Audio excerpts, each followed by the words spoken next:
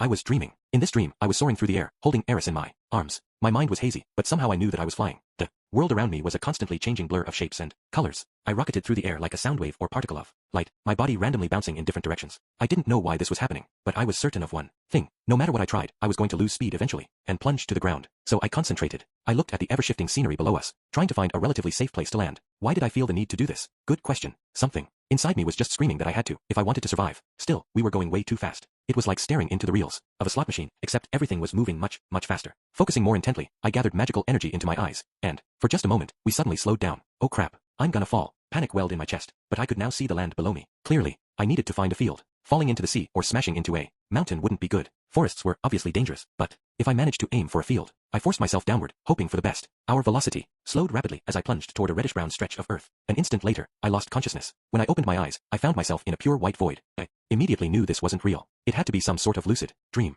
Yet, for some reason, my body felt oddly heavy. I looked down at myself, and my eyes went wide. I was back in the old, familiar form I'd spent 34 years in. At the sight of it, memories of my previous life came flooding back. I was the same bitter, vile, insecure, and selfish piece of trash I'd always been. The 10 years I spent as Rudius suddenly felt like nothing more than a dream. A crushing wave of disappointment washed over me. I'd reverted to my pathetic former self, and I found that fact all too easy to accept. So it really was just a dream, huh? As dreams go, it lasted an awfully long time. But at the end of the day, it was too good to be true. I'd been born into a loving family, and managed to get friendly with some very cute girls. Not a bad 10 years by any means. I'd wanted to enjoy that life a little more, though. Oh well, guess it's over now. I could feel the memories of my time as Rudius beginning to fade. Once you've woken up, even the best of dreams melt away in no time. Had I really expected anything different? Please, a smooth, happy life like that was never in the cards for a guy like me. Eventually, I noticed that a weirdo had appeared in front of me. The individual in question had a blank, white face, marked only by a big, wide grin. Maybe blank wasn't the right word. I just couldn't make out any distinguishing features. When I looked at any specific part of that face, it slipped instantly out of my memory. My mind refused to form an image of the larger whole. It almost felt as if this person was being blurred out by a pixelated mosaic. Still, I somehow sensed that I was dealing with someone calm and patient. Hey there, nice to meet you, Rudius.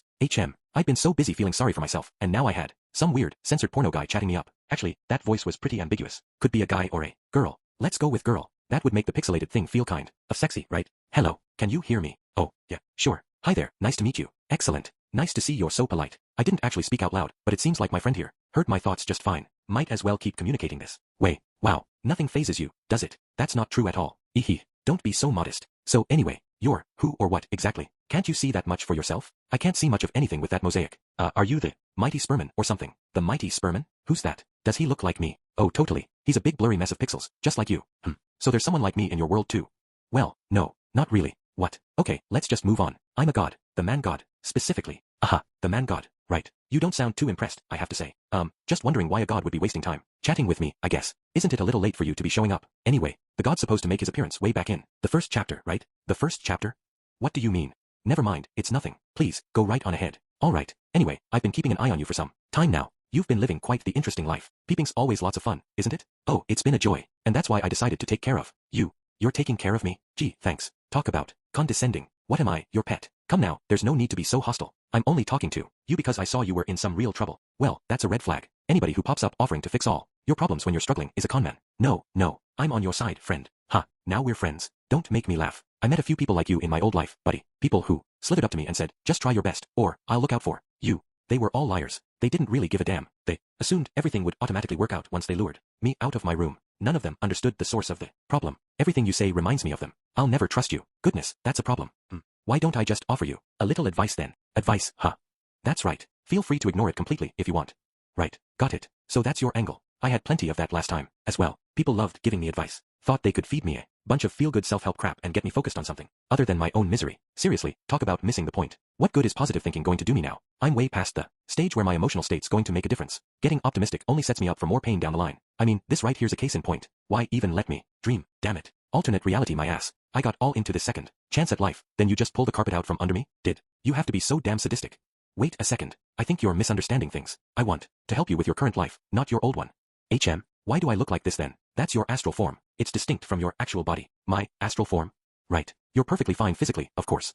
So, this is only a dream? When I wake up, I won't find myself back in this crappy body. Exactly. Since you're dreaming at the moment, you'll be back to normal once you wake up. Feel better now. Phew. Okay, so this is all just some weird dream. Well, it's not just a dream. I'm speaking directly into your mind. Right now. Hard to believe your mental image of yourself is so different from your body. Telepathy, huh? Well, alright. But what do you actually want with me? Do you plan to send me back to my old world? Since I don't belong here or whatever, Don't be ridiculous. I couldn't send you anywhere outside the six-faced world, obviously. Humph. Maybe that's obvious to you, but I'm totally in the dark. Here. A very reasonable point. Wait a minute though. If you can't send me back, you can't be the one who reincarnated me in this world, right? True. Reincarnation isn't really my department anyway. That's the specialty of a certain wicked dragon god. HRM. We've got an evil dragon too, huh?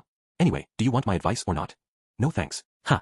Why not? I don't know what's going on here, but you're obviously a shady character. That means I'm better off ignoring you completely. Ah, do I really seem that shady? Oh hell yes. You couldn't act more like a conman if you tried. Reminds me of those scammers I used to run into playing MMOs. The instant you let yourself get into a conversation, they were already messing with your head. I'm not a conman. I won't even ask you to follow my advice. Okay, that's just another part of your strategy. Come on, trust me. You're awfully whiny for a deity. Look, it's not like I even worship you, whoever you are. The only god I care about is the one who actually made the miracle of my reincarnation happen. Why would I trust some other guy who pops into my head and says all sorts of weird crap? Oh, and people who talk about trust are always liars. Words of wisdom from one of my favorite books. Come on, don't be so stubborn. Just give me one little chance. Now you just sound like a loser ex-boyfriend trying to get back with the girl who dumped him. Look, buddy, how many prayers do you think I said in my former life? You never came to the rescue back then. Not even once, right up until the day I died. Why offer me advice now? I'm not from your old world, remember? I'm a god of this world, and I'm saying that I'll help you out from now on, right? And I'm saying I can't trust you. Talk is cheap. If you want me to believe you, show me a miracle or something. This doesn't count as a miracle? How many people do you know can communicate with you through your dreams? What's so special about a little communication? Anybody can do that. You just write a letter or whatever. Well, true enough. But is that really a good reason for you to ignore me? At this rate, you're going to die. I am. Why? The demon continent is a rather harsh place. For one, there isn't much of anything to eat. For another, it's absolutely swarming with monsters, especially compared to the central continent. And I know you can speak the language, but things work rather differently. Here, are you really confident you can survive? The demon continent? What? Hold on. You mean that huge lump of land way out on the edge of the world? Why would I be way the heck out there? You got caught up in a huge magical disaster. You ended up being teleported here. A magical disaster? Are you talking about that light I saw? That's right. So that was some sort of teleportation spell. Wait, I'm not the only one who got hit by that thing. I wonder if everyone else back in Fittoa is alright. Buena Village is pretty far away from Roa, so it's probably fine. But I'm still worried about my family. You have any insight on that, buddy? Would you really believe my answer either way? You don't even want to listen to my advice. Good point. You'd probably lie just for the fun of it. All I'm going to say is that everyone's praying for your safety. They all want you to make it back alive. Well, sure, of course they would.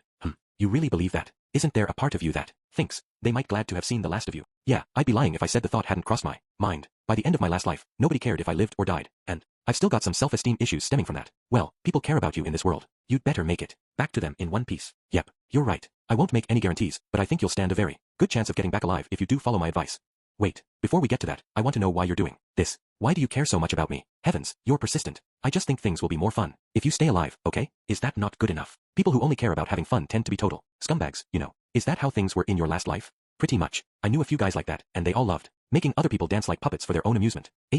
Well, I do enjoy a bit of puppetry now and again. I can't deny that. And what could possibly be so fun about watching me? Anyway, maybe that wasn't the right choice of words. You're very interesting, that's all. I hardly ever get the chance to see someone from an entirely different world. I'd like to help you meet all sorts of people and see what comes of it. Great. So I'm the pet monkey and you're giving me some vague instructions to see if I can reach my goal. That sound about right? Sigh. Look here. You haven't forgotten my original question, have you? What original question? Let me repeat myself then. Are you confident you can survive here, stranded in a dangerous, unfamiliar land? No, not really. Then maybe you'd be better off hearing me out. Like I said before, it's up to you if you want to follow my suggestions. Alright, fine. I get it. Go ahead, give me advice if you really want to. What was the point of this whole long-winded conversation? Anyway, you could have just told me what to do and saved us both a headache. Yes. Now listen carefully, young Rudius. Soon after you awake, you'll see a man. Rely on him and do what you can to help him. As these brief and final words echoed through the void, the blurred-out god abruptly disappeared. When I woke up, it was already night. A black sky full of stars stretched above me. Shadows cast by a flame danced across the ground. I could hear the crackling of burning wood. It seemed I was sleeping next to a bonfire, although I didn't remember making one, or even setting off on a camping trip. The last thing I did remember was the sky abruptly changing colors, and a wave of white light sweeping over us. Oh, and then there was that dream. Not a very pleasant one. Gah! A jolt of fear ran through me, and I looked down at my body. Fortunately, it wasn't the slow, useless lump of flesh I used to inhabit. I was back in the young but strong form of Rudius. Seeing that, my memories of the past began fading slightly, and a wave of pure relief washed over me. To hell with that man god. For a minute there, I'd felt like I was back in the bad old days. Seemed like I was going to get a bit more time in this world after all. Thank goodness. I had a ton of things I still wanted to do here. Like cast aside my wizard status, for one thing. When I sat up, my back hurt. I'd been laid on the bare ground. My immediate surroundings were a stretch of dry, cracked earth. From what I could see, there was barely any vegetation at all. Were there even no insects? I heard nothing except the sound of the fire. It really was quiet out here. I felt like any noise I made would be swallowed up by the total silence of the night. I couldn't remember having been in a place anything like this before. The kingdom of Azura was covered in grasslands and forests after all. Had that wave of white light done this? No. According to the man god, I'd been teleported. This was the demon continent, presumably. A completely new and unfamiliar land. Somehow, that light had sent me. Wait, what about Ghislaine and Eris? My first instinct was to jump to my feet and start looking for them. But just as I began moving, I noticed a girl sleeping on the ground behind me, one hand clutching at my shirt. Her vivid red hair was unmistakable. It was Eris Boreas, Greyrat, the girl I'd been tutoring back in Fit-Toa. I'll skip the background story for now, but I'd been teaching her reading and arithmetic for 3 solid years at this point. She'd been a force of nature at first, spoiled, violent, and totally out of control. But I'd managed to navigate through some tricky events, such as rescuing her from would-be kidnappers and teaching her to dance before her birthday party. Eventually, I'd earned her respect and trust. Of course, she still punched and kicked me on a daily basis. That was just the way she was. For some reason, Eris had some sort of cloak draped over her. I'd just been laid out in my clothes, but, oh well, the principle of ladies first probably applied here. My staff, Aquahirtia, was also lying on the ground behind her. Eris had given it to me as a present on my 10th birthday only a few days ago. In any case, she didn't have any obvious external injuries. That was a relief. Where's Ghislaine, though? Ghislaine Dodoldia was both our swordplay instructor and Eris's personal bodyguard. She was a fearsomely skilled beast woman who'd been teaching me the basics of her style in exchange for a rudimentary education. The woman's brain was allegedly made of muscle, and she was definitely lagging behind Eris in her studies. But in an emergency like this, she'd be far more useful than the likes of me. It was possible she'd made the fire and put that cloak over Eris. I turned away from my sleeping student and started looking for my master. Right away, I spotted someone sitting near the fire, whom I hadn't noticed before. But it wasn't Ghislaine. It was a man. He was staring at me, still and silent, as if to size me up. I froze, like a rabbit under a predator's glare. Despite my shock, I tried my best to study the man calmly. He didn't seem to be wary of us. If anything, it was more like, how could I put this? Something about his body language reminded me of the way my sister used to slowly, timidly approach a cat she wanted to pet. Was he worried about frightening these children he'd stumbled across? That seemed to indicate he wasn't hostile. But just as I was breathing a sigh of relief, my mind picked up on a few alarming details. His hair was emerald green, his skin porcelain white, and he had something like a red jewel embedded in his forehead. There was also a long scar running across his face. His eyes were sharp, his features stern. Even at a glance, he looked like a dangerous man. Just to drive the point home, there was a 3-pronged spear lying by his side. When I was very young, I'd been tutored in magic by a girl named Roxy who taught me many valuable, life-changing things. One of the things she taught me concerned a certain race of demons, the Superd. I remembered her words perfectly, even now. Don't talk to the Superd. Don't go anywhere near them. I wanted to spring to my feet, grab Eris, and start running wildly, but I managed to suppress that urge at the last moment. The man god's advice had popped into my head: rely on him, and do what you can to help him. I had absolutely no reason to trust that self-styled deity. Of course, everything he said to me set off alarm bells, and now he'd left me here with this incredibly suspicious character. How could I trust him?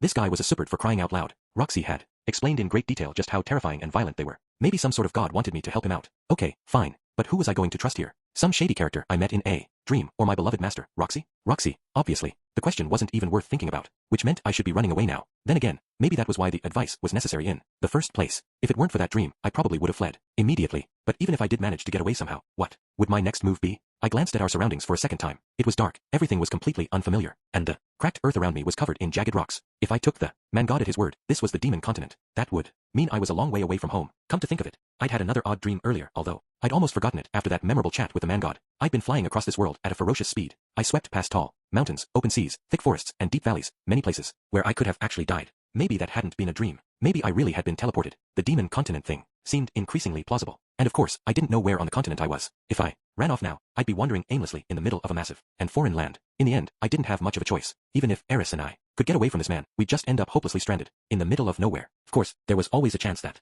we'd find a village nearby when the sun came up. But was it worth gambling everything on that? No, of course not. I knew perfectly well how tough it was to find your way in unfamiliar country. Calm down, man. Deep breaths. You don't trust the man god. Fine. But what about this guy? Look at him carefully. Look at the expression on his face. He's anxious, and a little resigned. He's not some inhuman monster incapable of emotion, okay? Roxy had told me to steer clear of the Superd, but she'd never actually met one herself. I'd learned all about prejudice and discrimination in my old world, and I knew how witch hunts happened. The Superds were feared, but maybe they were just misunderstood. Roxy surely hadn't meant to lie to me, but there was a chance she had the wrong idea. My intuition told me this guy wasn't going to hurt us. He didn't look nearly as shady or malicious as the man god. Rather than Roxy's warning or the man god's advice, I decided to trust my own instincts. I didn't hate or fear this guy at first glance. His appearance was just a little intimidating. In that case, it wouldn't hurt to talk. I'd make up my mind based on how that went. Hello there, I called to him. After a pause, he responded with a brief hello. So far so good. What's next? Are you a servant of God or something? The man tilted his head in puzzlement. I'm not sure what you mean by that, but I found you two here after you fell from the sky. No human children are delicate, so I made this fire to keep you warm. No mention of my faceless friend, huh? Was this guy not in on the divine plan? Based on what the man god said about his motives, maybe watching me was only half the fun. Seeing how other people reacted to me was probably just as interesting. In that case, this man really might be trustworthy. That was very kind of you. Thank you for helping us. Are you blind, boy? Now that was a peculiar question. What? No, my visions. Perfect, actually. Did your parents not teach you about the Super then? My parents didn't, but my master did warn me to stay away from them at all costs. The man paused again, then spoke more slowly and carefully than before. You're disregarding your master's words, you know. The unspoken question, of course, was, I'm a Superd. Are you really okay with that? The man seemed surprisingly insecure. Aren't you afraid of me? Not afraid, no. But I am a little suspicious of you. There was no need to say that aloud, of course. I think it would be impolite to fear a man who just helped me. You say the strangest things, child. There was a look of genuine bewilderment on his face now. I didn't think I'd said anything particularly odd, but maybe the super took it for granted that everyone would run screaming at the sight of them. I'd learned a bit about the Laplace War, the 400-year conflict between humanity and demonkind that ended only a century ago. I knew that the super had been shunned ever since it came to an end. The world was slowly shedding its prejudices against other types of demons, but the super were definitely a special case. Every other race seemed to loathe them as passionately as the Japanese people hated American soldiers during World War II. They were portrayed as something close to the embodiment of pure evil. Without my knowledge of racism from my old life, I probably would have shrieked in terror at the sight of one. The man said nothing. He tossed a twig into the fire and it popped loudly. Eris moaned at the sound and began stirring. She seemed on the edge of consciousness. Wait, that's not good. She's definitely going to make a scene. I should at least introduce myself before things get totally chaotic. I'm Rudius Greyrat. What's your name, sir? Rugert Superdia. Superdia was presumably the common last name used by all the Superts. That was how things typically worked with the demonic peoples. For the most part, only humans took family names, although there were a few eccentric exceptions among the other races. Likewise, Roxy's last name was Magurdia, according to the Dictionary of Demonkind she sent me during my stint as Eris's tutor. Well, Rugert, I think this young lady is going to wake soon. She can be very noisy at times, I'm afraid. Let me apologize in advance. No need for that. I'm used to it. Given her aggressive approach to life, there was a real risk Eris might take a swing at Rugert the instant she laid eyes on him. We needed to have a quick conversation while we had the chance. Hopefully that would keep things from getting too hostile later on. Pardon me. I'm going to move a little closer. With a glance at Eris to make sure she wasn't waking up just yet, I scooted around the fire and settled down next to Rugert. Up close, I could make out his clothes in the faint, flickering light. His embroidered vest and trousers seemed like some type of tribal garb, the sort of thing an indigenous person might have worn. Rugert seemed more uncomfortable than anything else, but honestly, that was much less off-putting than the man-god's brand of pushy friendliness. I said, not to change the subject, but where are we at the moment? The Baigoya region, in the northeast of the demon continent. We're not far from the old Kishirisu Castle. Oh, I see. I'd seen Kishirisu Castle on a map once. It was a long way away from Azura. Why did we land all the way out here, I wonder? If you two don't know, I certainly wouldn't. Yeah, I suppose not. I guess strange things can just happen when you're in a world with dragons and magic, but it didn't seem like a coincidence that we'd run into a major character like Perugius's lieutenant right before this happened. For that matter, it could be that the man-god had played some part in things as well. If we'd been caught up in this by sheer coincidence, it was a miracle we were even alive. Well, in any case, I'm very grateful that you helped us. There's no need for gratitude. Just tell me where you hail from. We're from the kingdom of Azura on the central continent, the city of Roa in the Fit-Toa region specifically. Azura? That's certainly a far-off land. It certainly is. Not to worry though, I'll see you back there safe and sound. The northeast of the demon continent was on the opposite side of the map from Azura. In sheer distance, it was comparable to a trip from Paris to Las Vegas. And in this world, of course, you couldn't just hop on an airplane. Even sea travel was only possible on specific routes, so any intercontinental journey required lengthy detours over land. Do you have any idea what may have happened, boy? Well, the sky started glowing all of a sudden, then someone who called himself Almanfi the Radiant showed up and told us he'd come to stop some sort of abnormality. We were still talking to him when this wave of bright, white light hit us. Next thing I knew, I was waking up here. Almanfi? So, Perugius got involved? The situation must have been truly grave then. You're lucky you were merely teleported. True enough. If that had been some sort of explosion, we'd both be dead. I noticed Rugert hadn't seemed too surprised by the whole Perugius thing. Maybe it wasn't that unusual for our legendary hero to show up every now and again. By the way, Rugert, have you ever heard of a man-god? Man-god? Doesn't sound familiar. Is that someone's name? Never mind. It's not really important. It didn't feel like he was lying to me, and I couldn't imagine why he'd feel the need to. In any case, the kingdom of Azura, is it? It's alright, I wouldn't ask you to take us all that way. If you could just escort us to the nearest town, I think we... No, a supered warrior never goes back on his word. Rugert's words were firm, his voice full of stubborn pride. It was enough to make me want to trust him, even putting aside the man-god's advice. Right now, however, I needed to stay skeptical. But we're talking about a journey to the other side of the world. Don't worry yourself about that, child. With that, the man reached out and timidly patted me on the head. I saw relief on his face when I didn't jerk away from his hand. Was this guy just fond of children maybe? Still, we weren't talking about a 10-minute stroll back home here. I couldn't exactly take his promises at face value right now. Think of it this way, the man said. Do you know the language? Here. Do you have any money? Do you know the roads? Oh, hadn't even occurred to me until now, but I'd been speaking in the human tongue this whole time, and this demon man was responding fluently. Interesting. I can speak demon god, actually, and I'm a competent magician, so I can earn money for myself. If you take us to a town, I'll find out where we need to go. I wanted to steer this conversation toward a polite refusal if possible. Rugert himself might be trustworthy, but I didn't like the idea of things playing out exactly as the man god wanted. If my cautious words hurt him, the man didn't let it show. I see. At least allow me to protect you then. Abandoning such young children would blemish the honor of the supered. Well, I wouldn't want to disgrace such a proud people. Not to worry. We've already taken care of that ourselves. I chuckled a little, and Rugert's lips curved upward slightly. Like the man god's hollow, disturbing grin, there was some genuine warmth behind his smile. In any case, I'll take you to the village where I'm staying tomorrow morning. All right. I didn't trust that so-called god further than I could throw him, but this man was different. It couldn't hurt to give him a chance. Until we reached that village at least. A little while later, Eris's eyes snapped open. Sitting bolt upright, she looked around the area, her expression increasingly anxious. After a moment her eyes met mine, and I saw relief flash across her face. An instant later, she noticed the man sitting next to me. Shrieking like a banshee, Eris tumbled backward, then tried to get up and run, but her legs gave out under her and she collapsed to the ground. No. The girl was in a state of total, blind panic, but she wasn't thrashing around violently or even trying to crawl away. She just lay where she'd fallen, trembling in terror, wailing at the top of her lungs. No, no, no, no, please, please, no. Ghislaine, Ghislaine, help me. Ghislaine, why aren't you coming? No, I don't want to die. I don't want to die. I'm sorry, I'm sorry, I'm sorry, Rudius. I'm sorry I pushed you away. I'm such a coward. Now I'll never get to keep my promise. Wah. After carrying on for quite a while, the girl finally curled up into a ball and began bawling incoherently. Just watching her sent a cold shiver down my spine. I can't believe how terrified she is. Whatever else you could say about her, Eris was a strong-willed, confident girl. As far as she was concerned, the world was hers for the taking. She always tried to bulldoze through every obstacle in her path. As a general rule, the girl threw punches first and talked later. Had I gotten the wrong idea here maybe? Was running into a supered literally a matter of life and death? A bit unsettled, I glanced over at Rudyard. That's a more typical reaction, he said. You can't be serious. So I'm the one who's behaving oddly here? Yes, you're acting rather strangely. However, I can't say that I mind. The man's face was a picture of loneliness. I felt a stab of genuine sympathy. I got to my feet and walked to my cowering pupil. Eris twitched in fear as my footsteps drew closer. I squatted down next to her and began gently rubbing her back. It brought back memories from a different life, of a time when my grandma had comforted me in the exact same way. Come on, it's okay. There's nothing to be afraid of. Hick. Of course there is. That man's a superd. I still didn't entirely understand why she was so terrified. Honestly, I mean, this was Eris, the girl who'd fearlessly attacked Ghislaine, an actual sword king. I thought she wasn't afraid of anything. What's so scary about him though? He's a superd, stupid. They eat children. Well, they're still alive. Hick. I don't think that's true. I turned back to Rudyard for confirmation, and he nodded, gamely. We don't eat children, no. Yeah, didn't really think so. You hear that, Eris? But they're demons. Demons. Yes, that's true. But he speaks human just fine fortunately. Look, that's not the point, okay? Jerking her head up off the ground, Eris looked up at me with fire in her eyes. Much better. Now that's the Eris we know and love. You sure you want to stick your head up like that? Maybe he won't eat you if you stay curled up on the ground. Arg. Stop making fun of me. Clearly infuriated by my teasing, Eris shot me another glare, then whipped her head around, to do the same to Rudyard, at which point, she started trembling. Again. Were those actual tears in her eyes? Good thing she wasn't standing up with her legs spread wide, the way she usually did. Her knees would probably be shaking like crazy. And nice to meet you, sir. I'm Eris Bebo Boreas, Grey Rat.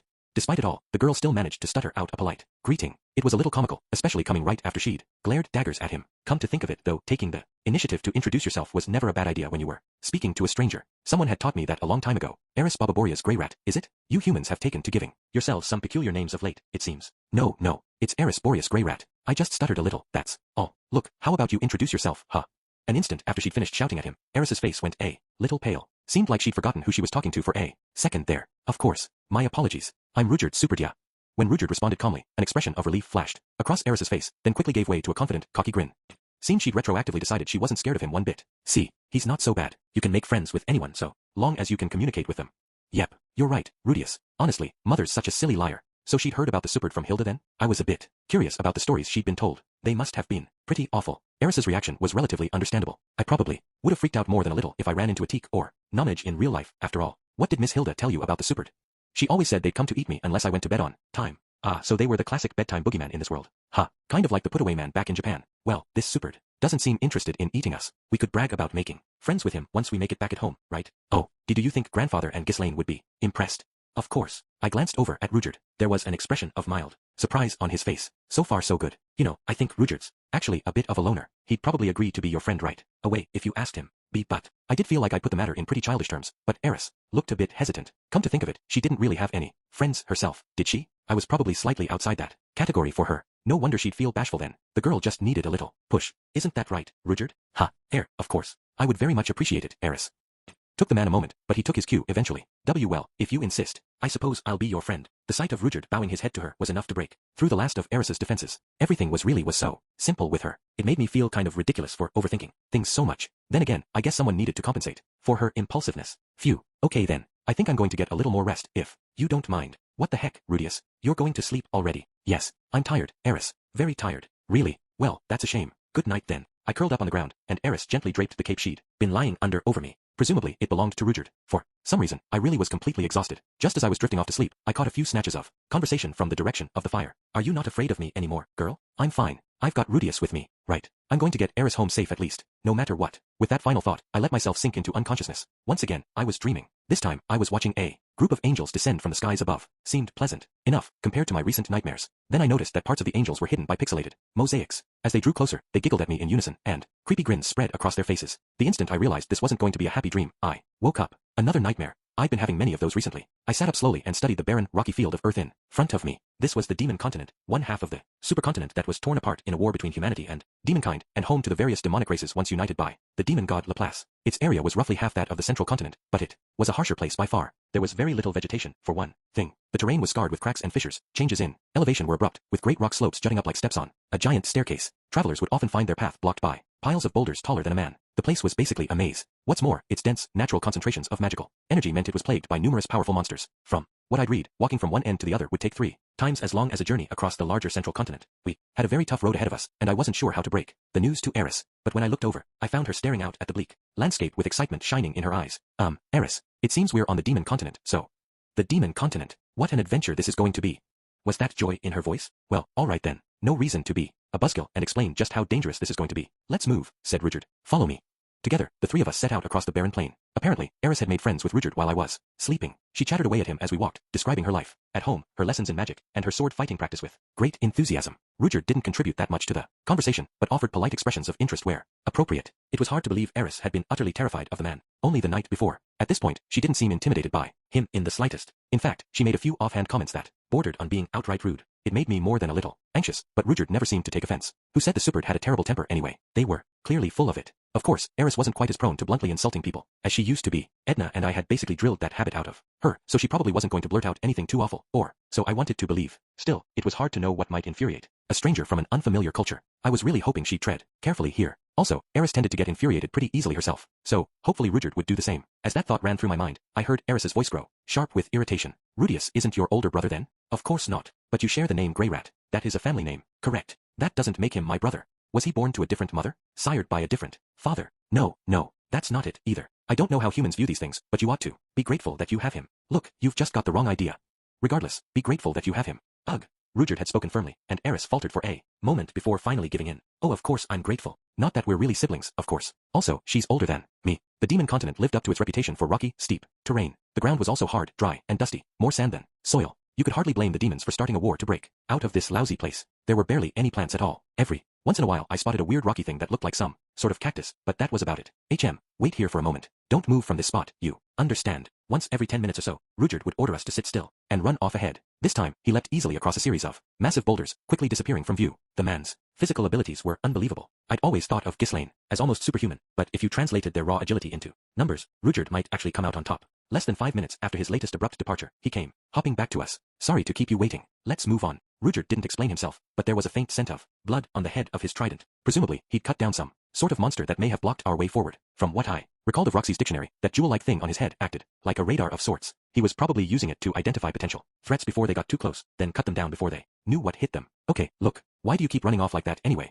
Eris asked, blunt as ever. I'm dealing with the monsters on the road ahead of us, Rudyard responded concisely. Parting his hair to the sides, he showed Eris the glinting red crystal at the center of his forehead. She flinched in surprise for just a moment, but the jewel was actually a rather pretty thing, and soon she was staring up at it with open curiosity. Oh right, that must come in handy. I suppose it does, but at times I wish I didn't have one. Well, I'll take it if you don't want it. Come on, let me yank it off. It's not quite that easy, I'm afraid. Rudyard smiled a little. Eris really had come a long way. She was even making jokes these days. That was a joke, right? That reminds me, Rudyard, I've heard the monsters on the demon continent are very strong. They're not so fearsome in this area, but we're some distance from the main road, so they're rather numerous.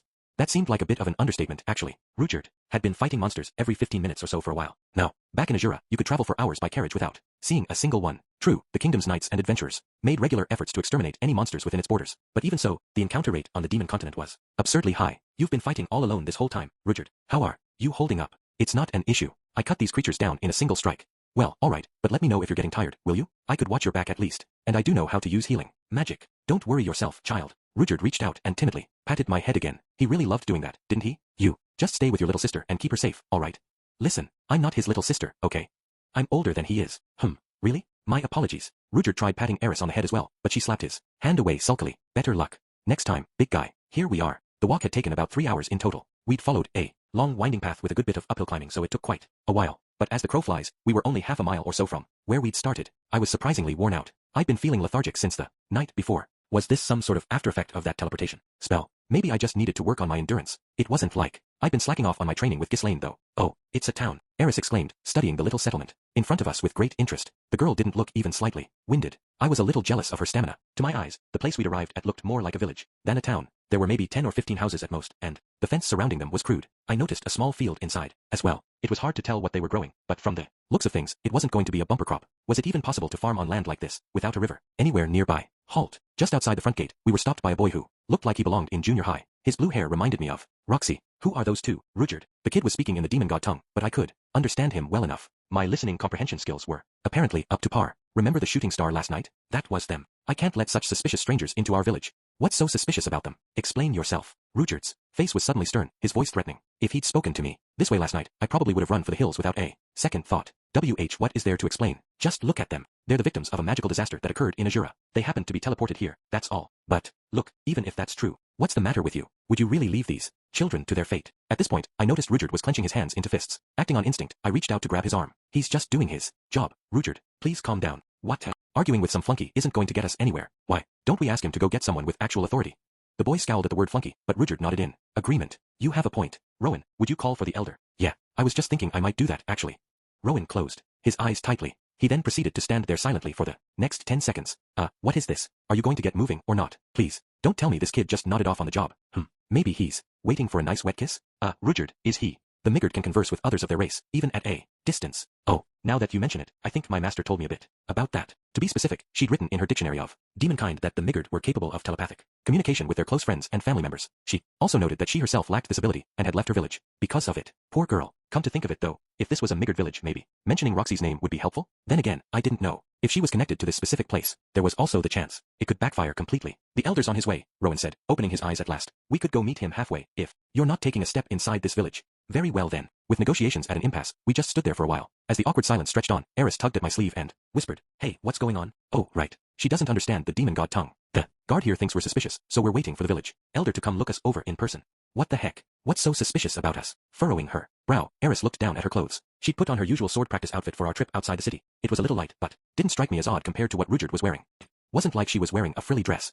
Should I be worried about what? I don't know. Just, in general. We'll be fine, Eris. Well, okay then. Bold as Eris was, the prospect of an argument at the village entrance clearly made her more than a little anxious. My attempt at reassurance seemed to work at least. The elder seems to have arrived, Rudyard murmured after a moment. I peered into the village and saw a bald man with a cane who looked weirdly youthful. He was walking toward us with two girls, who looked like teenagers. None of them were particularly tall. Maybe the Migard just stayed that height, even when they were fully grown. There hadn't been any mention of that in Master Roxy's dictionary, but the girl she drew to illustrate the entry did look like a junior high school student. I assumed it was a self-portrait at the time, which was somewhat charming, but maybe she was just depicting a typical adult Migard. While I was pondering the matter, the village elder began conferring with Rowan a little way from our group. These are the children in question then. Yes, one of them can speak the demon god tongue. It's very strange. Anyone could learn the tongue if they studied it, surely.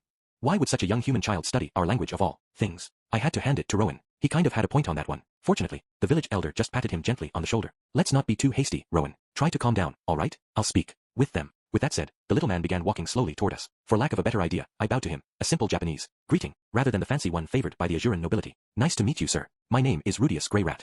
Well, you're certainly a polite one. I'm Ruckus, the elder of this village. I glanced over at Eris, trying to prompt her to follow my example. Apparently confused by the contrast between the man's apparent youthfulness and his dignified bearing, she crossed and uncrossed her arms. It looked like she was trying to decide whether to assume her signature defiant pose. You should introduce yourself, Eris. But, I don't know the language. Just do it the way you learned. I'll tell him what you're saying.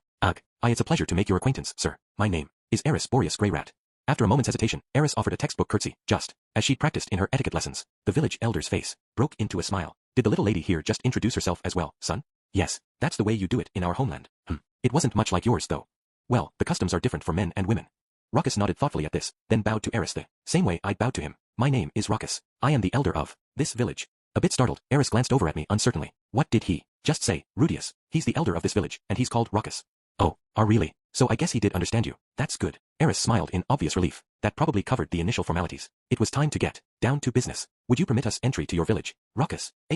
Rather than answering my question at once, the little man began studying me intently from head to toe. Ooh, such a passionate gaze. Cut it out. You're making me want to do a striptease. After a long moment, his eyes came to a stop, fixed on my upper chest. Where did you obtain that pendant you're wearing, young man? It was a gift from my master. And who was this master of yours, if I might ask? Her name was Roxy. The honest answer felt like the way to go. Here, at the end of the day, I was proud to have studied under her. What was that? Rowan shouted. Before I could respond, he rushed right past Ruckus to grab me by the shoulders. Did you just say Roxy, boy? Yes, that's my master's name. Out of the corner of my eye, I saw Rudyard balling his hands into fists. Turning my head to meet his gaze, I shook my head slightly. There wasn't any anger on Rowan's face, only anxious excitement. He wasn't going to hurt me. Where is Roxy now? Well, I haven't seen her in some time myself, but... Please, tell me anything you know. Roxy is my daughter. Sorry, come again? I'm not sure I heard you correctly. Could you repeat that? Roxy's my daughter. Tell me, is she still alive? Pardon, monsieur?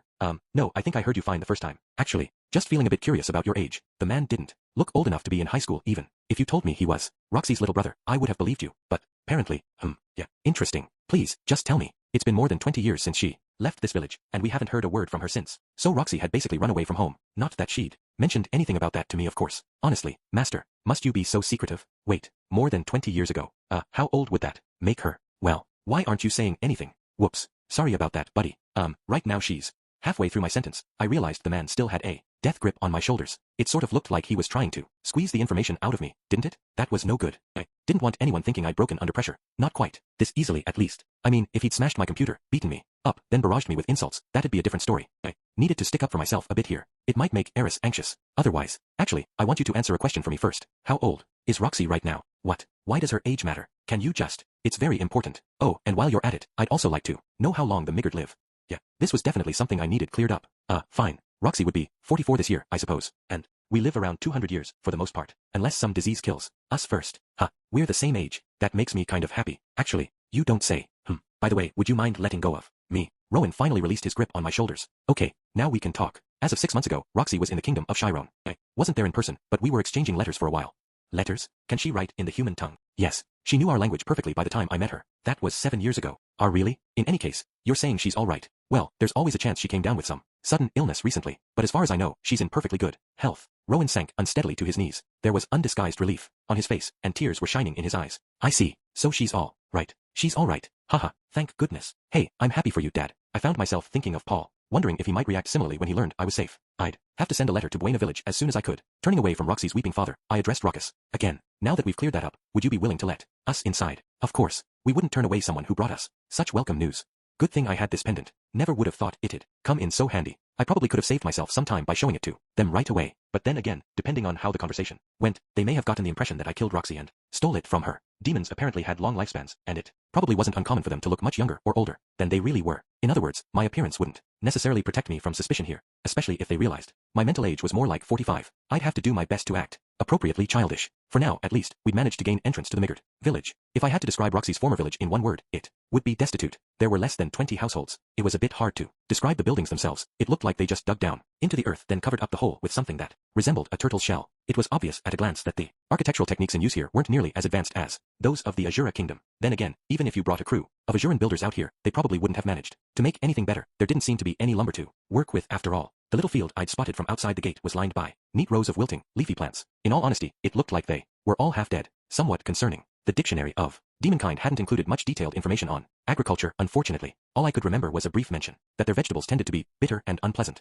Apart from the crops themselves, there were also some alarmingly toothy flowers growing at the very edges of the field. They bore a strong resemblance to the deadly plants known to lurk inside green pipes in a certain video game series, but it seemed plausible that these were actually some sort of animal, given the way they audibly gnashed their ugly, uneven fangs together. Presumably, they'd been placed there to protect the crops from hungry animals. Near the village fence, a group of young girls moved busily around a fire. It looked like a bunch of junior high kids out on a camping trip, but they seemed to be focused on cooking a single, enormous meal. Apparently they made their meals in one big pot, and then distributed shares to all the villagers. There were almost no men around. I did notice a few children, who were ostensibly boys at play, but other than Rowan and the elder, the adults were all women. The others were presumably off, securing tomorrow's dinner. From what I remembered, men did most of the hunting in these villages, while the women looked after their homes. What sort of prey is there to hunt around here, Rudyard? I asked. Monsters, he replied. That answer was probably perfectly true, but it felt slightly lacking in detail, like a fisherman telling you he caught fish for a living. Oh well, guess I'll just have to press a little harder. Do those shells on top of their houses come from monsters too? Those come from great tortoises. Their shells are tough, and their meat's delicious. You can even bowstrings from their tendons. Are those the hunter's main targets then? Yes. A tasty tortoise, huh? It was a little hard to picture one massive enough to fit these shells. The one covering the village's biggest house had to be at least 60 feet long. As that thought ran through my head, Rudyard and Ruckus stepped into that very building. One thing never seemed to change. No matter where I ended up, the guy in charge always had the nicest house. Pardon me. Thank you for having us. Mumbling some vaguely polite words, Eris and I went in as well. Whoa. The interior of the dugout was much more spacious than I would have guessed from the outside. Its floor was covered with furs, and the walls were decorated with colorful works of art. A fire blazed in a sunken hearth at the center of the room, lighting the interior quite nicely. There were no separate rooms or dividing walls. At night, you probably just wrapped yourself up in a fur and curled up by the fire. I noticed a number of swords and bows placed carefully near the outer walls. You could certainly tell this was a community of hunters. For some reason, the two girls who'd followed the elder to the gate didn't follow us inside. Well then, let's hear your story, Ruckus said, plopping himself down next to the hearth. Rudyard took a seat directly facing the elder. I sat cross-legged next to the Superd. I glanced back, looking for Eris, and found her standing awkwardly near the entrance, unsure of what to do. Do we just sit on the ground? Even inside the house. We sat on the floor all the time during sword practice, didn't we? Yeah, I guess you're right. Eris wasn't the type to get too flustered about this sort of thing. Really, she was probably just thrown off by the difference between how things worked here and what she'd learned in her etiquette lessons. Watching her drop down to the ground, I found myself slightly concerned that the girl might completely forget the concept of manners by the time we made it back home. Shaking my head slightly, I turned back to face Elder Ruckus. I started off by stating my name, age, profession, and place of residence, then explained that Eris was my pupil and the daughter of a noble family. I also made it clear that we'd been sent very suddenly to this continent by events beyond our control. I decided against mentioning the whole man-god thing. I had no way of knowing how the Migard viewed that particular deity, and the last thing I needed was to brand myself as the messenger of an evil god. Well, there you have it. Ruckus murmured, stroking his jaw with the thoughtful expression of a junior high kid pondering some tricky algebra problem. I see. As we waited for him to make a decision, I noticed Eris beginning to nod off. She'd looked energetic enough a few minutes earlier, but maybe the hike had taken its toll after all. It wasn't really surprising. This sort of travel was new to her, and it seemed she'd never gone back to sleep the previous night. The girl was probably running on fumes. Eris, I can handle the talking, I said. Why don't you take a nap? How am I supposed to do that? You just wrap yourself up in one of the furs, I think. But there aren't any pillows. Hey, my lap's available, I said, slapping my thighs with a smile. What's that supposed to mean? It means you can rest your head on my legs. Really? Well, thanks. Normally, Eris would have kicked up a royal fuss at the very suggestion, but it seemed she was too drowsy to care. Without much hesitation, she plopped her head in my lap. For a moment, her face tensed and she clenched her hands into fists, but once she closed her eyes, she was sound asleep within seconds. The girl must have been seriously exhausted. I took the opportunity to gently stroke her long, red hair, and she squirmed a little as she slept. After a moment, I realized that Ruckus was watching me from across the hearth. There was a warm, amused smile on his face. I couldn't help feeling a little self-conscious. What is it? You two certainly seem to get along. Oh, yes, absolutely. That said, we were still in hands-off mode for now. The little lady here had some firm ideas on the subject of chastity, and I wasn't about to disrespect that. In any case, how are you planning to make your way back home? He'd gone straight to the same question Rudyard had brought up the night before. We'll travel on foot, earning money as we go. You think a pair of children can earn enough to support themselves? Actually, I'm planning to handle that part on my own.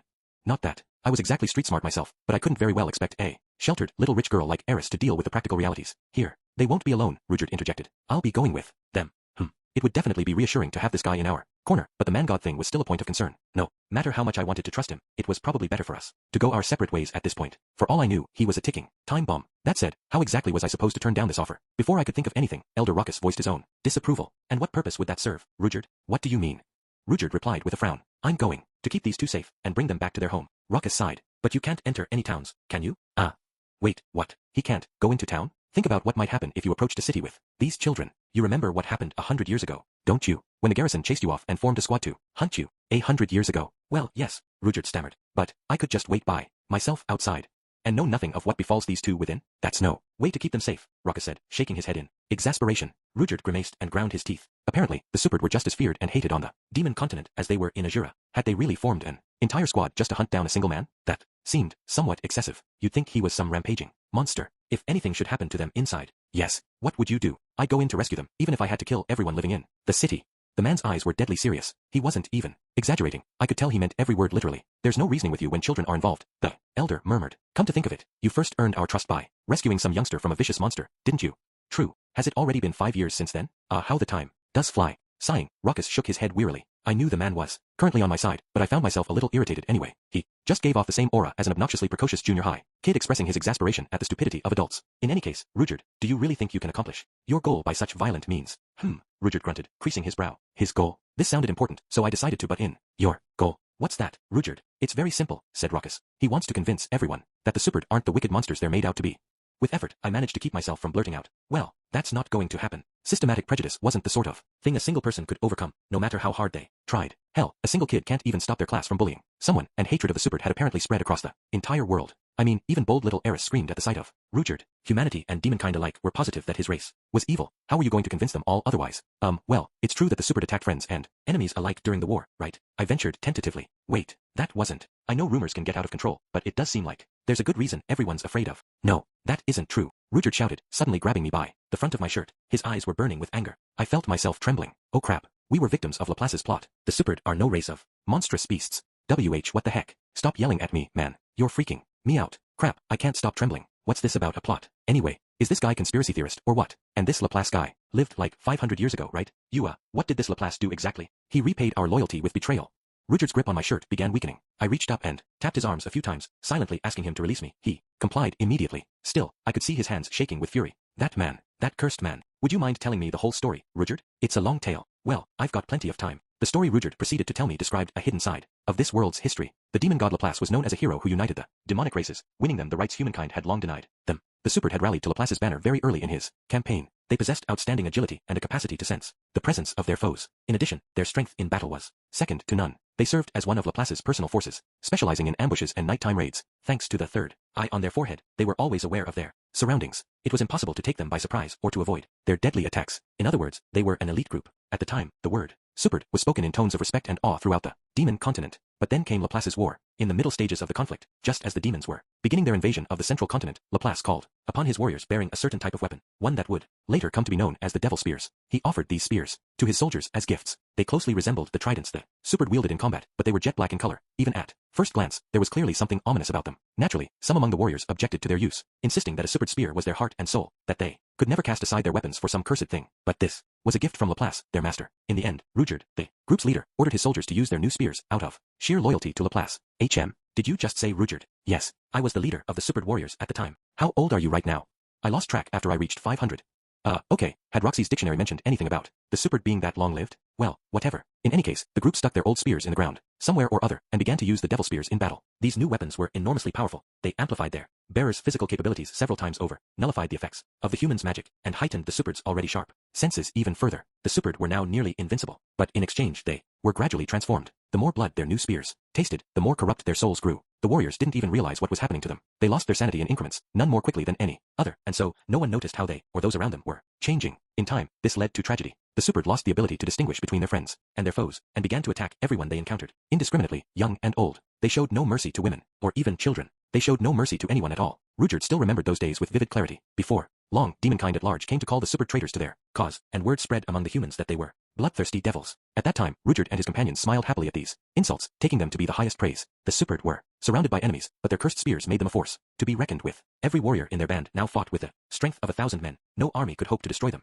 They quickly became the single most feared combat unit in the entire world. However, that didn't mean they suffered no losses. Now a hated enemy of both humanity and demonkind, they were forced to endure near constant battles, day and night. Slowly but steadily, their numbers began to decrease. Still, none of them questioned the path they were following. In their madness, the thought of death in battle brought them bliss. After some time, a rumor reached the Superd band that one of their villages was under attack, Rudyard's home village. In fact, it was a trap meant to lure them to their doom, but by this point, none of them were clear-headed enough to suspect anything. The warriors returned to their home for the first time in a while, and proceeded to attack it. It was simple. They'd found people, which meant they had to kill them. Rudyard murdered his parents, his wife, his sisters, and finally his own child. Rudyard's son was still young, but he'd been training to become a warrior. It was far from an even fight, but in his final moments, the boy managed to break his father's jet black spear. In that instant, Rudyard's pleasant dream ended, and his nightmare began. There was something hard and crunchy in his mouth. Realizing that it was his son's finger, he spat it out in horror. His first thought was of suicide, but he forced it from his mind. There was something he simply had to do before he could die, an enemy he had to destroy, no matter the cost. By this point, the Superd's village was totally surrounded by a demon army sent to exterminate them. Only 10 of Rudyard's soldiers remained. When they first received the Devil Spears, this had been a band of nearly 200 daring, valiant fighters. Now a bare handful survived, and they were all in rough shape.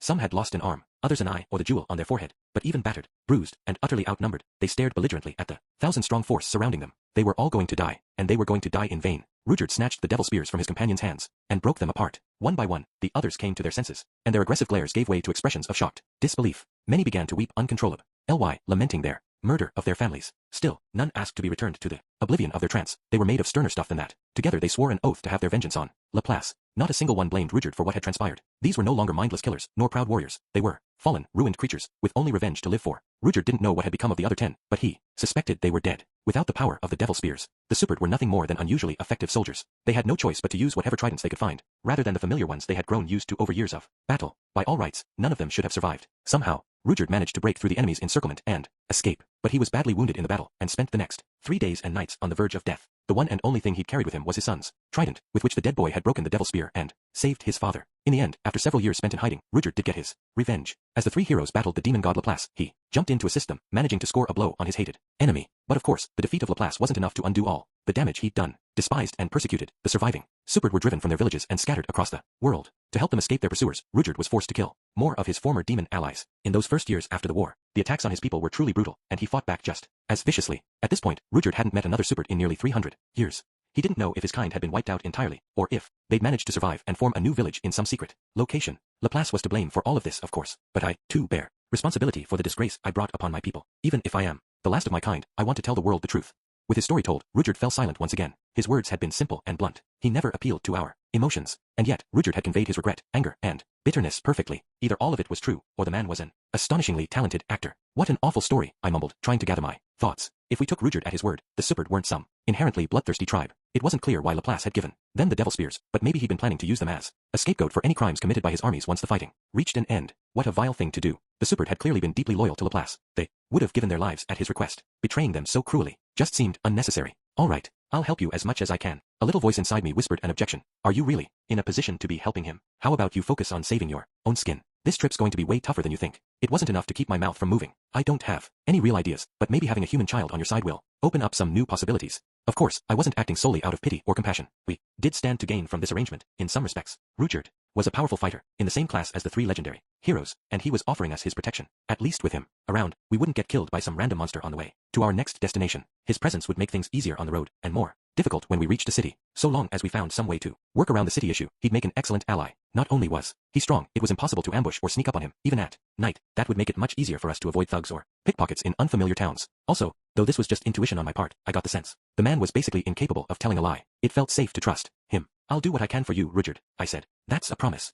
Thank you, he replied, looking more than a little surprised. Maybe he'd noticed the suspicion in my eyes fading away. Well, whatever. I decided to trust you, all right? I fell for it. Hook, line, and sinker. In my previous life, I used to laugh off sob stories all the time, but for some reason, this one really hit home for me. If the man was tricking me somehow, so be it. I felt like being stupidly trusting for once. But my boy, the Suppard truly are. It's all right, Ruckus. I'll figure something out. Rudyard would protect us on the road, and I'd protect him in the cities. This would be a give-and-take relationship. Let's set out tomorrow, Rudyard. Glad to have you with us. There was only one thing about this arrangement that made me feel a little anxious. Namely, it felt like I was doing exactly what the man god wanted. The next morning, as the 3 of us were leaving the village, I spotted Rowan standing at his post by the gate. Good morning. Are you on guard duty again? Yes. I'll be out here until the hunting party returns. The other men of the village still hadn't shown up since yesterday. Had Rowan been out here all night, like some NPC guard from an RPG? That always seemed like a pretty simple job. Just standing in the same place all day, never moving an inch. Still, was he seriously going to be handling this all alone until the others got back? Oh, I guess there's Elder Ruckus. In a village this small, he probably has to pitch in too. Are you leaving already? Rowan asked. Yes. We managed to talk things through last night. I was hoping to ask you more about my daughter, but ordinarily I'd love to talk, but I'm afraid we need to get on the road soon. Right. The man was clearly disappointed. The feeling was mutual. I would have loved to hear some embarrassing stories from Roxy's childhood. If I see her again, I'll make sure to tell her to get in touch with you. Please do, Rowan said, bowing his head in gratitude. I'd have to make a mental note about this. Oh, that reminds me. Wait just a minute. He ran into the village and into one of the houses, presumably Roxy's childhood home. After several minutes, he emerged with a girl who bore a striking resemblance to my master. At first I wasn't sure why he hadn't just used telepathy to call her outside, but then I noticed that he was also carrying some sort of sword. Were they giving us a present? This is my wife. Nice to meet you. My name is Rokari. So this was the mom of the family then? I'm Rudius, Grey Rat, ma'am. I have to say, I didn't expect Roxy's mother to be so young. I found myself bowing slightly. I owed these 2 a great deal, in a sense. They raised Roxy, and without her, I probably wouldn't have set out into the world the way I did. Oh my, what a flatterer. I'm 102 years old, you know. Well, that's still young in my book. Apparently, the Migard reached physical maturity by age 10 or so, and didn't visibly age until they hit 150. I owe Master Roxy a great deal, ma'am. Master? Goodness, it's hard to imagine that girl teaching anyone much of anything. She must have changed a great deal. She taught me all sorts of things. I'm very grateful to her. At this, Rokari blushed a bit and murmured, goodness. Seemed like she'd gotten the wrong idea somehow. In any case, Rowan said, I'm glad you showed up when I happened to be on duty. Yes, I'm very glad to have met you both as well. Roxy did so much for me, really. Maybe I should call you Dad. Ha ha ha. No, don't. Ouch. The man didn't even crack a smile. His poker face reminded me a bit of Roxy's. Made me a little nostalgic. All jokes aside, I do want you to have this, Rowan said, holding out the sword. I know Rudyard's with you, but you'll sleep better if you have a weapon of your own. I'm not exactly unarmed really, I said, accepting the sword and drawing it from its sheath. The blade was wide, single-edged, and only about 60 centimeters long. It was also slightly curved like a machete or a cutlass. A few dings suggested that it had been in use for many years, but the cutting edge itself wasn't chipped at all. It sure looked like they'd taken good care of this thing. It was clean, beautiful even, but there was also something oddly threatening about it. Maybe it was the way the dull gray steel glowed faintly green when it caught the light. We got this from a blacksmith who wandered into the village quite some time ago. It's a sturdy thing, even after years of usage. The blade's still perfect. It's yours if you want it. Thank you very much, I said. We'll gladly take it. This was no time to be modest. Right now, we needed all the help we could get. I could fight just fine as I was, but Eris could certainly use a weapon. She trained in the sword god style after all. It'd probably make her feel less anxious to have a sword, even if she didn't need to use it. Here's a bit of cash as well. It's not much, but it should cover 2 or 3 nights in a decent inn at least. Ooh, we got some pocket money. I opened the pouch in excitement and found that it contained some coins of rough stone and a few made of dull gray metal. From What I recalled, currency on the demon continent consisted of green, or coins, iron coins, scrap iron coins, and stone coins. Their value was lower than the equivalent currencies elsewhere in the world. Even the green or coins, which were the most valuable, were only worth an Azuran large copper or slightly less. The iron coins were pretty close to coppers. If we said one stone coin was worth 1 Japanese yen, the currencies would probably look something like this. Azuran gold coins, 100,000 yen. Azuran silver coins, 10,000 yen. Azuran large coppers, 1,000 yen. Azuran coppers, 100 yen. Green or coins, 1,000 yen. Iron coins, 100 yen. Scrap iron coins, 10 yen. Stone coins, 1 yen. At a glance, those numbers should make it clear just how powerful and prosperous a kingdom Azura was, especially in comparison to the poverty of the demon continent. Of course, the demon continent had its own economy, so prices weren't always comparable. It wasn't like everyone here was starving. Thank you very much. I only wish we could have talked about Roxy a little longer, Rokari murmured, echoing Rowan's earlier words. They certainly seemed to be worried about their daughter. Even if the girl was 44 by now, in human years that was basically 20 or so. It was understandable enough. I guess we could stay another day, if you like. Rowan shook his head. Don't worry. We know she's all right now, and that's what matters. Right, dear? Yes. She always had a tough time here, I'm afraid. We were rather worried. I could see how it'd be tough living in a little place like this, without that telepathic power everyone else seemed to have. In general, you didn't really hear the sounds of conversation in this village. Everyone was probably communicating silently using their minds. Roxy couldn't participate in those conversations, or even overhear what others were saying to each other. It was small wonder that she ran away from home. Well, alright then. I hope we meet again someday. Sure, but if we do, try not to call me Dad, alright? Ha ha ha, alright, sure. I get the message, man. It was hard to know when or if I'd see Roxy again, but at the very least, I'd have to repay them for the money someday. Evidently, the closest town was a 3-day journey on foot. Not long after we set out, it became clear how crucial an asset Rudyard really was. The man had been traveling the area on his own for many years now. He knew all the roads and he knew exactly how to set up a proper camp, not to mention his biological radar, which alerted us to incoming threats well in advance. It was ridiculously convenient to have him around. Rudyard, would you mind teaching us about the things you're doing? Why? So we can make ourselves useful. Given the long journey ahead, Eris and I were both in need of a crash course in basic camping skills. Fortunately, Rudyard proved a willing enough teacher. Let's start with making a fire. Unfortunately, the demon continent doesn't have any wood suitable for the purpose. Our first meeting had been around a campfire, so there was obviously some other way, but is there something else you use instead? I asked. Yes, we burn parts of a certain monster. Ah, that should have been my first guess, honestly. Out here, almost everything you needed to survive seemed to come from hunting monsters. Fortunately, there's one close nearby. Wait here for a moment, boy. Wait, Rudyard. The man was already turning away, but I managed to grab his shoulder before he could run off. What is it? Were you going to fight it by yourself?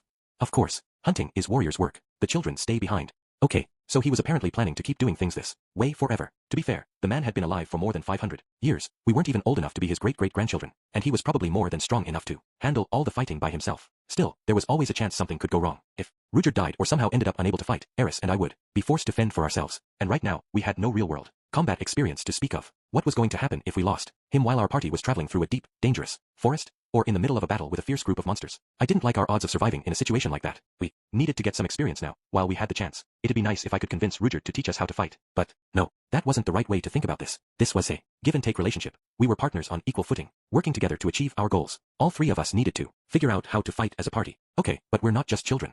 Yes, you are. Look, Rudyard, I had to be firm and clear about this. The man was still under the impression that he was our guardian. He needed to understand that wasn't the case. We're helping you, and you're helping us. Our goals are different, but we're going to fight together. So all three of us are warriors, right? With the sternest expression I could muster, I met Rudyard's gaze directly and waited for a reply. It only took 10 or 15 seconds for him to make a decision. Very well. You're warriors then. I can't say the man sounded particularly convinced, but at least he was going to let us tag along from now on. That was the important thing. Hear that, Eris? You're going to fight too, aren't you? Eris blinked with surprise, but managed to stammer out an "oh, of course," and vigorously nodded her head. Good girl. All right then, Rudyard, I said, returning to my usual demeanor. Can you lead us to this monster, please? There was no point acting all aggressive anymore. You had to be forceful when you were negotiating, that was all. The first enemy we faced as a group was a monster known as a stone treant. Treant, in general, was a term for tree-like monsters. These were typically ordinary plants that had sucked up too much magical energy and mutated into violent creatures. There were a considerable variety of specific monsters that fell into this broad category. First, you had the lesser treant, found all over the world. These were mutated saplings that tended to imitate ordinary trees until a target wandered into striking distance. They were weak and slow enough that an average adult with no real training could chop one apart without too much difficulty. However, if a lesser treant happened to absorb enough nutrients from one of the fairy fountains located throughout the great forest, it would eventually mature into an elder treant. The highly concentrated magical power of the fountains granted these monsters the ability to use various water spells. There were also old treants, which were already massive before they mutated, and zombie treants, trees that transformed after they withered, among many others. Of course, there were distinct differences between all these varieties, but their basic patterns of behavior were very similar. They pretended to be normal trees and attacked anyone who came too close. After some time, they produced seeds that grew into more of their kind. The stone treant was something of a special case, though. Actually disguised itself as a rock. You might be wondering how a tree could pull off that bit of camouflage. The answer was simple actually. Stone treants had mutated into monsters back when they were still seeds. They could stay in their seed form even as they grew enormous, and were capable of abruptly transforming into tree monsters whenever someone got too close. In their normal form, they were completely inconspicuous. They didn't have a distinctive shape like a sunflower seed. At a glance, they really did look like lumpy, vaguely potato-shaped boulders. Is there anything we should keep in mind while we're fighting this thing? You're a magician. Yes, that's right. Don't use any fire spells then. Oh, would they not work on it? We can't use the thing for firewood if you burn it to a crisp. Ah, right. Of course. No water magic, either, because we don't want the wood getting damp. Exactly. Okay then, as far as Rudyard was concerned, this thing was clearly less of a threat and more of a living piece of lumber. That meant it posed no real danger to us so long as we were with him. We could fight it without much actual risk. Alright then, let's try having Eris and me fight for now. Rudyard, you just step in to help out Eris if she's in danger, okay? Is there a point to keeping me in reserve? I just want to see how well Eris and I can handle ourselves in a real battle. After this one, we'll watch you in action and see what we can learn. Very well. With that settled, I put us in a simple battle formation, Eris up, in front, and me all the way in the rear. It seemed like the best choice, given her sword fighting skills. I was a little hesitant to put my adorable little pupil on the front lines, of course, but she wasn't going to be much use held back in the middle of a formation. That sort of position was all about supporting your frontliners, and Eris was terrible at that sort of teamwork. Also, Rudyard probably wouldn't need much in the way of backup anyway. We'd be best off letting Eris fight freely with Rudyard, and myself following up to support her. Okay, Eris, I'm going to soften it up with one good hard shot from a distance. After that, you move in and finish it off. I'll try to at least call out the names of the spells I'm using, but if things get hectic, I might not have the time. Just keep that in mind, okay? Eris nodded energetically, giving her new sword a few experimental swings. No problem. The girl was clearly raring to go. I lifted my staff and paused to think things over. Fire and water. Spells were out, and just looking at the thing, wind didn't seem like it would be too effective. That left me with earth. Earth was fine by me. I'd gotten pretty good with it after all those figures I'd made. Still, this was the first time I was fighting an actual monster. Better give this my all. Closing my eyes, I drew a single deep breath, then channeled my magical energy to and through my hands. It was something I'd done tens of thousands of times by now. At this point, I could have cast spells with both my legs cut off. All right. Projectile, bullet-shaped rock. Toughness, as hard as possible. Shape, snub-nosed, with multiple grooves. Modifications, high-speed rotation. Size, slightly larger than a man's fist. Velocity, as fast as possible. Stone cannon. As the words left my mouth, a rock shot from the end of my staff with a ferocious bang. It zipped forward in a nearly perfect horizontal line, and smashed into the camouflaged stone treant that lay in wait ahead of us. With an ear-splitting sound, the monster blew apart into tiny pieces. I killed it extremely dead. Eris had already started running forward, but after my attack landed, she stopped in her tracks and turned to glare sulkily in my direction. What happened to softening it up, Rudius? Am I supposed to chop up the corpse? Sorry, I've never done this before either, you know? I guess I used too much force. Ugh, get it together. Eris wasn't exactly pleased that I'd ruined her first real battle, but I seriously hadn't expected to kill the poor thing quite that easily. All I'd really done was tweak the standard stone cannon spell by making the projectile a bit more like a hollow point bullet. People back home on Earth sure came up with some nasty stuff. At this point, I noticed that Rudyard was gazing at me as well, or at my staff, to be more precise. Is that weapon some sort of magical implement? No, it's just a staff. A very high-quality one, though. But you didn't recite an incantation or use a magic circle. Right. It isn't possible to change the shape of the projectile if you use the incantation, so I just skipped that part. I see. At this point, Rudyard fell into a thoughtful silence. The man may have been around for more than 500 years, but it seemed like silent spellcasting wasn't something he'd seen too many times before. In any case, is that your magic at its most powerful? Well, no. I could also make that projectile explode when it hit the target. I think it might be best to refrain from using your spells when the enemy's close to your allies, Rudius. Yeah, good point. This was the first time I'd actually hit something with that spell, but it was definitely more destructive than I'd expected. Even grazing someone with it might kill them instantly. Ideally, I would have switched over to some support type spell, but nothing really came to mind. Up till now, I'd only really thought about fighting on my own. How did other magicians approach their role in combat anyway? Rudyard, if I wanted to support you too with my magic, what sort of things should I be doing? I don't know. I've never fought alongside a spellcaster before. Well, whatever. We had a seasoned super warrior on our side. We didn't need to imitate the way normal parties did things. I could think about getting us coordinated later. For now, it was more important that Eris and I got some real combat experience. Okay, I hate to impose, but would you mind finding us another enemy? Very well. There's something we need to do first, however. Oh, what's that? Maybe this was the part where we said a little prayer for the creature we'd slain? We have to gather the wood. You scattered it all over the place. Using wind magic, I proceeded to gather up the shattered pieces of the treant. Our party kept moving until the sunset, fighting a total of 4 battles. We faced another stone treant, a great tortoise, an acid wolf, and a group of pax coyotes. Rudyard brought down the great tortoise with a single attack. He just ran right up to the thing and jabbed his trident up through its skull. His movements were beautifully fluid and efficient. The man had been in the solo monster hunting business for 500 years, and it really showed. I felt a little stupid for having gotten smug over blowing up a single stone treant. Acid wolves were large canines that could spit some kind of caustic fluid from their mouths. We only ran into one, so Eris took it down, stepping forward sharply to send its head flying with a single slash. Compared to Rudyard, it wasn't exactly elegant, but it was still an instant victory. Unfortunately, the wolf's blood sprayed all over Eris, so she wasn't in any mood to celebrate. I was concerned that its blood might be dangerous as well, but apparently that wasn't the case. She'd done well enough, given that it was her first real battle. According to Rudyard, at least. On that note, I took out the second stone treant in one shot. I was hoping to deal some moderate damage so Eris could get more practice in, but it proved surprisingly tough to make my spell less lethal. Until I got the hang of moderating its power, I'd have to avoid using it on people. Even if I needed to kill someone, there was no need to make it gruesome. The pax coyotes were our final encounter of the day, and the most challenging. These monsters tended to come by the dozens. They weren't exactly pack animals, though. A single coyote formed its own group by reproducing through division, almost like an amoeba. Thankfully, it wasn't like new ones would constantly pop out in the middle of battle. They could only reproduce once every few months or so. Even so, any given group would steadily swell in size over time, with all the new coyotes under the complete control of their leader. If that leader happened to fall in battle, a different coyote would instantly assume its position. Their strength was mostly in their sheer numbers, but their perfect coordination and discipline made them genuinely dangerous. The group we fought numbered about 20. They probably could have killed any run-of-the-mill adventurer, but Eris faced the challenge cheerfully, swinging her new sword to and fro as Rudyard offered a steady stream of advice. The girl had never put her life on the line in battle before today, but she didn't look particularly tense. All that practicing with Ghislaine had clearly imbued her with quite a bit of confidence, and it seemed like the act of killing didn't bother her much. For my part, I just hung back and watched as Eris cut down one coyote after another. I'd been planning to step in and help if necessary, but Rudyard was playing his supporting role so flawlessly that it might have been counterproductive. Still, doing nothing was pretty boring, and I started to feel a little left out after a while. Coming up with some way for us to fight as a group definitely needed to be my top priority. In any case, Eris really was a remarkable fighter. She'd reached the advanced level in the sword god style just before my birthday, right? At this point, I probably didn't stand a chance against her, unless I was using magic. Heck, even Paul was only an advanced level swordsman, although he'd reached that rank in all three styles, and had much more real-life combat experience. Still, Ghislaine said Eris had more raw talent than Paul ever did. She'd probably leave him in the dust in no time. Eat it, old man. Rudius, over here. At some point, they'd finished off the last of the monsters. Rudyard was taking out his knives as I approached. Pack's coyote pelts are valuable. We were fortunate to find such a large group. Help me skin them, but I had something else to attend to first. Hold on just a second. Walking over to Eris, I found her panting for breath, and wounded in 3 distinct places. Less than 30 minutes had passed since the battle began, but with Rudyard devoting himself to his backup role, it had fallen to her to actually kill the vast majority of the monsters. Of course she'd be exhausted. Couldn't hurt to get those injuries dealt with now at least. Let this divine power be a satisfying nourishment, giving one who has lost their strength the strength to rise again. Healing.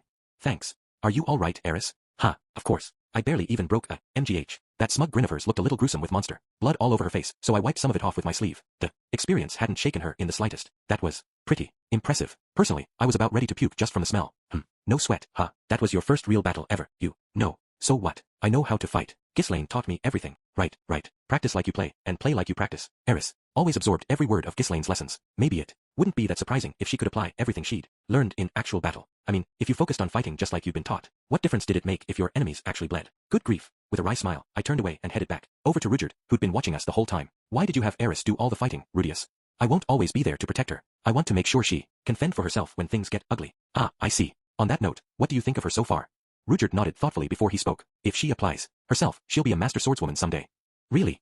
All right. Eris literally jumped into the air, her face shining with joy. It had to feel pretty good hearing something like that from a legendary warrior. I didn't mind hearing that either. If Rudyard recognized Eris's talents as a warrior, we stood a much better chance of finding some way to work as an actual team. Okay then, Rudyard. From now on, let's have Eris fight in the front while I hang back in the rear. And what should I be doing? You don't have a defined position, so move around freely and cover our blind spots. Oh, and if either of us get ourselves in danger, take charge and tell us what to do.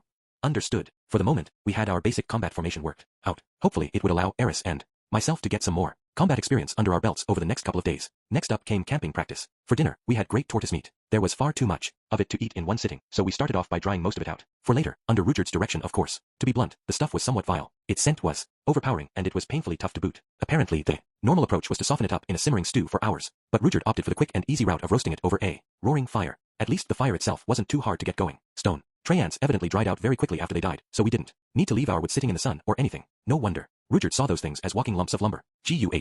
Honestly though, this meat is seriously vile. Who said this stuff was delicious anyway? Wait, that was totally you, Rudyard. You're so full of it. I mean, maybe if you covered up the smell with ginger, it might be sort of edible? Maybe. Man, do I ever want some beef right now. And rice. A memorable line from a certain manga floated through my mind. Grilled meat is glorious. And it's glorious because it's tasty. Truer words were never spoken. Meat that isn't tasty isn't glorious in the slightest. In retrospect, I'd eaten very well in the kingdom of Azura. Bread may have been the staple food back there, but they usually complemented it with meat, fish, vegetables, and some sort of dessert, with all the variety of some 3-star restaurant. And I'd spent most of my time their way out in the sticks. Wasn't a spoiled little princess like Eris going to have an even harder time adjusting? When I looked over though, I found her gnawing away contentedly at her own chunk of meat. Hey, this isn't half bad. Wait, seriously? Well, maybe it made sense. When you give a kid who's only eaten healthy stuff their first taste of junk food, they always go crazy for it, right? What? Eris said as I stared at her. It's nothing. You enjoying that? Yeah, I always, wanted to try something like this. I knew Eris loved listening to Ghislaine's stories of life as an adventurer. Maybe that had translated into fantasizing about eating tough, nasty meat around a campfire? Kind of a weird fantasy, but okay. It's even edible raw, you know, Rudyard commented. Eris's eyes sparkled with curiosity, and a little chill ran down my spine. Fortunately, I managed to speak before she could open her mouth. The answer's no. Don't even think about it. For crying out loud. Do you want worms? Because that's how you get worms. Rudyard was giving Eris a lesson on basic weapon upkeep before we turned in for the night. For lack of anything better to do, I listened in. Rugert's spear wasn't made of metal, and Eris's sword was forged from special materials in a very specific way. Apparently, neither of them needed to worry about ordinary rusting, but that didn't mean they could skip their daily maintenance. Leaving dried blood on a sword or spear would gradually dull their edges and attract other monsters. From Rugert's perspective, it was also your fundamental responsibility as a warrior to take good care of your weapon. Come to think of it, what's that spear made of anyway? I asked, suddenly curious. Judging from the one Rugert carried, the super tridents were pure white, totally unornamented, and on the short side for a spear. From the looks of it, the whole thing was made of a single substance. I couldn't see any seam between the shaft and head. It's made of me. Say what? The spear of a supert is made out of their soul. Damn, I hadn't been expecting such a philosophical answer. Okay, sure, right. So your spear is, your soul, and your soul is your way of life, right? Your way of life is whatever lies in your heart, and your heart is just what you love. So basically, you love your spear passionately, or something. Luckily, Rugert elaborated before I could get myself too tied up in knots. Every one of us is born with their own spear, you see. The supert were born with a three-pointed tail. It grew with them until they reached a certain age, at which point it would stiffen up and fall off. Yet even when separated, it was still somehow part of their body. The more they used it, the sharper and more deadly it would grow. With enough time and effort, these tridents could become peerless weapons, virtually unbreakable and capable of piercing through pretty much anything. And that's why we mustn't cast aside our spears until the day we die. Rugert's face was full of bitter regret at the mistake he'd made 4 centuries ago. By this point, his spear was probably harder and sharper than any other superts in the world. I was definitely glad we had him on our side. Still, his outlook on the world worried me sometimes. The man was as rigid as his weapon. If you can't bend a little sometimes, you'll never learn to accept other people as they are. And that means they'll never accept you either. There's such a thing as being too principled, you know. In any case, after 3 days of fighting monsters and camping under the stars, our little party managed to reach the nearest town. The city of Rikarasu is one of the 3 largest settlements on the demon continent. At the time of the Great Human Demon War, it served as a home base for the forces of the demon empress, Kishirasu. Even now, it is sometimes referred to as Old Kishirasu Castle. The first surprise it has in store for first-time visitors is its unusual location. Rikarasu sits in the middle of an enormous crater, the rim of which forms a single continuous wall around the city. In times of war, these natural defenses helped the city to ward off many enemy sieges, and today, they still serve to protect the city against marauding monsters. At the very heart of the city stand the ruins of Castle Kishirasu, half destroyed during the events of the Laplace War. Imposingly thick outer walls surround the broken black and gold castle itself, a sight that offers visitors a constant reminder of the Empress's faded glory and demonkind's violent, painful past. Rikarasu is a storied city, a place rich with history, and when the sun sets, visitors will come to appreciate its true beauty. Excerpt from Wandering the World, by the adventurer Bloody Kant. Those words were the sum total of what I knew about the city of Rikarasu, which we'd now arrived at. There were only 3 entrances to the city, all of which were cracks in the rim of the crater. The walls of the crater were surprisingly tall. Unless you could fly, it'd be difficult to make your way over them. A pair of armed guards were stationed outside each of the entrances. They evidently took their security seriously here. I shot a thoughtful look over at Rugert. What is it, Rudius? Rugert, we can get into the city, right? I've never set foot in it myself. They always chase me off. Humankind feared and loathed the supert on an almost primal level. That much had been obvious just from Eris's initial reaction. I'd been hoping it might be a little different with other demons, but based on what I'd heard back in the Migard village, that was probably just wishful thinking. Just curious, but what does chasing you off usually involve? The guards start shouting at me when I approach. Before long, large numbers of armed adventurers come running out.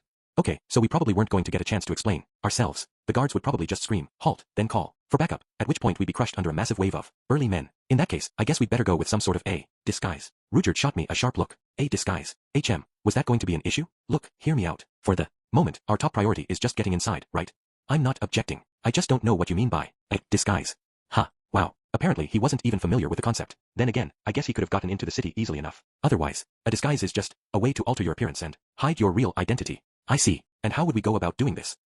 Good question. Why don't we just hide your face for now? I squatted, put my hands to the ground, and began channeling my magical power into it. Halt. There were 2 soldiers guarding the gate we approached. One was a stern-looking man with the head of a snake, the other a cocky-looking guy with the head of a pig. Who are you people?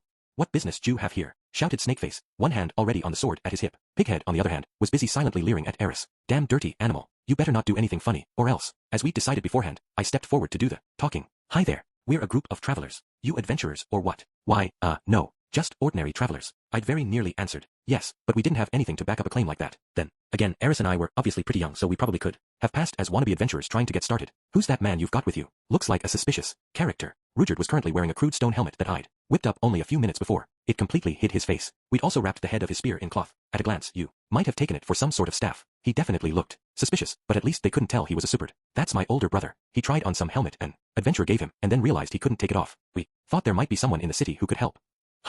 What a moron. Alright then. Go talk to the old lady in the supply shop. She'll figure something out. Chortling. Loudly, Snakeface stepped back and took his hand off his hilt. Well, that went better than expected. Back in Japan, I'm pretty sure the cops would have taken a stranger in a full-face helmet back to the station for a few questions. But we'd gotten off awfully easy. Maybe it was because Rugert had a pair of kids with him, or maybe it just wasn't that unusual to see people wandering around the city with headgear on. Incidentally, where would we go if we needed to earn some money?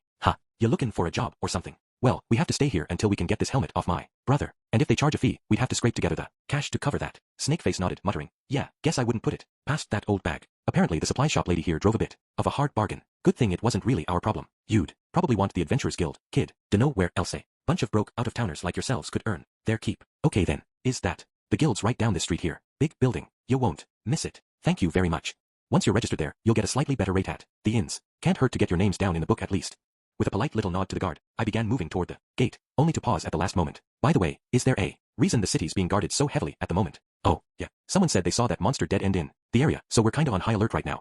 Wait, seriously? Talk about scary. Yeah, no kiddin'.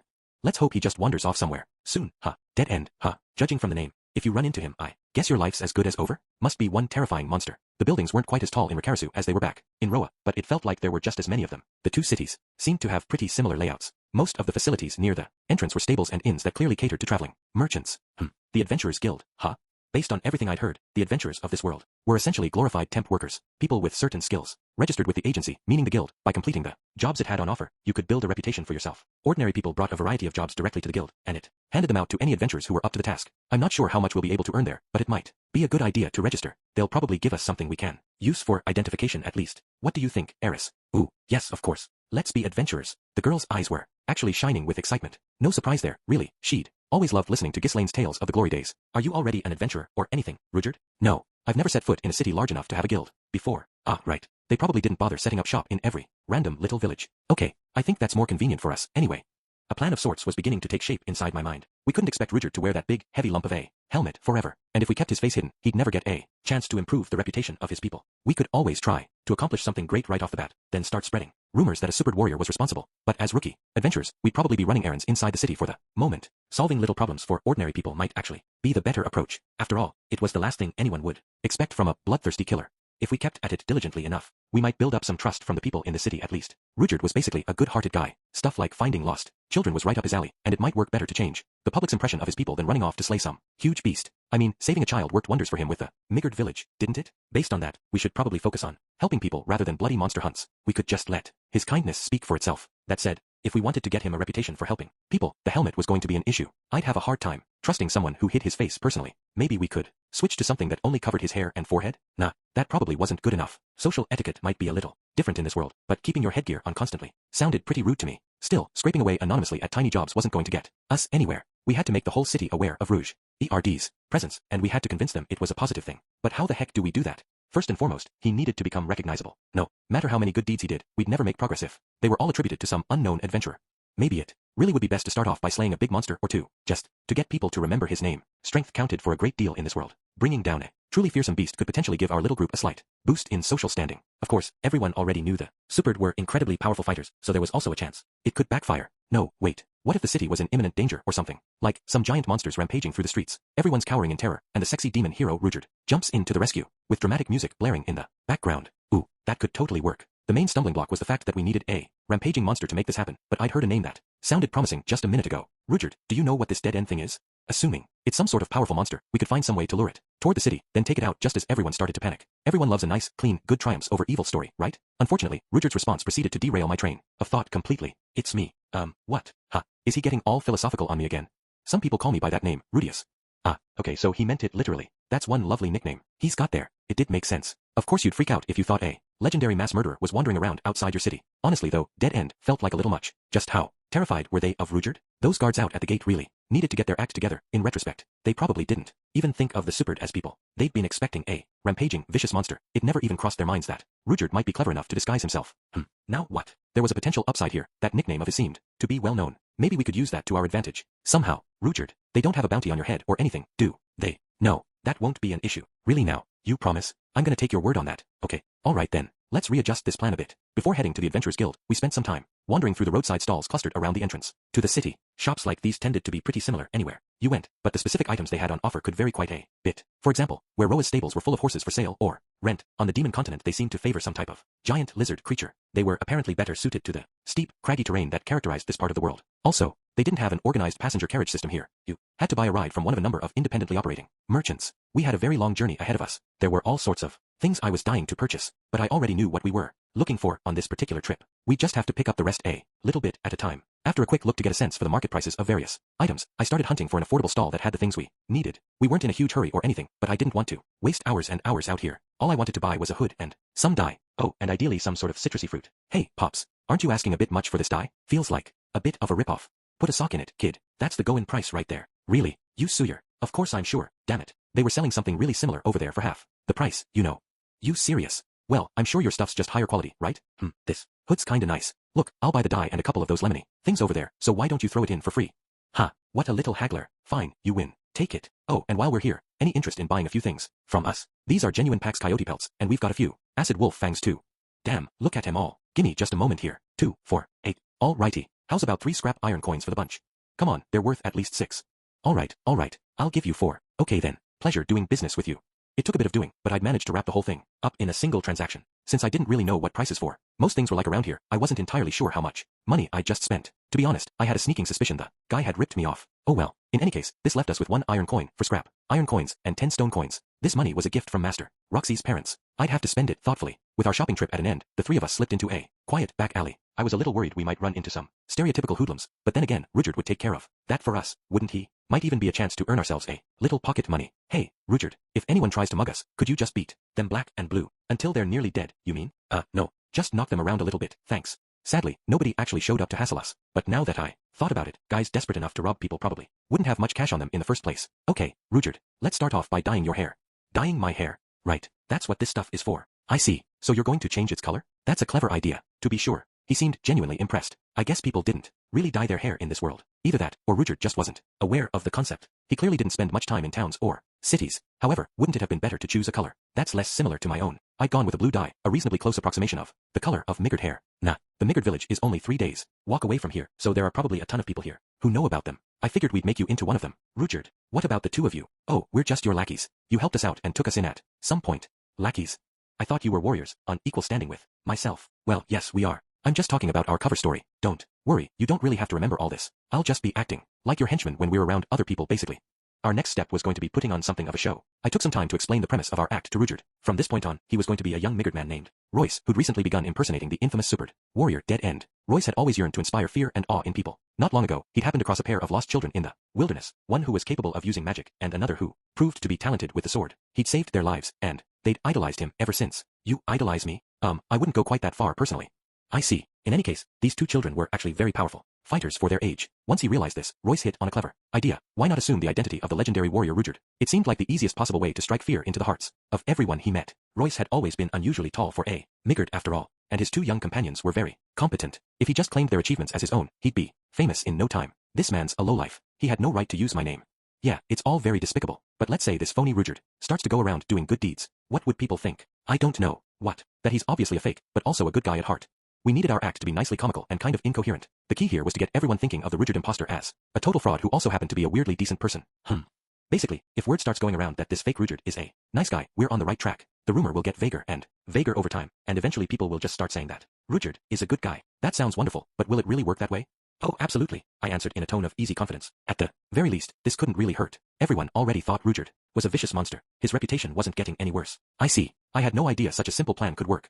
This won't be simple, believe me, and there's always a chance something will go very wrong. As a general rule, any long-term plan goes awry at some point. The more detailed and complex it is, the further off track you'll eventually end up. Still, so long as we managed to get tons of rumors flying around about Rudyard, there was a good chance his reputation would begin to reflect his good-hearted nature. True. What do you propose we do if my deception is exposed?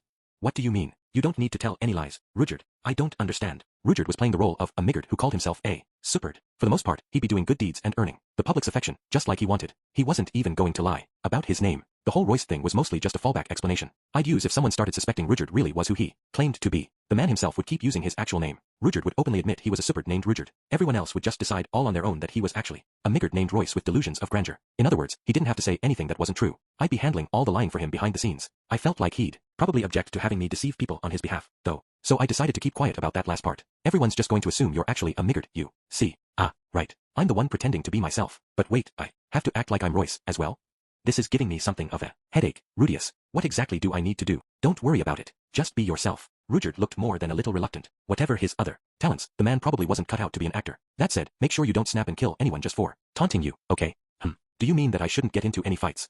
You can scrap if you need to, but pretend that you're having a tough time take a few punches, start breathing heavily, that sort of thing. In the end, try to make it look like you just barely scraped out a win. As the words left my mouth, it occurred to me that Rudyard might not even be capable of putting on that kind of show. But, you want me to go easy on them? What's the point of that? Apparently, it wouldn't be an issue. We want people to think you're too weak to be the real Rudyard, and we want your opponent to think, hey, what if he's the real deal, though? Wouldn't that make me pretty awesome? I don't think I understand. It's a way to convince people you're a fake, while also making them feel good about themselves. But what does making them feel good accomplish? It'll encourage them to spread rumors that the Superd are actually pushovers. Rudyard scowled. The Superd are not pushovers. Believe me, I know, but your strength is part of what makes people so afraid of you. If they think you're weak, it might help us resolve conflicts peacefully, like we just did at the gate. That said, we didn't want everyone thinking his people were totally powerless, either. That might end up encouraging more harassment of the surviving Superd villages, assuming there were still some out there somewhere. This was going to be a delicate balancing act. Well, if you say so, Rudius. Okay then, I think that just about covers it for now. I didn't feel the need to issue too many specific instructions at the moment. It would only increase our odds of screwing something up. Anyway, I'll give you all the support I can, Rudyard, but the outcome's ultimately going to depend on you, okay? Of course. My thanks, Rudius.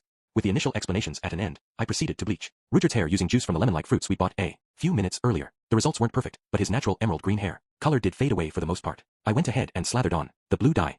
Not the prettiest job I've ever seen. Still, at least it didn't look particularly green anymore. Maybe he sort of looked like a Migard at a distance, if you totally ignored how tall he was. Well, he didn't really look like a Superd, and that was the most important thing. An ambiguous disguise was probably what we wanted anyway. The ideal reaction would be something like, this guy kinda looks like a Migard, but not really, and he's calling himself a Superd, but that doesn't look right either. So what the hell? Also, I think you should be wearing this, I said, taking off my pendant and placing it on Rudyard. This is a Migard amulet, isn't it? Yes. My master gave it to me as a graduation present, and I've been wearing it ever since. With this dangling around Rudyard's neck, everyone would at least assume he was somehow connected to the Migard. It must be precious to you then. I'll make sure to return it to you safely. Yeah, you better. Of course. Fair warning, I might have to murder you if you lose it. Understood, Rudius.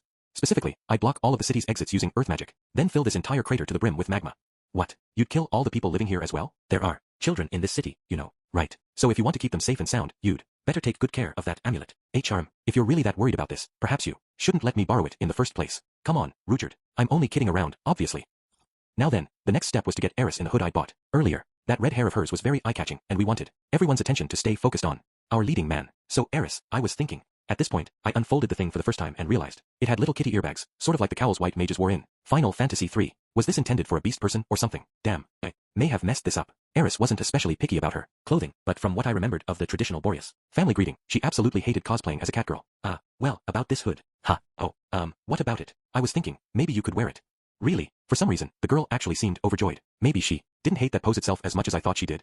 She immediately pulled on the hood, smiling happily. I'll take good care of it. Well, okay then. I didn't really understand why, but that worked out. Excellent. Now then, it seemed we were ready to head over to the Adventurers Guild. This needed to be comical. Just had to keep that in mind. God, I hope this goes smoothly. The Adventurers Guild was a gathering place for some of the toughest customers in the city. Some were physically powerful, others were skilled, veteran magicians. Some favored the sword, others used axes, staves, or even their bare hands in battle. Some loudly boasted of their prowess, while others silently sneered at the braggarts. There were warriors clad in heavy armor, but also lightly dressed sorcerers. There were pig-like men and snake women, men with insectoid wings and women with the legs of horses. All sorts of people from all sorts of races formed a single, teeming crowd. That was how things usually were in the guilds of the demon continent. The Rikarasu branch was certainly no exception. Suddenly, someone flung its huge swinging doors open with a bang. Many of those inside turned their eyes toward the entrance. Curious. It wasn't unusual for people to throw those doors open dramatically, but the reasons why they did so varied. Had some party just returned victorious? Perhaps a group of monsters were launching an attack and the guards at the gate had called for aid? Or was it just the wind playing tricks on everyone? Of course, there'd also been some talk that Dead End was wandering around this area recently, but surely, before anyone could follow this line of thought to its conclusion, 3 people strode through the open door. The first in line was a boy with an oddly confident smirk on his face. He wore grimy but expensive-looking clothes and carried a staff wrapped in cloth. Despite his obvious youth, the battle-scarred crowd of grown-ups inside the guild didn't appear to intimidate him in the slightest. Who the heck is this kid? Many wondered. He seemed completely out of place here. Might he belong to some race of demons who looked younger than they really were? Following closely on this strange boy's heels, as if to hide in his shadow, was another youngster. This one seemed to be a girl. Her face was mostly hidden by a hood, but her eyes glittered watchfully. From within it, there was something about her bearing that suggested she knew how to use that sword at her hip. A few veterans inside the guild instantly pegged her for a skilled fighter. The last of the group to enter was a tall, imposing man with a red jewel on his forehead and a scar running diagonally across his face. These were the same distinguishing features as the infamous monster known as Dead End. Some adventurers nearly cried out in alarm, only to notice at the last moment that this man's hair was blue rather than green. It had to be someone else who bore a strong resemblance to the murderous Superd. Altogether, these 3 made a strange bunch. Strange and unsettling. There wasn't a single ordinary adventurer among the 3 of them. No one could begin to guess what they were even doing here. The trio came to a sudden halt, and the boy shouted at the watchful crowd. Hey, come on. What's with the slack-jawed stares, folks? Don't you know who this man right here is? No. Why the hell would we? Thought everyone simultaneously. This is the infamous supered monster, Dead End Rujard himself. Don't just stand there, idiots. Make with the screaming and running. For your lives. Come on, do you really think we're gonna buy that? Thought everyone in unison. Everyone knew the supered's hair was vivid. Green, not some dirty shade of blue. Can you believe these country bumpkins, boss? They don't even know the face of terror when they see it. What a joke. All those rumors flying around, but we walked right in and no one even recognized you. Okay, so apparently this kid is hellbent on claiming that his pal here is a vicious, bloodthirsty devil. The more they thought about it, the more hilarious his high-pitched little tirade seemed. The unsettling aura this little band had previously projected faded away. Almost instantly. The kid's boss had the red eye on his forehead, sure, and the scar across his face. They both looked pretty convincing even, but he'd gotten some really basic details completely wrong. Snort. At this point, some anonymous adventurer let out the first quiet laugh of the afternoon. Hey, what's your problem? Shouted the boy fiercely, spinning in the direction of the sound. Did I say something funny, punk? It was just too ridiculous. Stifled chuckles began spreading throughout the crowd. After a long moment, someone finally offered a reply. Snort. Hee hee. Jay, just a tip, kid. The super'd have green hair.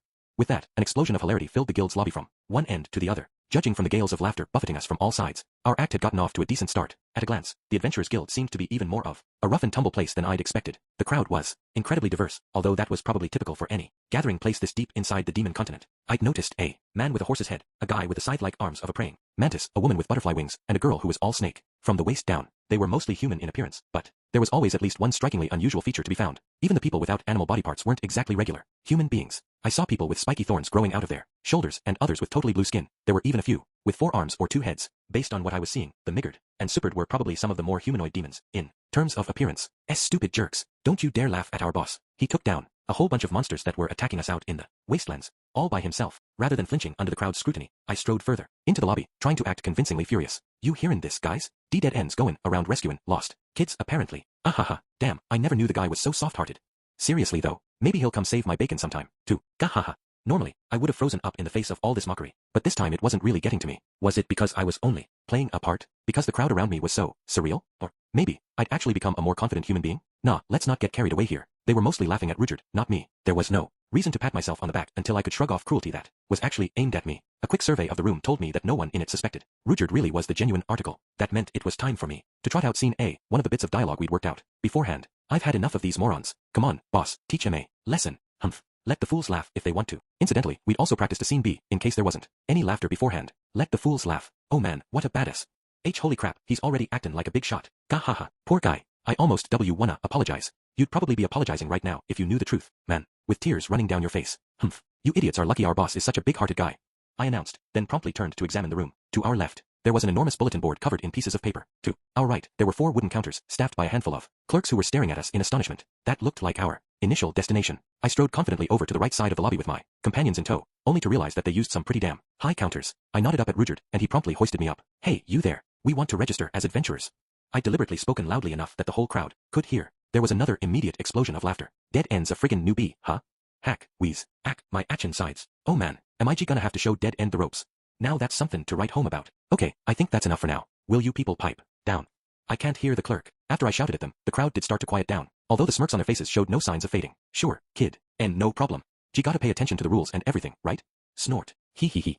I could still hear some quiet chuckling behind my back, but that wasn't really a problem. So far, so good. And so, after roughly 44 years of obstinate struggle, I finally realized my long-cherished dream of setting foot inside an employment office. Sort of. I had my credentials as a Water Saint tier magician up my sleeve, a trusty new companion who hadn't worked in centuries at my side, and a somewhat spoiled little lady behind me who I needed to provide for. At the end of the day, a man's gotta work if he wants to eat. But anyway, let's get started. I'm sorry for the commotion, miss. Mind helping us out?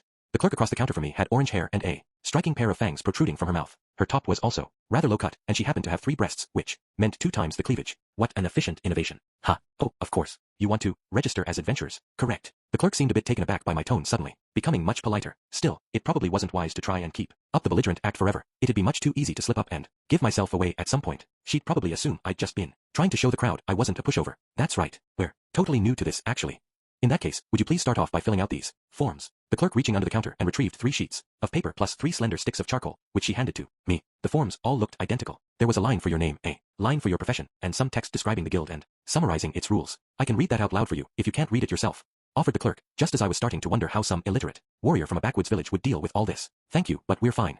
I picked up one of the papers and read it out loud in the human tongue for Eris's benefit. 1. Use of the Adventurers Guild. Registering with the Adventurers Guild, the guild Entitles you to the use of its services. 2. Guild services. Registered adventurers may visit any of our branches, found all around the world, to take on jobs, receive payment for completed work, sell raw materials, and exchange currencies. 3. Your registration record. All information related to your registration with the guild will be recorded exclusively on your adventurer card, for which you are personally responsible. Should your card be lost or destroyed, a new one can be issued. However, your rank will be reset to F and A. Region-specific fee will be imposed. 4. Leaving the guild. Registered adventurers may withdraw from the guild at any branch. Re-registration at a later date is permitted, but your rank will be reset to F. 5. Prohibited conduct. Adventurers are strictly prohibited from violating local laws, taking any action severely prejudicial to the reputation of the guild, obstructing another adventurer from carrying out their tasks, buying or selling guild jobs. Any violation of this policy will result in the assessment of a fine and the revocation of your status as an adventurer. 6. Breach of contract. Any adventurer who fails to complete a job they undertake is required to pay 1/5 of the listed reward as a breach of contract penalty. This fee must be paid in full within half a year. Failure to pay by this deadline will result in the revocation of your status as an adventurer. 7. Rank. Adventurers are ranked in 7 tiers based on their experience and abilities, beginning with rank F and advancing to rank S.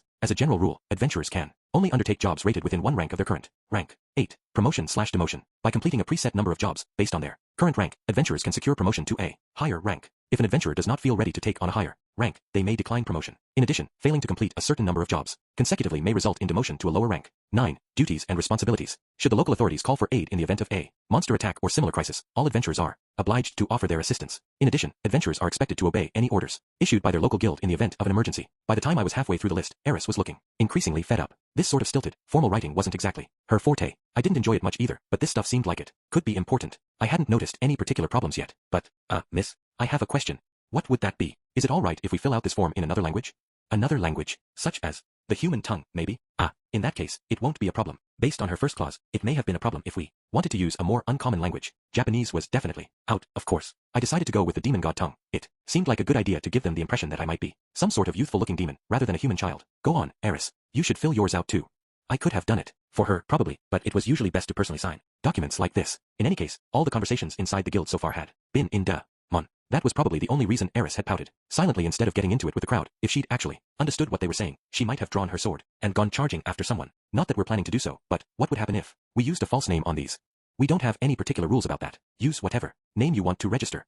Don't you get criminals signing up under made-up aliases or anything? Well, the definition of a criminal isn't the same on the demon continent as it is in other places. So long as someone isn't causing trouble for the guild, it isn't much of a problem. However, if you're ever stripped of your status as an adventurer, you'll find it impossible to register again, on this continent at least. That seems very lenient. It does cause us issues, of course, but many people on this continent weren't named at birth, and a stricter policy would prevent them from registering at all. Interesting. It sounded like the guild on this continent had a certain level of independence from the broader organization. If it could set its own policies like that, I'd come up with the whole Royce thing in case they wouldn't let a supered register, but it seemed that wasn't going to be a problem. If I register here then head to another continent, will I need to re-register with the guild over there? That won't be necessary. Figured as much, but good to know. If you're finished with that form, please place your hand on this. This time, the clerk took out a transparent board about the size and shape of an erotic gamebox with a magic circle engraved at its center. I could see a small metal card sitting underneath its surface. What's all this then? Like this. As I pressed my hand flat against the center of the plate, the clerk tapped the button on its far edge. Name, Rudius Greyrat. Profession, magician. Rank F. After reading out the contents of my form in a flat, steady voice, she pressed the button a second time, and the magic circle glowed, faintly red for just a moment. Here you are. This is your adventurer card. The ordinary-looking metal card was now marked with faintly glowing letters. Name, Rudius Greyrat. Sex, male. Race, human. Age, 10. Profession, magician. Rank, F. For some reason, it was all written in the human tongue. I see. So that thing's basically some sort of magic printing press, huh? Wouldn't it be really convenient to use it for books, too? If they've got him in public facilities like this, I wonder why they're not all over the place. Then again, maybe the upper plate and the card itself were special items too. It sounded like the clerk had manually input my name, rank, and occupation, but the device seemed to have sensed my race, age, and sex from my hand somehow. That was kind of a bummer, actually. So much for hiding the fact that I was a human. Well, whatever. I just have to roll with it. Name, Rujert Superdya. Sex, male. Race, demon. Age, 566. Profession, warrior. Rank, F. For a second there, I was seriously worried this thing might reveal that Rujert really was a superd, but his card went with the nicely vague word, demon, instead. Definitely a relief. The device had exposed his actual age, but the clerk seemed to take that in stride. Maybe absurdly long lifespans weren't that rare among demon kind. The name Rujert Superdya also didn't get much of a reaction. She probably just assumed it was a pseudonym. Talk about rude. I'd just told her we weren't planning on using those. Then again, maybe it wasn't common knowledge that Dead End's real name was Rujert. I'd heard the words Dead End thrown around a ton in here, but not his actual name. Incidentally, his card had come out in the demon god tongue. Name, Eris Boreas Greyrat. Sex, female. Race, human. Age, 12. Profession, swordswoman. Rank, F. But Eris's was written in the human tongue as well. Is there a reason why his card is in a different language than ours, miss? Yes, it changes depending on your race. So humans just got human tongue by default, no matter what. What happens if you're mixed race? Sometimes it might use a bit of both the relevant languages, but typically it would pin you as the race more of your ancestors are from. But what if you're a human who can only speak demon god or something? In that case, you can just press your finger against the center of the card and speak the name of the language you'd prefer. Just to try it out, I pressed my finger to my card and said, Beast God Tongue. The words on my card changed instantly. This is kind of fun. Demon God Tongue. Fighting God Tongue. Try not to do that too often, the clerk interjected. You'll use up the card's magical energy more quickly. What happens if it runs out? You'll need to have it recharged at a guild branch. Right. So the card itself was definitely a magical implement as, well, there was probably some tiny crystal embedded inside it or something. Would the information recorded on it disappear? No, fortunately. If you keep using the same card for a long time, does the battery start draining faster or anything? The battery. If you're referring to its magical energy, then no. The supply is usually good for about a year, but we'll replenish it every time you stop by to report a completed task, so it typically won't run dry at all. How much does that service cost? Well, there's no fee of any sort. Okay, so why did you tell me off for playing around with it? Maybe people had been known to storm in and yell at the clerks when their cards ran out of juice? Customer service jobs always sucked, no matter what world you landed in. Okay, got it. I'll be more careful from now on. I had no idea who invented these things, but it was an interesting little system. I felt like there were probably all sorts of other applications for rechargeable magic tools, but maybe the guild was monopolizing the technology. Oh well, no point thinking about it right now. Hee hee. Eris, meanwhile, had been gazing at her little card with a big smile on her face for some time now. I know you're happy, but don't lose that thing, okay? Would you like to register a party as well? Asked the clerk. A party? Oh, yes, please. Somehow, that part had slipped my mind completely, probably because there wasn't anything about it on the initial paperwork. We'd been intending to set ourselves up as a party from the very start, but before that, would you mind giving us a rundown of the party system? With a polite nod, the clerk began explaining the nitty-gritty details. A party can have a maximum of 7 members. Only adventurers within one rank of the party's leader can join the party. Your party rank is the average of all your members' ranks. For rank promotion purposes, all party members receive credit for any jobs completed as a party. Individual party members can still take on jobs independent of the party. To join a party, you need approval from both the party leader and the guild. To leave a party, you only need approval from the guild. The party leader has the right to eject any member from their party. Should the party leader die, their party is automatically disbanded. 2 or more parties can join together to form a clan. High-performing clans are eligible to receive a variety of special rewards from the guild. The clan parts didn't seem especially relevant right now. We're going to be a small-scale operation for the foreseeable future. Now then, what would you like to use for your party's name? We'll go with Dead End. The clerk's face twitched a little, but she managed to paste a smile back on in no time. The woman was clearly a pro. Very well. Let me have your cards for a moment, please. We retrieved the cards we just tucked away and passed them across the counter to the clerk. She stepped into the back for a moment, then returned. Here you are. Please make sure everything's in order. I looked down at my card and saw a new line had been added to the bottom. Party, Dead End, F. The F was presumably our party rank. For some reason, it was a little embarrassing to see the words Dead End actually written out like that. It sounded intimidating when you said it aloud, but it was definitely a different story in print. At this point, we fully completed the registration process. Congratulations. Thanks for your time, miss. If you want to take on any jobs, simply tear the relevant paper from the board and bring it over to our reception counters. Got it. Also, we handle purchasing behind the building, so make sure to head back there when you have something to sell. Out back. Got it. Thank you. Phew. Finally done with the paperwork at least. With our registration completed, the 3 of us headed over to take a look at the bulletin board. Unfortunately, that meant making our way through a gauntlet of smirking adventurers. Almost everyone looked at us like we were a bunch of monkeys in a zoo, but there were a few in the crowd who seemed more hostile than amused. Those were the ones I'd need to watch out for. I told Rudyard it was okay to scrap if he needed to, but I wasn't expecting much from him as an actor. There was no guarantee we'd be able to turn trouble to our advantage the way I wanted to. All said and done, I didn't want to get into any fights today. All of a sudden, a leg stretched across the aisle we were walking down. The leg in question belonged to a frog, or frogman. He had a blue body with black spots and the smuggest face I'd ever seen. His bulging cheeks inflated and deflated rapidly. It was obvious he was suppressing the urge to laugh. Was the guy inviting us to trip over his leg, or what? It brought back some unpleasant memories, but I pushed them out of my mind and stepped carefully over the obstacle. Jaya ha ha ha. Ee. Ga ga ga. For some reason, this prompted a burst of laughter from all around me. I flinched slightly at the noise, which only made them chortle harder. Stay calm. It's no big deal. They were going to laugh at you no matter what you did. I'd experienced the exact same thing in my previous life. This was classic, cookie-cutter bullying. Following my lead, Eris tried stepping over the frogman's leg as well, but he suddenly jerked it upward, catching her by the tip of her toes. Gah! Eris started pitching forward, but managed to catch herself at the last moment by slamming her leading foot down hard against the floor. Of course, this prompted more raucous laughter from everyone in the vicinity. Her face bright red, Eris stared furiously back at the frog, her hands squeezed into fists and her teeth grinding loudly. Ooh, sorry about that, kiddo. My legs are so long and thin I can barely keep him under control sometimes. The man did offer an apology of sorts. Not that she understood a word of it. Crap. Is this going to turn into a fight? If she throws the first punch, things might get ugly fast. But to my surprise, Eris just snorted haughtily, turned on her heel, and strode over to join me. Her face was terrible to behold, but she'd managed to control herself. Good girl, Eris. Way to be the grown-up in the room. I'm giving you a fighting spirit prize. You just received 100 bonus points. Unfortunately, it was now Rudyard's turn to face the frog-leg menace. Stretching his leg out like that really drove home just how long and skinny it was. Should he really be out adventuring with sticks like that for legs? Maybe they let him jump really high or something. Focus, please. What's Rudyard gonna do here? Lifting his foot high, Rudyard began stepping over the obstacle in his path. Just like with Eris, the frogman jerked the leg up to trip him. Wha. Instead of Rudyard, it was our slimy friend who took a tumble. Rudyard had slipped a foot under the frog's leg as he raised it, then kicked upward to throw him totally off balance. flipped backward. Out of his chair, the man landed flat on his stomach in a classic squashed frog pose. Once again, everyone around us burst into laughter. Gah goohoo. Way to get knocked down by a newbie, man.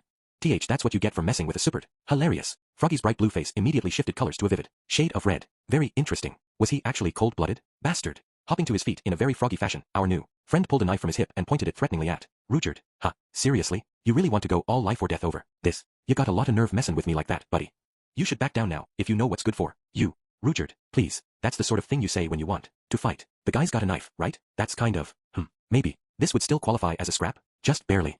Hey, come on, Perutko, give it a rest. A horse-headed man suddenly stepped in from the sidelines to intercede. Pickin' on. Newbies went out of style years ago, man. But this guy, you just lost your balance and fell, right? Come on, no copra, the bastard's scowling at. You lost your balance and fell, right? When Horseface repeated himself, Froggy paused, clicked his tongue bitterly, then stomped straight out of the guild. The crowd of onlookers promptly lost interest and began dispersing in groups of 2 and 3. Man, I'd given some thought to the possibility that we'd get into a fight here, but that was more nerve-wracking than expected. With the crisis past, I turned around and made for the guild's bulletin board, totally oblivious to the ominous gaze of a certain horse-headed man. The board was absolutely covered with dozens of pieces of paper. There was a mountain of work that needed doing apparently. As a brand new party, however, we could only take jobs ranked F or E, and there weren't any particularly epic-looking quests in those categories. The majority were just odd jobs around the city, stuff like organizing a warehouse, helping out in someone's kitchen, basic bookkeeping, looking for a lost pet, and exterminating insects. None of them looked especially challenging, but the rewards were also low. The actual forms looked like this, for example. F. Task. Warehouse organizing reward. 5 stone coins. Details. Manual labor. Heavy lifting. Location. Rikarasu Block 12. The warehouse with the red door. Duration. Half a day to a day. Deadline. Not applicable. Client. Dagamu of the Orte. Notes. I've got a ton of stuff to move around and not nearly enough manpower. Someone help me out. Ideally, someone strong. F. Task. Kitchen help reward. 6 stone coins. Details. Dishwashing. Carrying food, etc. Location. Rikarasu Block 4. The Footfall Restaurant. Duration. 1 day. Deadline. Before the next full moon. Client. Shinatora of the Kananda. Notes. We've been getting a ton of reservations lately. I need some extra hands in the kitchen. If you're up for a little taste testing too, I'd appreciate it. E. Task. Lost pet reward. 1 scrap iron coin. Details. Find and catch a missing pet. Location. Rikarasu Block 2. Kirib House. Room 3. Duration. Until the pet's located. Deadline. None in particular. Client. Mysel of the Huga. Notes. My pet vanished and won't come home. I'm using up all my allowance money on this request. Someone, please help. They didn't seem like the sort of jobs you'd undertake as a party. Really. It looked like low-rank jobs tended to be solo quests for the most part. Any jobs we completed would count for all of us for rank promotion purposes. At lower ranks, maybe people tended to take on a whole bunch of jobs as a party, then divide the work up among the members. Well, I guess we'd want to start with something nice and simple. Still, why's the lost pet 1 E rank? Oh, right. I guess the city's pretty big. The whole until you find it thing could also be a little awkward. There was a possibility the thing was dead after all. But that bit about the allowance had to mean that the client was a sweet, adorable little girl, right? It'd be pretty sad if no one helped her out. Aren't there any about fighting dragons or something? There is one, but it's S rank. Over here. Ooh, really? Wait, I can't read this. It says a stray dragon's taken up residence to the north of the city. Think we could take it down? It would be best not to try. Dragons are fearsome foes. Right. Still, I kind of want to try slaying something. The monster hunting quests start at rank C, I'm afraid. There aren't any ranked lower than that. So it would appear. But I heard you're supposed to start off by fighting goblins and stuff. You won't find any monsters that weak on this continent. As I looked through the low-level jobs, Eris was having a somewhat alarming conversation with Rudyard, who handled all the reading for her. That guy really was a patient soul, wasn't he? Whoa there, my D-dead-end friends. Those are a little, high rank for you guys, ain't they? One of the guys who'd been laughing at us earlier sauntered over to the two of them with a big smirk on his face. It was a muscular man with the head of a horse, the same guy who'd stepped in to break up that fight a minute ago, actually. I moved fast and managed to get myself between him and Eris before he got too close. Mind your own business. We'll take an F or E-rank job just like we're supposed to. Hey, calm down, buddy. I just wanted to give you a little advice. Okay, no kidding. Like what? Here, you see this job? The lost pet one. Reaching past me, Horseface ripped down the paper I'd been looking at only a few moments earlier. Yeah, I saw that one. Seemed like it might be kind of tough, since this city's so big.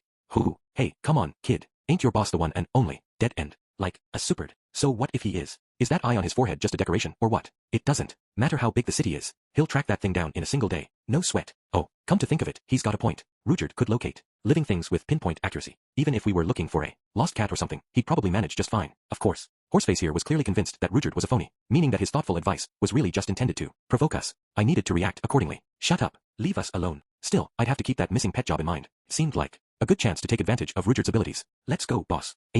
Aren't we going to take on any jobs?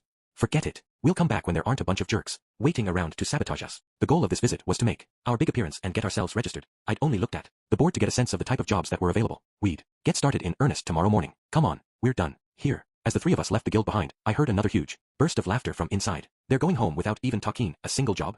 Dead end ain't in no rush, man. What a cool customer. Jaya ha ha ha. I could see the bewilderment on Rudyard's face. It was hard to blame him for wondering if we were really on the right track here.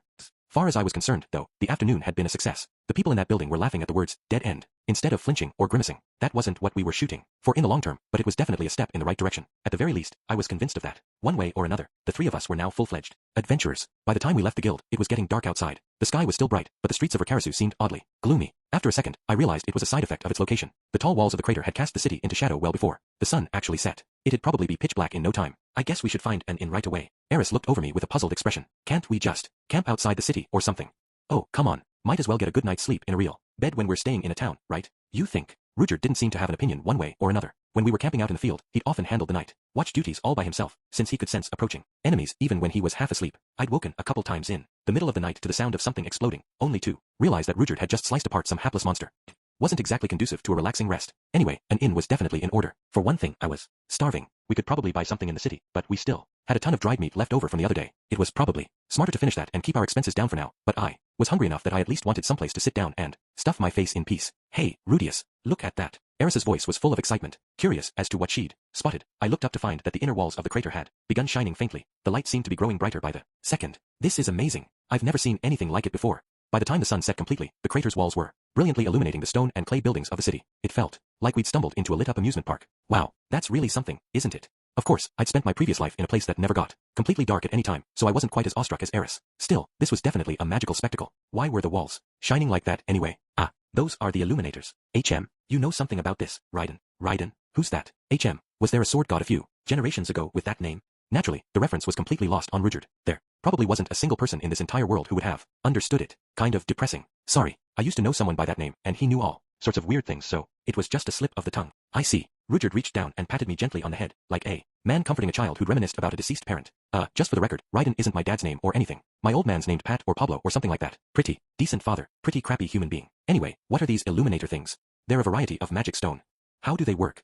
They absorb light during the day, then release it like this once. It's dark. They shine for less than half as long as the daylight hours, though. So they were basically solar-powered lights. I didn't see anything like these back in Azura. It was surprising they weren't in broader usage, considering how convenient they sounded. So why don't people use these all over the place? Mainly, it's because the stones themselves are rather rare. Ha, looks like they've got a ton of them here, though. It had to take a huge number of those things to light up an entire city. Like this, right? The great demon empress apparently had them brought here, at the height of her power. You see that over there? Rudyard pointed to the broken fortress at the center of the city, shining faintly in the light of the stones. It was also her castle would glow beautifully in the night. Wow, that seems a little excessive. An image of the demon empress popped unbidden into my mind. It was Eris in a dominatrix outfit, shrieking, "More light! I need more light so that the world may know my beauty. Doesn't anybody try to steal them or anything? I've heard it's forbidden, but I don't know the details." Right. This was Rudyard's first time in Rikarasu, too, after all. The stones seemed to be positioned fairly high up the crater's walls, so maybe it was tricky to get to them unless you could fly. At the time, the project was widely condemned as a selfish waste, but I suppose it's proven useful in the end. Maybe the Empress actually did it for the good of her citizens. That I highly doubt. The woman was infamous for her decadence and self-indulgence. Ooh, I like the sound of those words. If this lady's still alive somewhere, I'd love to meet her. We're definitely talking about a sexy succubus type here. Hey, sometimes truth's stranger than fiction, right? Is that some sort of human proverb? Yep. Think about it though. The super don't have a great reputation either, but they're actually kind-hearted people, aren't they? Rudyard patted my head affectionately. I wasn't sure how I felt about being petted like this at my age, but let's think this over, shall we? Yes, I was basically in my mid-40s, mentally speaking, but this guy was in his 560s. Just chop off a digit if it's too hard to wrap your head around that. Now we've got the equivalent of a 4-year-old being patted by a 56-year-old. That's nice and heartwarming, right? Hey, Rudius, why don't we go check that place out? Eris said, pointing at the ruined, jet-black castle looming ominously against the night sky. Not tonight, Eris, I said. Let's find an inn. Oh, come on. We can just take a little look around. Well, now I'd got her pouting. It was charming enough that I was tempted to indulge her, but based on what Rudyard said earlier, this light wasn't going to last forever. The last thing we needed was to find ourselves plunged into total darkness just as we reached the castle. I've been feeling kind of worn out lately, Eris. I'd rather head to an inn. Ha, are you all right? I wasn't lying. It probably had something to do with the fact that I wasn't used to traveling, but I'd been feeling kind of sluggish for the last few days. I could still move just fine in battle, so it hadn't been a major issue yet. Still, I did seem to be getting tired more quickly than usual. Maybe the stress was getting to me. I'm fine, Eris. It's nothing too serious. Really? Well, alright then. I guess I'll have to be patient. Now that was a phrase I never would have expected to hear from Miss Eris Boreas Greyrat. The girl really had come a long way in the last few years, hadn't she? We settled on a place called the Wolfclaw Inn. It had a total of 12 rooms, and the rate was 5 stone coins per night. The building itself had seen better days, but they openly welcomed beginner adventurers, and the price was definitely fair. For an extra stone coin, they provided morning and evening meals, and if you were an adventuring party with more than 2 people staying in a single room. They waived that fee altogether. As part of that newbie-friendly strategy, the rate stayed the same no matter how many beds you used. Their front lobby also doubled as a little tavern, with a handful of tables and a few counter seats as well. When we walked in, one of the tables was occupied by a group of 3 young adventurers, which didn't strike me as surprising. The word young was relative here, of course. They were probably older than I was, maybe about Eris's age. All of them were boys, and all of them were staring at us without making any attempt to hide it. "What should we do?" said Richard, shooting me a glance. He was presumably asking if we were going to put on another show. "Let's not," I replied after a moment's thought. "This is where we're sleeping, right? I'd rather be able to relax here." There was no telling how many nights we'd actually be spending in this particular inn, but these boys were still children by Richard's standards. If we stayed under the same roof for long, they'd naturally come to learn that he was a good-hearted guy. "We're a party of 3. We'll be here 3 days at least." "Yeah, fine. You want the meals or no?" The innkeeper here didn't seem to be the friendliest. "Yeah, meals, too, please." I handed over enough coins to cover our first 3 days up front. The free food thing was definitely a nice bonus. This left us with 1 iron coin, 3 scrap iron coins, and 2 stone coins, the equivalent of 132 stone coins in total. Hey, are you a rookie adventurer too?" As I was listening to the innkeeper explain the rules and such, one of the newbies wandered over and spoke to Eris. It was a kid with white hair and a horn sticking out of his forehead. You could probably have classified him as a pretty boy if you were feeling generous. The other 2 weren't bad either, I guess. One of them was a sturdy-looking, muscular guy with 4 arms, and the other had a beak for a mouth and feathers where his hair should be. They were all relatively handsome, although in different ways. If Hornhead was a normal type Prettymon, 4 Arms was a fighting type, and Beak Boy was a flying type. We're pretty new to this ourselves, actually. Want to come eat with us maybe? Oh wow, he's actually hitting on her. This little punk was pretty damn precocious, huh? Too bad his voice was trembling. It was kind of adorable, in a way. "We can probably give you some advice on picking jobs and stuff, you know." Humph. Eris's only response to the boy's offer was to turn her face away. "Way to go, girl. Give that little flirt the cold shoulder." Well, not like she can even understand what he's saying. "Come on, just for a bit. Your little brother over there can come, too." Just as I felt like I should intervene, Eris abruptly glanced across the room and began walking away from the boy. I recognized the technique, of course. It was something she'd learned in Edna's etiquette lessons, a basic move from the art of avoiding annoying aristocrats. Now then, how was the kid going to play this? At this point, a gentleman would get the message and back down gracefully. "Hey, don't ignore me." Hornhead was evidently not a gentleman. Clearly irritated, he reached out and grabbed the bottom of Eris's hood. The kid yanked Eris backward, but she had enough lower body strength to keep her balance. As you might expect from an adventurer, he seemed to be relatively strong himself. Unfortunately, there was a cheap piece of cloth caught up in the middle of this power struggle. With an ugly ripping sound, Eris's hood gave way. Ha! Eris looked down at the damage. There were tiny tears all along the hood's bottom edge, where the seams had pulled apart. I think I actually heard her snap. "What the hell do you think you're doing?" A shrill cry, loud enough to shake the inn to its rafters, served as the starting bell. Twirling around, Eris fired off a Boreas punch. This was a turning blow she'd learned from Sorrows and perfected in the course of her training with Ghislaine. The poor kid never saw it coming. Her fist caught him square in the face, and his head jerked back so far that it almost looked like she'd broken his neck. The kid fell spinning backward, hit the back of his head against the floor, and was instantly unconscious. I was a total amateur, but even I could tell that blow had some serious power behind it. You could almost hear the world's strongest death row convict muttering, "What a punch. Kinda serves you right for being so pushy, man." Hopefully the kid had learned his lesson and would never again do anything so foolhardy as speaking to Eris. Sometimes education can be a painful process. Anyway, his 2 friends were presumably going to come charging in at this point. I probably needed to step in. "Who do you think you are anyway? You've got some nerve touching me." But to my surprise, Eris wasn't done yet. This time she unleashed the Boreas kick, another highly sophisticated technique she'd learned from Sorrows and perfected under Ghislaine. Her foot smacked into the solar plexus of her second victim. Gah! 4 Arms moaned in agony and sank to his knees. Eris promptly drove her knee into his chin, sending him flying backward. Ha! Wah! Ha!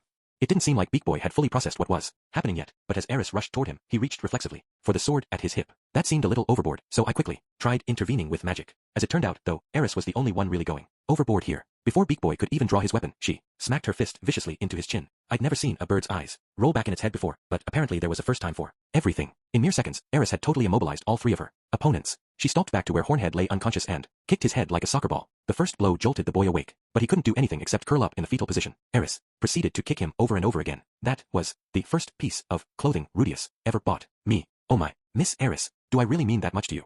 It was just a cheap little thing to cover up that hair of yours, you know. Goodness, you're going to make this old man blush. Eris kicked the boy over onto his back and reached down to grab one of his legs. Her face was twisted with rage. "You'll regret this. Until the day you die, I'm going to stomp that thing into mush." What thing was she referring to, you might wonder? I was too afraid to ask. Hornhead didn't know what she was saying, of course, but he seemed to understand what she intended to do. He started yelping apologies, begging for help, and trying desperately to squirm away. But his words were meaningless to Eris, and they wouldn't have made a difference either way. Eris always finished what she started. The girl was nothing if not thorough. This kid was about to meet with the same fate I might have suffered 3 years earlier had I failed to escape her wrath. "Stop it, Eris." At this point, I finally managed to step in and intervene. Everything had happened so quickly that I'd been too startled to react immediately. "Down, girl, down. Calm yourself. What's your problem, Rudius? Why are you stopping me?"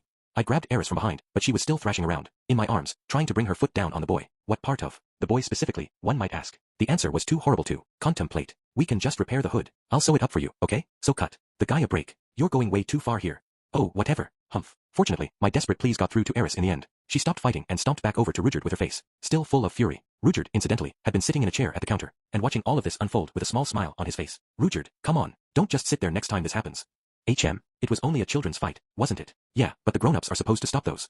Especially when it's such a total mismatch. Are you alright? Yeah, I'm fine. Feeling a bit sympathetic despite myself, I cast healing on the battered boy and helped him to his feet. Sorry about that. She can't speak, demon god. Teach, that scared the heck out of me. Why'd she get so mad? Anyway, well, she doesn't like being pestered, and I think that hood is pretty important to her. Alright, would you mind telling her I'm sorry? I glanced over at Eris. She'd taken off her hood and was staring at the huge tear in it while grinding her teeth furiously. She was definitely in her never forgive, never forget mode right now. I hadn't seen her like this since the very first day we met. I half expected to see little cartoon clouds of smoke coming out her ears. Sorry, but if I spoke to her right now, I think she'd punch me, too. Wow. She's cute, but kinda scary, huh? Honestly, I thought the girl had grown more civilized recently, but maybe it was only an act. Kinda depressing, since I'd just been patting myself on the back about how far she'd come. Well, yeah, she's definitely cute, and that's why you probably shouldn't talk to her unless you have a good reason, okay? Alright, sure. Also, if you ever feel the urge to try and get revenge for this, I'd advise against it. I stepped in today since the whole thing was just an accident, but next time you might actually die. Not exactly subtle, but I wanted to make sure he knew where we stood. The boy's eyes widened, and he rubbed at his nose, then checked the back of his head for lumps. After a few moments, he seemed to calm down. My name's Kurt. What's yours? I'm Rudius Grey Rat. Oh, and she's Eris. At this point, the two others, who Eris had punished for their friends' misdeeds, came up to introduce themselves as well. The four-armed muscle man was Bachiro, and Beak Boy's real name was Gablin. Once we'd finished exchanging our names, these two took up positions on either side of Kurt, and the little group struck up a dramatic pose. Together, we are the Tokarabu Village Toughs. Were these kids trying to pull off an Athena exclamation, or what? Talk about lame. And you're calling yourself toughs? Seriously? What are you, a biker gang from 50 years ago or something? In fact, is this Tokarabu place even on any maps? We're on track to hit rank D soon. We were thinking it was about time we found a girl magician to round out the party. You know, that's why I came over. A girl magician? That didn't make much sense. I was the only magician in our party. It's not like Eris is wearing a wizard robe or anything. Oh, wait a second. Did you assume Eris was a magician because of the hood she had on? Well, yeah, only spellcasters wear stuff like that. Yeah. She's carrying a sword, you know. Ha, oh wow, you're right. Apparently Kurt hadn't even noticed. He seemed like the type who only saw the things he wanted to see. But you're a magician, right? I mean, you can use healing, spells and everything. That's pretty awesome. Yeah, spells are basically what I do. Hey, why don't you both join up with us then? Wait, you think we're going to join your gang? Seriously? Didn't you learn anything from that little episode earlier? Just so you know, if I joined up, that guy over there would be coming too. I pointed over at Rudyard, who was busy lecturing Eris about something or other. She looked a bit sulky, but was nodding at his words. Ha, that guy's in your party too. Oh, absolutely. His name's Rudyard. Rudyard? What's your party called anyway? Dead End. The boys stared at me with undisguised bewilderment. They were obviously wondering what the hell we were thinking. Is it really a good idea to use a name like that? Well, we got approval from the man himself. Suyer. Yeah, I know it sounds like a joke, but I'm actually telling the literal truth here. It's just a name, right? Point is, Eris and I are already taken, so we can't join up with you guys. It was hard to imagine we'd get anything out of teaming up with these kids anyway. We weren't here to run around playing make-believe. Oh yeah, guess that's your loss then. We're gonna make a big splash in this town, you know? Don't come begging us to let you in the party once we're famous. Is he for real? Well, nothing wrong with a bunch of fresh-faced youngsters heading to the big city with their heads full of dreams, right? Those grizzled veterans back at the Adventurers Guild probably welcomed kids like these with warm, indulgent smiles. You talk awful big for someone who just got his butt handed to him by a kid. Hey, she, just caught me off guard, man. You gonna trot out that excuse when some monster ambushes you in the wilderness too? Gah. Yeah, I think I won that one. Feels good, man. Hard to argue with the mental image of a Pax coyote ripping out your throat, right? I left the Tokarabu Village Toughs to nurse their bruised egos. After dinner, we headed up to our room, where 3 fur beds awaited us. Phew. Sighing softly, I took a seat on mine. Today really had been exhausting. I wasn't in the best condition to start with, and we'd met so many people, heard a ton of laughter, and endured so much mockery. Even when you're consciously playing a part, that stuff takes a toll on you. Eris was gazing out our window at the city, which was growing darker by the minute. That ruined castle was pretty captivating, sure, but you'd think the girl was a tourist or something. We had all sorts of things to worry about right now, didn't we? Did she expect me deal with everything all by myself, or what? Okay, no. I needed to stop being so negative. Eris trusted me. That's why she wasn't overthinking things right now. It wasn't as if she was being a spoiled brat or anything. Now if only she'd stop getting into pointless fights. I fell back onto my bed, looked up at the ceiling and thought about what came next. First and foremost, we needed money. This room was costing us 15 stone coins a night for the 3 of us. We needed to earn at least that much per day at a bare minimum. But based on what I'd seen earlier, F-rank jobs paid out about 5 stone coins, and even E-rank jobs were only worth 1 scrap iron coin or so. As a solo adventurer, you could probably just tackle 1 F-rank job per day to cover the cost of your lodgings, then start saving some cash once you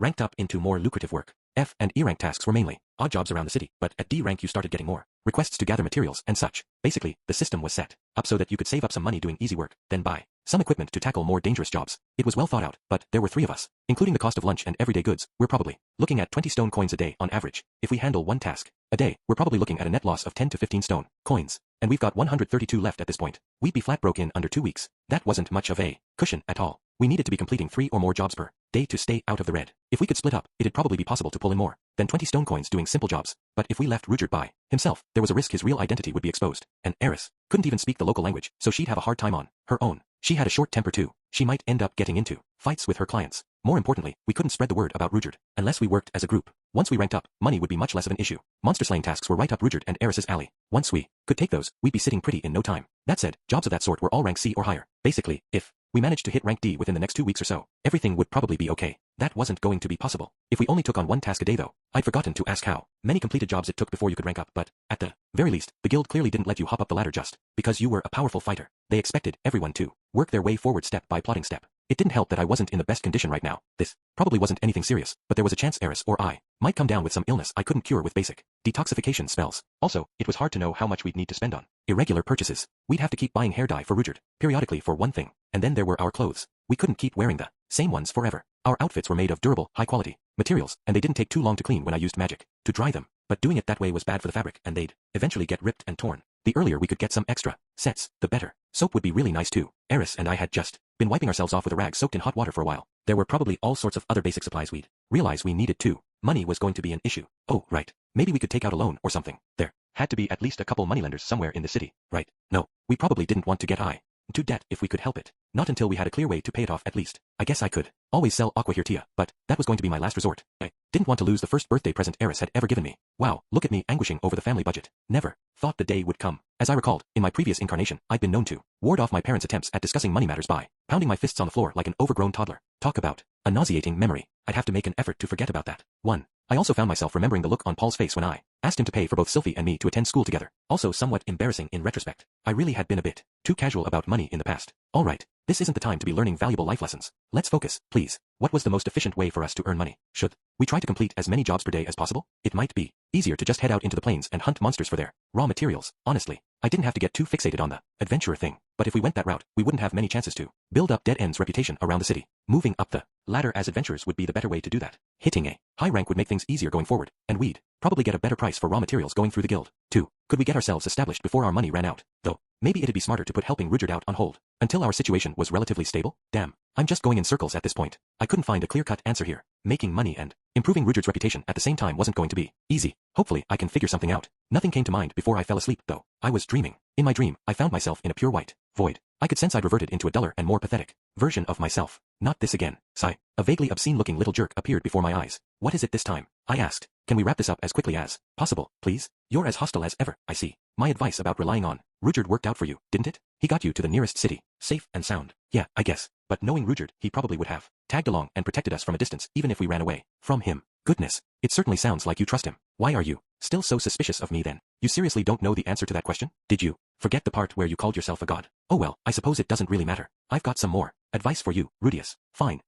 Would you please just get it over with? I hate the sound of your voice, and I hate being here too. I hate feeling like the time I spent as Rudius was just a dream. I hate feeling like I've gone right back to being some useless, pathetic loser. If you're going to make me hear you out, I wish you'd just say your piece up front. Somebody's awfully submissive today. I'm just going to end up in the palm of your hand no matter what, right? Don't be silly, Rudius. All your choices are entirely your own.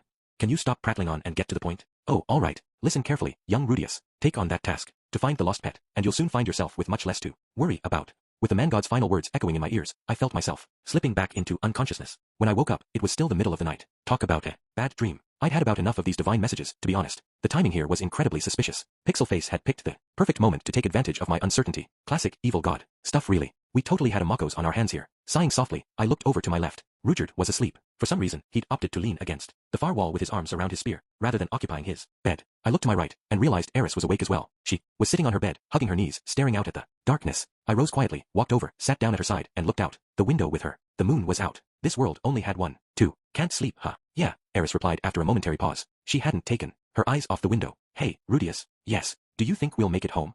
All of a sudden, her voice was painfully anxious. Oh.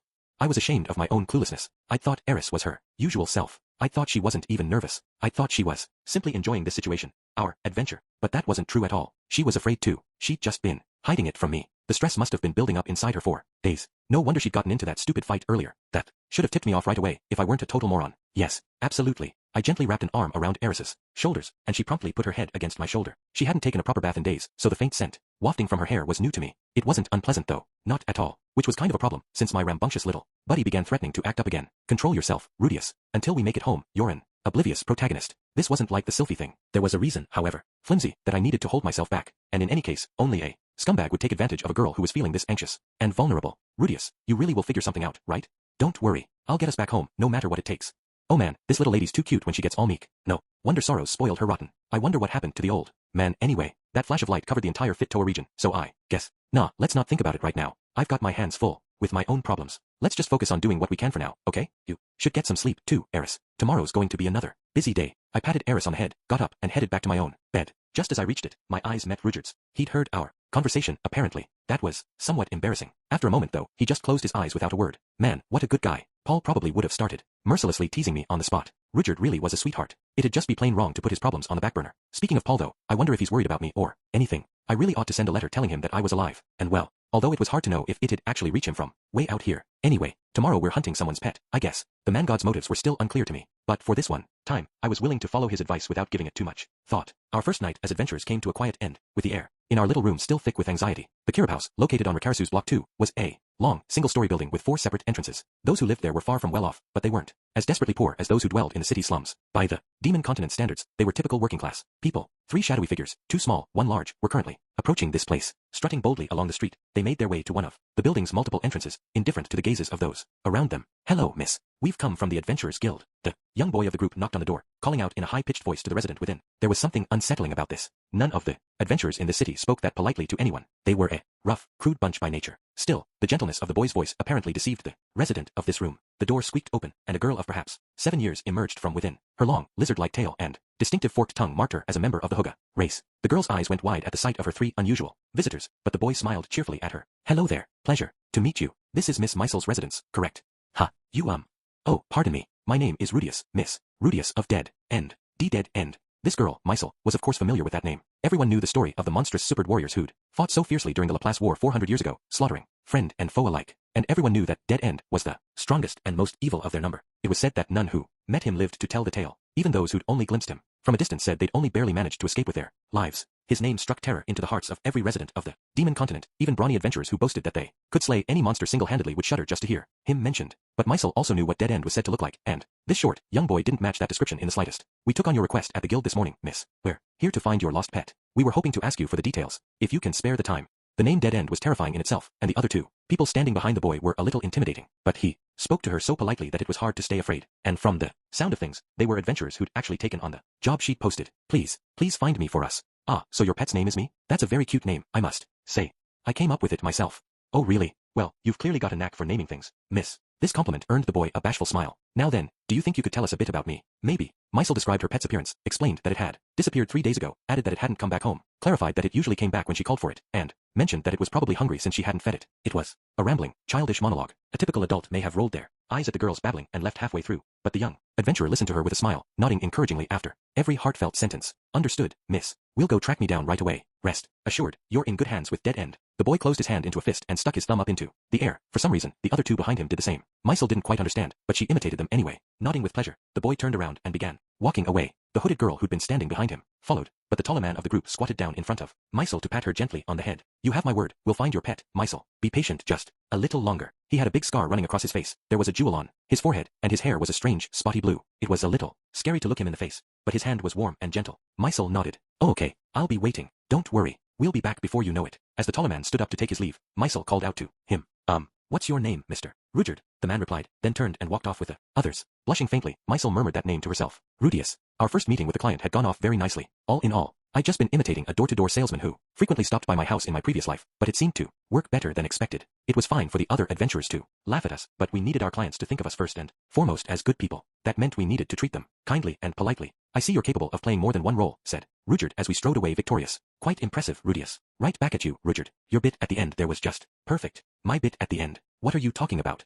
The part where you patted her on the head as you spoke to her, obviously. That had been a total ad-lib. I was sweating bullets there for a second, but the results had been very impressive. Oh, I see. What was so good about that? Maybe the part where she was gazing up at you with a big blush on her face? Come on, man. I would have been sorely tempted to kidnap her if I was in your shoes. It wasn't a good idea to just come out and say that to someone who loved children as much as Rudyard, though. He probably would have spent the next half hour sternly rebuking me. So instead, I adopted a joking tone of voice and nudged him playfully in the thigh with my elbow. Hee hee. Come on, boss. You had that chick wrapped around your little finger. Hee hee. Rudyard smiled dubiously and denied this, his voice a bit uncertain. Hey, don't be so modest, boss. If you pushed a little harder, that girl would have been putty in your... Ow. I was rudely interrupted by a smack upside the head. I turned to find Eris pouting at me. Stop laughing like that. Wasn't that stupid? Boss stuff's supposed to be an act. Apparently, she wasn't a big fan of my leering impression of a lowlife. Ever since the kidnapping, Eris had despised vulgar people. Back in Roa, she grimaced every time we passed someone dressed like a thug in the street. I was only kidding around with Rudyard, but I guess she didn't find it too amusing. Sorry about that. Honestly, you're a member of the Grey Rat family, aren't you? Don't be so uncouth. It took an effort of will not to burst out laughing at that one. Did you hear that, ma'am? Eris just told me off for being uncouth.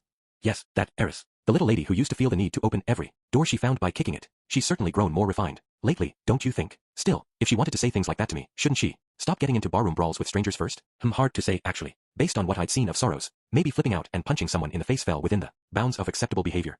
No, surely not. After giving it a moment's thought, I realized I had no earthly idea where uncouth stopped and couth began for Ajuran nobles. Accordingly, I changed the subject. In any case, Rue, I jeered, do you think we can find this pet? Based on what we'd heard from Mysel, me seemed to be a cat. It was black and had been Mysel's companion ever since she was very young. It was also likely on the larger side. Mysel had stretched her arms out wide to demonstrate its size. Assuming that wasn't an exaggeration, me had to be about as big as a full-grown Shiba Inu, which was pretty remarkable for a house cat. Of course, I gave the girl my word after all. With this promisingly decisive declaration, Rudyard strode forward, taking up the lead. He was moving with confidence, but I was still feeling a little nervous. I knew he had a powerful built-in radar for living things, but it couldn't be easy to track down one specific animal in a city that was full of them. Do you have a plan or something? Animals move in very predictable ways, Rudius. Look here. I peering at the ground where Rudyard pointed, I could just barely make out the outline of a small paw print. Talk about impressive. I never would have noticed that in a million years. So if we follow these tracks, you think we'll find it? No, these are likely from a different animal. The paws of her cat wouldn't be this small. True, this did look more like the paw print of an ordinary or even smallish cat, though I did somewhat suspect the girl may have been overstating Me's size somewhat. So then, it seems like a different cat has been pushing its way into our target's home territory. What? Really? It certainly seems that way. Her cat scent is fading, so another one's moved in. Wait, can he actually pick up on the smells they marked their territories with or something? This way, Rudyard had apparently reached some sort of conclusion that he didn't feel the need to share with us. He strode off down a side street and I quietly tagged along. It felt like we were making progress, although I wasn't quite sure how. Maybe this was how it felt to be poor old clueless Dr. Watson. No worries, folks. We've got the best sleuth on the continent on the case. He'll track down the criminals with his peerless investigative techniques, knock them flat with demon-style baritsu, and squeeze out a confession with a few pointed questions. Make way for great detective Rudyard. Found it. This is probably the one, Rudyard said, pointing at a nondescript section of the street. I couldn't have told you what he'd found or why he felt the need to add on that, probably. There weren't any paw prints here that I could see. Follow me. Rudyard set off again at once, moving forward. Steadily, without hesitation, he led us through a series of side streets that seemed to get narrower and narrower as we went. If nothing else, these looked like the type of alleys you'd expect a cat to be slinking through. I still had no idea what sort of a trail Rudyard was following, but it seemed to be going smoothly so far. Look at this. There's signs of a struggle here. We'd come to a halt in a dead-end alley. Whatever signs Rudyard had found there, they were too subtle for me. I couldn't see any bloodstains or scratches in the dirt. This way. Turning on his heel, Rudyard took the lead once again. It kind of felt like Eris and I were just along for the ride. Talk about a low-stress job. We passed through a few side streets, cut across a boulevard, and headed into another side street. From there, we made our way into a back alley, then passed onto another side street, and so on, and so forth. After moving briskly through the city's maze-like streets for some time, we took a sudden turn into a very different part of town. Everything here was run down and desolate. The buildings were crude, unpainted, and crumbling from neglect. Some of the men we passed shot us ominous looks. There were people lying sprawled out along the street, and many of the children were in filthy rags. We were in a slum now. The change hadn't been a gradual one, either. It was more like we'd stumbled right into the heart of it. Within moments, I was on high alert. Eris, be ready to draw your sword at any time. Why? Just to be on the safe side. Also, keep an eye on the people we pass in the street, and try to watch your back. Okay. It felt like a good idea to put Eris on her guard as well. We probably weren't in much real danger with Rudyard around, but I didn't want us slipping up due to complacency. The two of us really ought to protect ourselves. With that thought in mind, I reached into my inner breast pocket and clutched tightly at my money pouch. I didn't have that much cash to lose, but it would still be a disaster if someone swiped it. TCH. Sometimes, one of the rougher-looking guys we passed would stare menacingly at Rudyard, but when he glared right back, they tended to click their tongues and look away. In this sort of neighborhood, people who could throw a good punch probably inspired more respect than adventurers. Is this really where the cat went, Rudyard? We'll see. That reply wasn't particularly reassuring. We weren't just wandering around aimlessly here, were we? No. Rudyard's just being his tight-lipped self. I'm sure he's got us on the right track. Let's just keep telling ourselves that. We ended up walking through the slums for some time, but eventually Rudyard drew up short in front of a certain building. This is it right here. A crude flight of stairs in front of us led down to a nondescript door. It looked like the entrance to some underground bar inhabited by punk rockers with weird haircuts, but there wasn't any thumping music floating up from below, or bald guys with sunglasses standing by the door to keep an eye on the clientele. On the other hand, there was a thick animal stench coming from down there, the sort of smell you might catch a whiff of while walking past a big pet shop. In a less literal sense, you could practically smell crime in the air. How many people are inside there, Rudyard? None. There are a large number of animals, however. All right then, shall we? If there was no one in there right now, There was no reason to hesitate. The door at the bottom of the stairs was locked, naturally, but I opened it easily enough with a bit of earth magic. Shooting a quick glance around the area to make sure no one was watching, I slipped in, waited for Rudyard and Eris to follow, then closed and locked the door from the inside. Kind of felt like we were burglars or something. At a glance, all I could see was a long, dark corridor stretching out in front of us. Can you keep an eye out behind us, Eris? No problem. Presumably Rudyard would know if anyone came in after us, but it couldn't hurt to be extra careful. The three of us moved deeper into the building, with Rudyard in the lead once again. A single door at the end of the main corridor opened into a small room, with another door at its far end. As we passed through the second door, a deafening chorus of animal cries instantly filled the air. We'd reached the room at the very back of the building. It was absolutely packed with cages. There were countless animals locked up in here, cats, dogs, and a wide variety of creatures I'd never even seen before, all crammed into a space about the size of a high school classroom. What is this? Eris said, her voice trembling. My first thoughts were roughly along those lines as well, but it also occurred to me that given the number of animals in here, there was a good chance the one we were looking for was among them. Rudyard, is the cat in here? Yes, he responded instantly. That's the one. He was pointing at something that looked very much like a black panther. The thing was huge. Absolutely huge. It had to be twice as big as Mysel had indicated with her arms. Is that seriously the one we're looking for? Of course it is. Look at its collar. The beast did, in fact, have a collar, and the name me was, in fact, printed on it. Wow, I guess it really is me, huh? Technically, we'd now completed our task. Once we took this panther out of its cage and dragged it back to the little girl, we were done. That said, what about all these other guys? There were quite a few of them with collars around their neck, or bracelets on their legs, and some of those had names written on them. In other words, a whole bunch of these animals were obviously pets. I'd also noticed a big, careless pile of ropes and things that looked like muzzles in one corner of the room. The ropes, in particular, seemed to suggest some capturing had been going on. Here was someone snatching unique pets off the street and selling them off to other people, maybe? It seemed like a perfectly plausible scheme. I had no idea if there were any specific laws about this sort of thing in this world, but it had to be some sort of crime. I mean, it was a form of theft at the very least. Suddenly, Rudyard turned his head back toward the entrance. Eris reacted at almost exactly the same time. Someone's come in after us. The animals were making such a racket that I personally hadn't heard a thing. Rudyard aside, I was genuinely impressed Eris had even noticed. That said, what were we going to do about this? It wouldn't take much time for them to get here from the entrance. Was running an option? No, not really. The only way out was through that corridor. Okay, let's capture them, I guess. I didn't really consider the option of just talking things over. We'd broken into this place like a bunch of thieves after all. It did seem to be a crime scene, but there was still a possibility it had some legitimate purpose, which would make us the criminals here. Right now, we needed to take these people into custody. If they were good guys, we could cajole them into keeping quiet about this, and if they were bad guys, we could punch them until they promised not to talk. A few minutes later, I was standing over 3 people, 2 men, 1 woman, who were lying unconscious on the floor in a corner of the room. After restraining them with handcuffs I made using earth magic, I splashed some water on their faces to wake them. One of the men immediately began yelping and yowling, so I promptly gagged him with a rag that was lying nearby. The other 2 kept quiet, but I ended up gagging both of them as well. It was better to be fair and impartial with these things. With all this done, I found myself pondering a certain question. How exactly did it come to this? I mean, we'd taken on a simple E-rank job to find a lost cat. Nothing too dramatic. Rudyard said he could handle it, so I had him take charge, and ended up following him into some sort of slum. In said slum, we broke into a building with tons of animals inside it.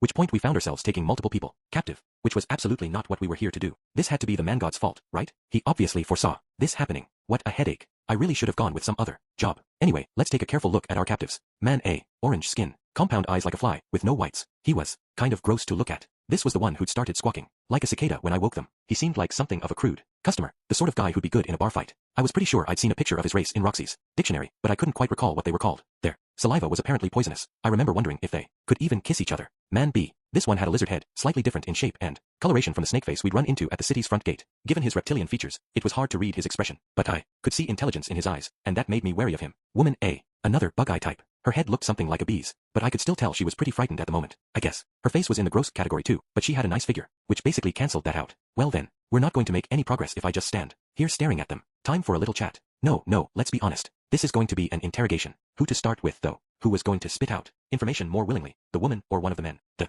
woman was definitely afraid. If I threatened her a little, there was a chance she may tell me everything right away. Then again, women were known to lie. Some of them were perfectly capable of telling you ridiculous, incoherent nonsense to get themselves out of trouble. Okay, so probably not all women were like that, of course, but my big sister sure as hell was. It used to make me so angry that I'd have a hard time figuring out what the actual truth was. Maybe I'd start with one of the men instead. How about man A? He was the bulkiest of the group and had a scar on his face. Looked like their best fighter. He was also agitated at the moment. Probably wasn't the sharpest tool in the shed, judging from the way he was shouting. Who the hell are you, people? And take these damn handcuffs off me, before I gagged him. Or man B. It was hard to read much from his face, but he seemed to be observing the 3 of us carefully. That meant he wasn't stupid. And if he wasn't stupid, he probably had a few good lies worked out in advance in case something like this ever happened. So, I decided to go with man A. It was easier to manipulate someone who'd lost their cool. With a little prodding and a bit of provocation, he'd probably slip up and tell me everything I wanted to know. And hey, if it didn't work out, we could always try the other 2. I've got a few questions I want you to answer.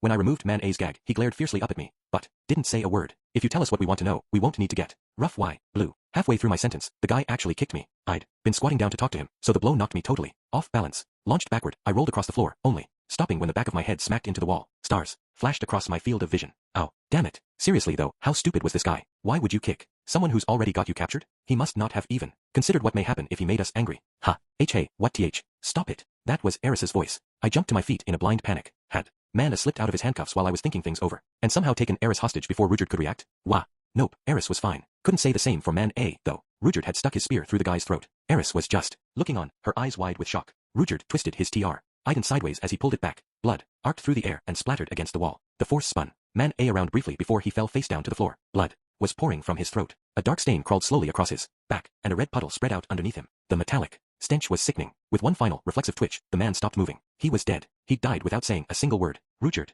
had murdered him in cold blood.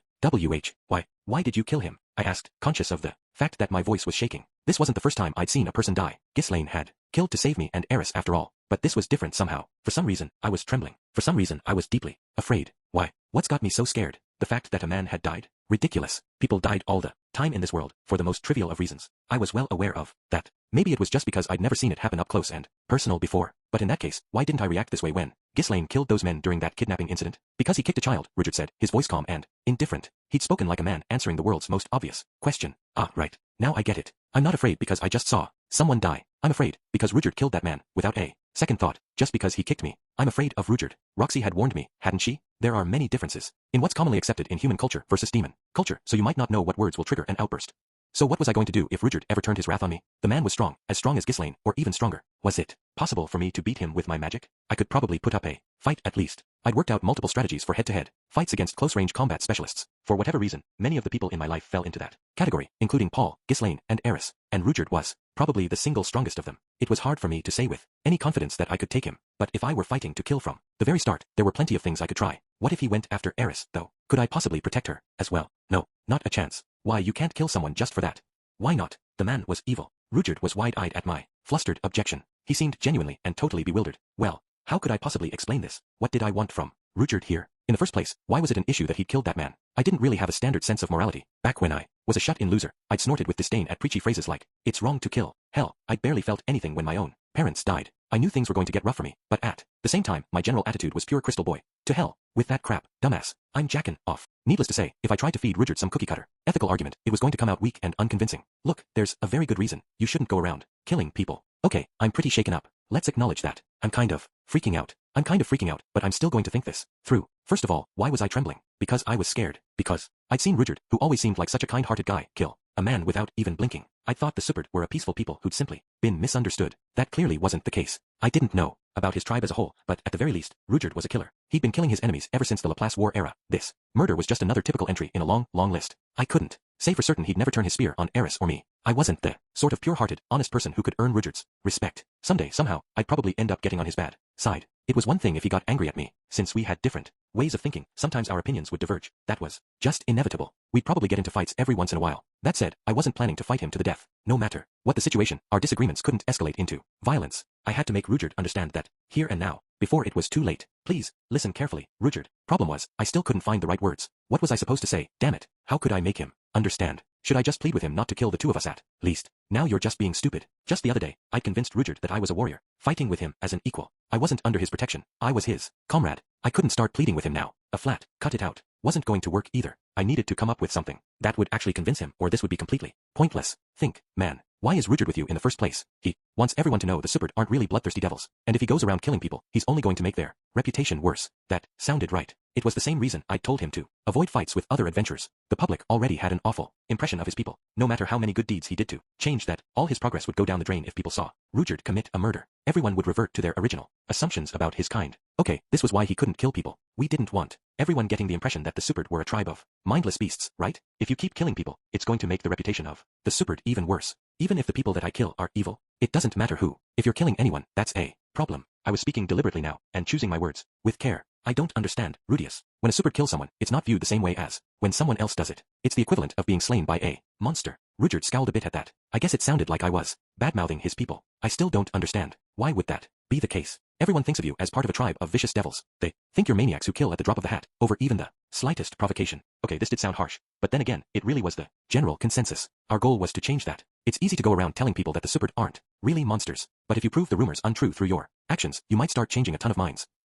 On the other hand, you'll ruin everything if you start killing people. Everyone will assume they were right about your race all along. Surely that isn't true. Is this really not ringing any bells, Rudyard? Have you ever helped some people out and started getting friendly with them only to have them suddenly turn on you? I have. At this point, I could feel my argument finally coming together. Well, here's the thing. If you don't kill anyone at all from now on, yes, everyone will realize that the Superd are normal, rational people. Was that really true? Would simply refraining from murder be enough to convince the people of this world that his tribe was reasonable? This wasn't the time to think about it. I wasn't wrong either way. Rudyard had obviously killed too many people. The general populace thought the Superd were killers by their very nature. But if he stopped killing, we had a chance to change their minds. It was logical enough, wasn't it? If you care about your tribe, don't kill any more people. Rudyard, not a single one. Normally, you had to make judgment calls about these things. Killing might ordinarily be wrong, but in certain circumstances, it could be justified or even necessary. But I didn't know the standards by which the residents of this world made those calls, and Rudyard's personal criteria were probably extreme. The man didn't give you any room for error, and it was hard to know where he drew the line. In that case, it was simplest and safest to just forbid him from killing altogether. What if no one's watching? Wouldn't it be all right then?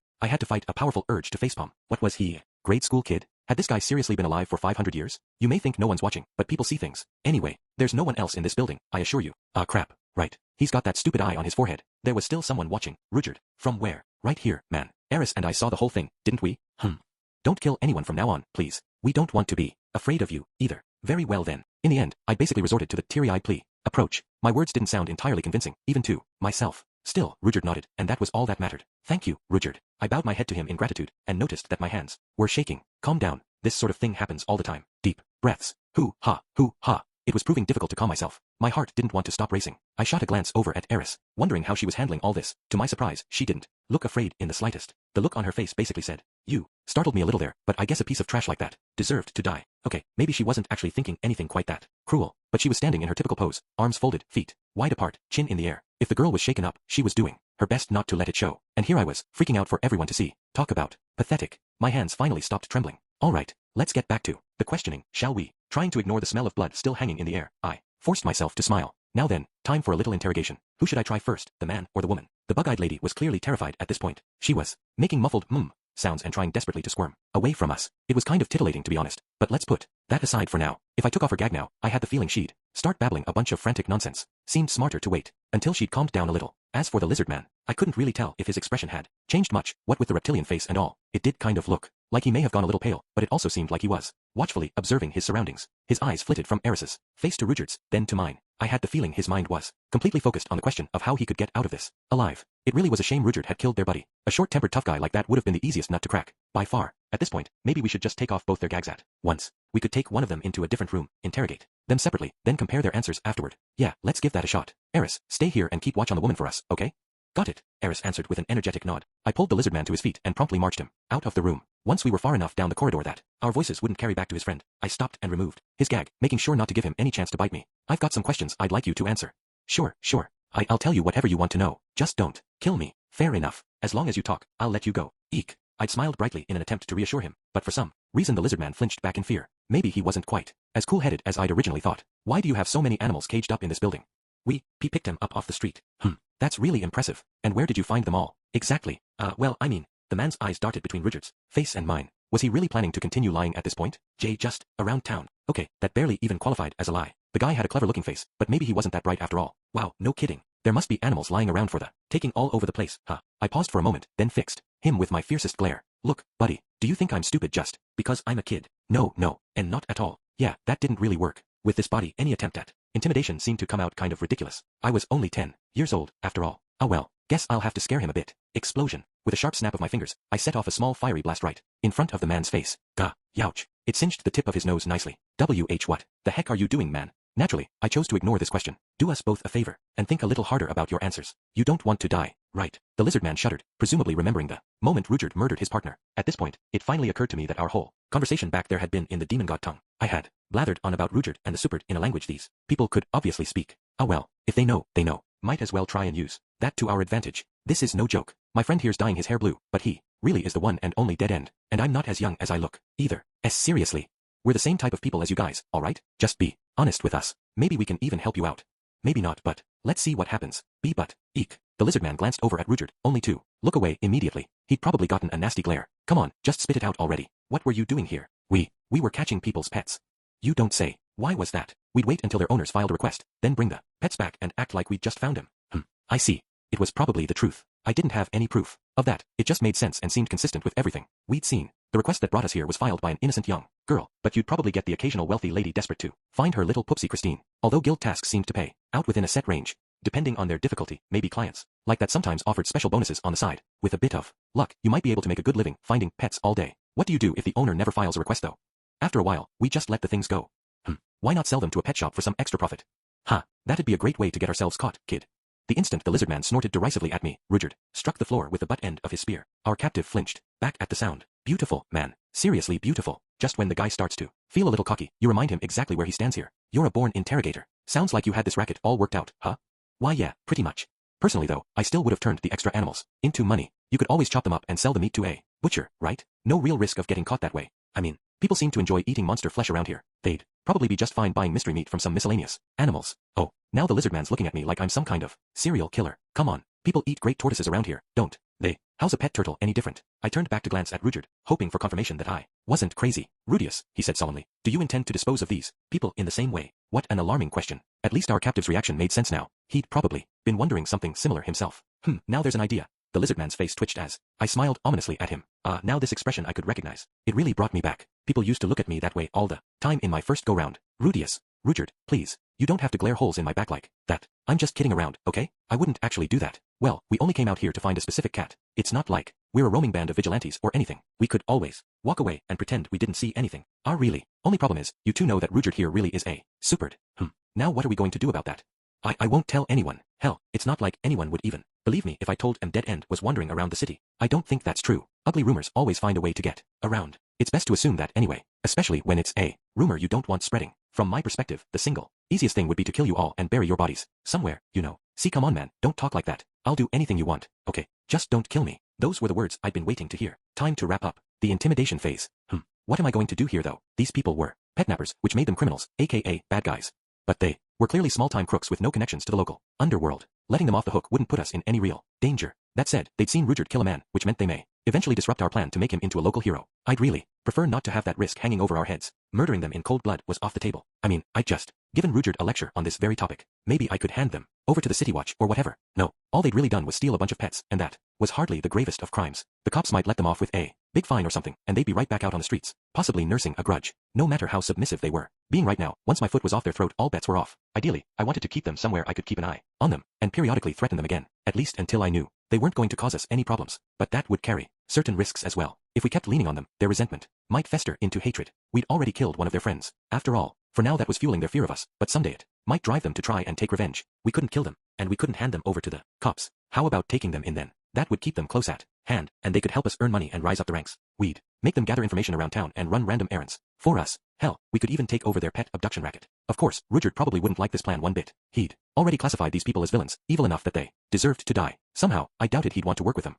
Let's run down the risk and return of all our options. 1. Murder them. Risk. Rudyard will get seriously confused. We might pick up a bad habit of killing our way out of trouble. Return. Prevents any potential future problems. We can take whatever cash they're carrying. 2. Hand them over to the City Watch. Risk. They might hold a grudge. Return. A bit of good PR, maybe. 3. Leave them be. Risk. They might hold a grudge. Return. Nothing in particular. 4. Take them in. Risk. Won't go over well with my buddy. People might think we're involved in some shady business. Return. Easy way to keep an eye on them. Provides us with some extra help. Number 1 was easy to eliminate. It felt like we'd be heading down the wrong road. I wasn't a soft-hearted sap or anything, but murdering people left and right would just be foolish. I had the feeling it'd come back to bite us in the end. Numbers 2 and 3 were low-risk, low-return plays. Even if our new friends did try to get revenge on us somehow, Rudyard could track them down easily enough, but then we'd probably end up killing them anyway. That would be a lousy outcome and a waste of effort. Number 4 seemed like the winner then. It might ruin Rudyard's impression of me, but putting everything else aside, we also had a pressing need for money at the moment. Yeah, that's right. Money has to be our top priority right now, doesn't it? And some extra help should make that much easier. Helping out with their pet abduction racket was an option, but we could also add them to our party, then split up to tackle multiple F-rank jobs at once. That would move us up the ranks faster, and moving up the ranks was huge. Once we could take on rank C tasks, our lives would get so much easier. Wait a second. Come to think of it, if you guys were taking lost pet jobs, wouldn't that make you adventurers? Why yeah, that's right. Oh hey, us too. What a coincidence. What's your party rank? D. Not only were they adventurers, they were a couple rungs up the ladder from us. So you're doing rank E tasks even though you're rank D? Yeah, we could go up to C at this point actually, but the lost pet stuff was steady money, you know? Once you hit rank C, you weren't allowed to take on rank E tasks anymore. Maybe some people deliberately stayed put at D so they could keep working simpler and safer jobs, or so they could keep running a scam. In this specific case, if we were in their shoes, we'd Jump up to C immediately and start grabbing B-ranked monster slaying missions, but maybe some adventurers preferred avoiding combat altogether.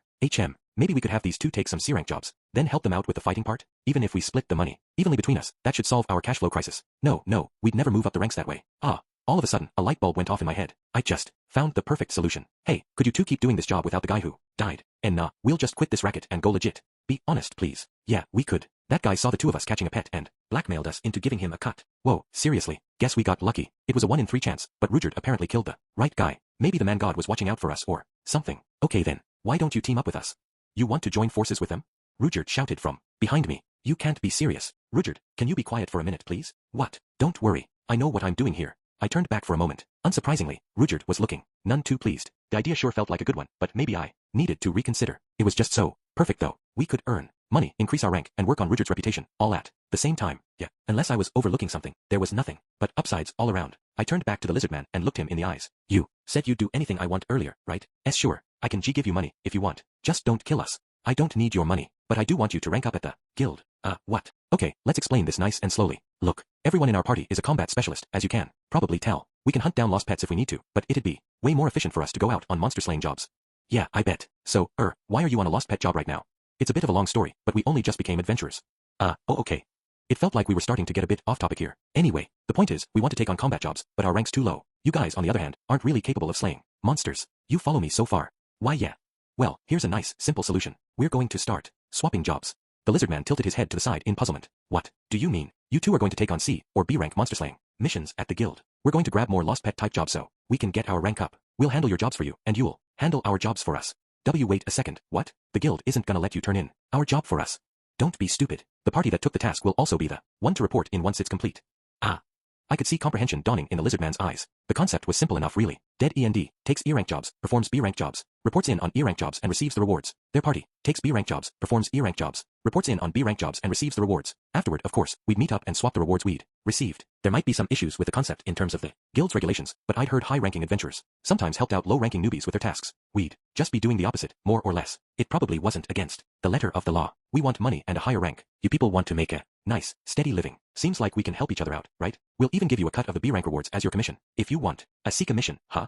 The lizard man swallowed audibly. B-rank jobs paid out nicely. This was the carrot we'd dangle in front of them. We couldn't rely entirely on the stick, or they'd betray us eventually. Our arrangement had to be a sweet deal for everyone involved. However, there is one condition. What's that? You need to spread the word about Dead End all over town. What? I think everyone already knows the name. Sure seemed that way. Yeah, but we want them to think he's a nice guy. Tell everyone about our good deeds, even if you have to make stuff up. You can even call yourselves Dead End while you're dealing with random F-rank jobs. Is there some point to all this? There certainly was, but if we gave this guy a long explanation of Rujard's tragic past, was he even going to buy it? No, probably not. He just witnessed Rujard kill a member of his party in cold blood. It didn't sound like the two of them had been too friendly, but his impression of the Superd was probably set in stone at this point. There are some things you're better off not knowing, friend. Fine, whatever. I ended up going with a half-assed non-answer, but the guy accepted it readily enough. Basically, you just want us to talk you up, right? Exactly. Make sure you don't use our name in a way we wouldn't like, of course. Keep in mind, we've got a guy who could track you down to the ends of the earth. The lizard man glanced fearfully over at Rujard and nodded several times. All right then, I said. Looking forward to working with you, friend. At least until we get our rank up. All right, sure. Let's meet up tomorrow morning at the guild. Don't be late. With a smile, I thumped the lizard man on the back. Just to be on the safe side, we questioned the woman as well to see if her story lined up with her friends. According to her, the two of them were lost pet specialists before they became criminals. It had been their livelihood for some time. One day, they preemptively scooped up an animal that was clearly a lost pet, which got them thinking about how much easier their jobs would be if they could catch their targets before the requests were filed. Things escalated over time, and eventually they found themselves in the pet capturing business. At first, it had been a small-scale operation, but then man caught them red-handed in the middle of an abduction. He'd forced his way into the party as their bodyguard, started acting like the leader, and quickly ramped up their activities. Apart from taking a huge cut of the profits for himself, he'd also coerced the woman into sleeping with him as part of his fee. As a result, they weren't too upset with us for killing them, especially the woman. We really had gotten lucky. Incidentally, the lizard man's name was Jaleel, and the bug lady was Visquil. After a quick group meeting with both of them, I finally removed their handcuffs. As we left the building with our client's cat, Rujard glared over at me and broke his silence. Rudius, what's the meaning of this? The meaning of what, exactly? At this, he grabbed me by the lapels, lifting me a few inches off the ground. Don't play dumb. Those people are villains. Do you really expect me to join forces with them? Okay, the man was genuinely furious. His face was scary to look at right now. I couldn't help remembering the fact that he'd casually killed a man only a little while ago. Well, granted, they're not great people, but they're only small-time crooks. They weren't doing anything that evil. A villain is a villain. The scale of their evil is irrelevant. I'd known this was coming, hadn't I? For some reason, my legs were still shaking. My voice was trembling, and there were small tears forming in the corner of my eyes. But look, this lets us kill two birds with one stone. What does that matter? Rudyard really wasn't buying this, was he? This wasn't good. I was too afraid to think straight. The chattering of my teeth echoed loudly through my head. Villains will betray you in the end. Rudyard shouted, his eyes narrowing. It was true. I'd taken that possibility into account, but this plan offered some juicy benefits from their perspective, and we just scared them pretty badly. It probably wasn't going to be a problem in the short term. What were you thinking? Why must we conspire with such people? Now that question gave me pause. The man had a point. It wasn't like we had to join forces with those two. We could always have taken things at a more leisurely pace, taking on tasks from the guild when we could, hunting monsters outside the city when we needed cash, and slowly moving up the ranks. That was a perfectly viable alternative, and it wouldn't involve relying on some shady people. It would be a bit of a detour, but that wasn't the end of the world. Maybe this was a bad idea. Should we call it off, turn around, and kill those two right now? Have ourselves a nice bloodbath? Was I even in the right here? I wasn't so sure anymore. Rudyard. At this point, my inner debate was interrupted by a fierce shout. Rudyard's body swayed once, then twice. Get your hands off Rudius. Eris was kicking him in the backside, repeatedly. What are you even complaining about anyway? Her voice was loud enough to make my ears ring. A few passers-by looked over in our direction, wondering what all the fuss was about. I disliked the idea of joining forces with a pair of villains. Oh, boo-hoo. So what if you don't like it? He's doing this for your sake, stupid, and mine. Rudyard's eyes went wide, and my feet thumped back down onto the ground. Eris promptly stopped kicking him, but she wasn't quite done with the shouting. In the first place, what's the big deal about them stealing a couple animals? You misunderstand me. The sort of people who would kick a child can't be. Oh, come on. I kick people all the time. Still, evildoers can't be trusted. You did some evil things in the past yourself, didn't you? Well, now she had him at a loss for words. Miss Eris, I'm very grateful that you're sticking up for me here, but maybe we shouldn't poke the guy too hard where it hurts. Rudius is really smart, okay? He's gonna make everything work out fine, so just shut up and do what he says. Don't start whining every time you feel a little bit unhappy. But if you're going to complain about every little thing, then just go home now. Rudius and I can manage on our own. Rudyard faltered, taken aback by the raw emotion on Eris's face. Very well. I'm sorry, Rudius. He apologized to me after a moment. The man had been overwhelmed by Eris's vehemence, but that didn't mean he was actually convinced, of course. Tage, that's all right, Rudyard. The bar I needed to clear had just gotten much higher. After all, I couldn't very well admit that I was feeling uncertain myself. Teaming up with those two may have been a careless move, but now that it had come to this, I had to stick to my guns no matter how anxious I may feel. I thought it was a brilliant idea at first. I just have to trust myself on that one. Not that there were many people I had less faith in. When we reunited her with her cat, Mysel was absolutely overjoyed. She came running over the moment she laid eyes on us, threw her arms around me, and burst into tears of joy. The girl obviously adored her pet. The cat was surprisingly tolerant of her affection, given that it was a panther. Thank you. Here you go. After a while, our happy client handed Rudyard a small metallic card. There was something that looked like a job number on it, along with the word complete. What's this? I said. You don't know? The girl asked disbelievingly. Aren't you adventurers? Well, I guess I'll let you tell me, if you insist. Harumph. Would you mind explaining, miss? Okay, when you take this to the Adventurers Guild, they'll give you money for it. It's not complete to start with though, but if you stick your finger on the blank part and go, task complete, that makes it all complete. Why? A liberal translation. If you place your finger on the card and speak the words task complete, the card will indicate that the job is done. Was that a failsafe against the possibility of someone stealing the card? But what if I did the task complete part myself? Would that work? If so, you could just swipe the cards and turn them in for some easy cash. Nah, even if it worked, the guild would catch on in no time, and they probably had some measures set up to prevent that sort of thing. It looks like this one already says complete though. Normally, you'd wait until the job was actually done to do that whole step, right? Yeah, I just knew Rudyard was gonna find me, so I did it in advance. Oh my goodness, too cute. A child's trust is a beautiful thing. Squatting down, Rudyard patted the girl gently on the head. I see, you had faith in me, did you? Thank you, Mysel. Yeah, I didn't know there were any good devils, but now I do. For a moment, Rudyard's face seemed to freeze in place. I know how you feel, man, but that's just where your reputation stands right now. All right then, miss. Don't forget about Dead End and your friend Rudyard, okay? Yeah, come help me if she goes missing again. The girl's final, cheerful words made my chest ache just a little. By the time the three of us made it back to the Adventurers Guild, it was already twilight. If every job took us this long, we'd be bankrupt in no time. Hey, what the hell? They're back. Whoa, did you find that lost pet already, kiddo? The moment we stepped into the building, that same horseface guy started goading us again. He was easy enough to recognize, since his horse head contrasted oddly with his minotaur-like body. Did he just hang around inside the guild all day, or what? Oh, if it isn't the horse-headed man from this morning. Did you take a break from work today? It wasn't too fun dealing with this guy, honestly. He reminded me too much of someone who'd bullied me back in the day. They both made a big show of messing with you, basically inviting everyone else to join in. What? You're talking awfully polite all of a sudden, kid. Kinda creepy.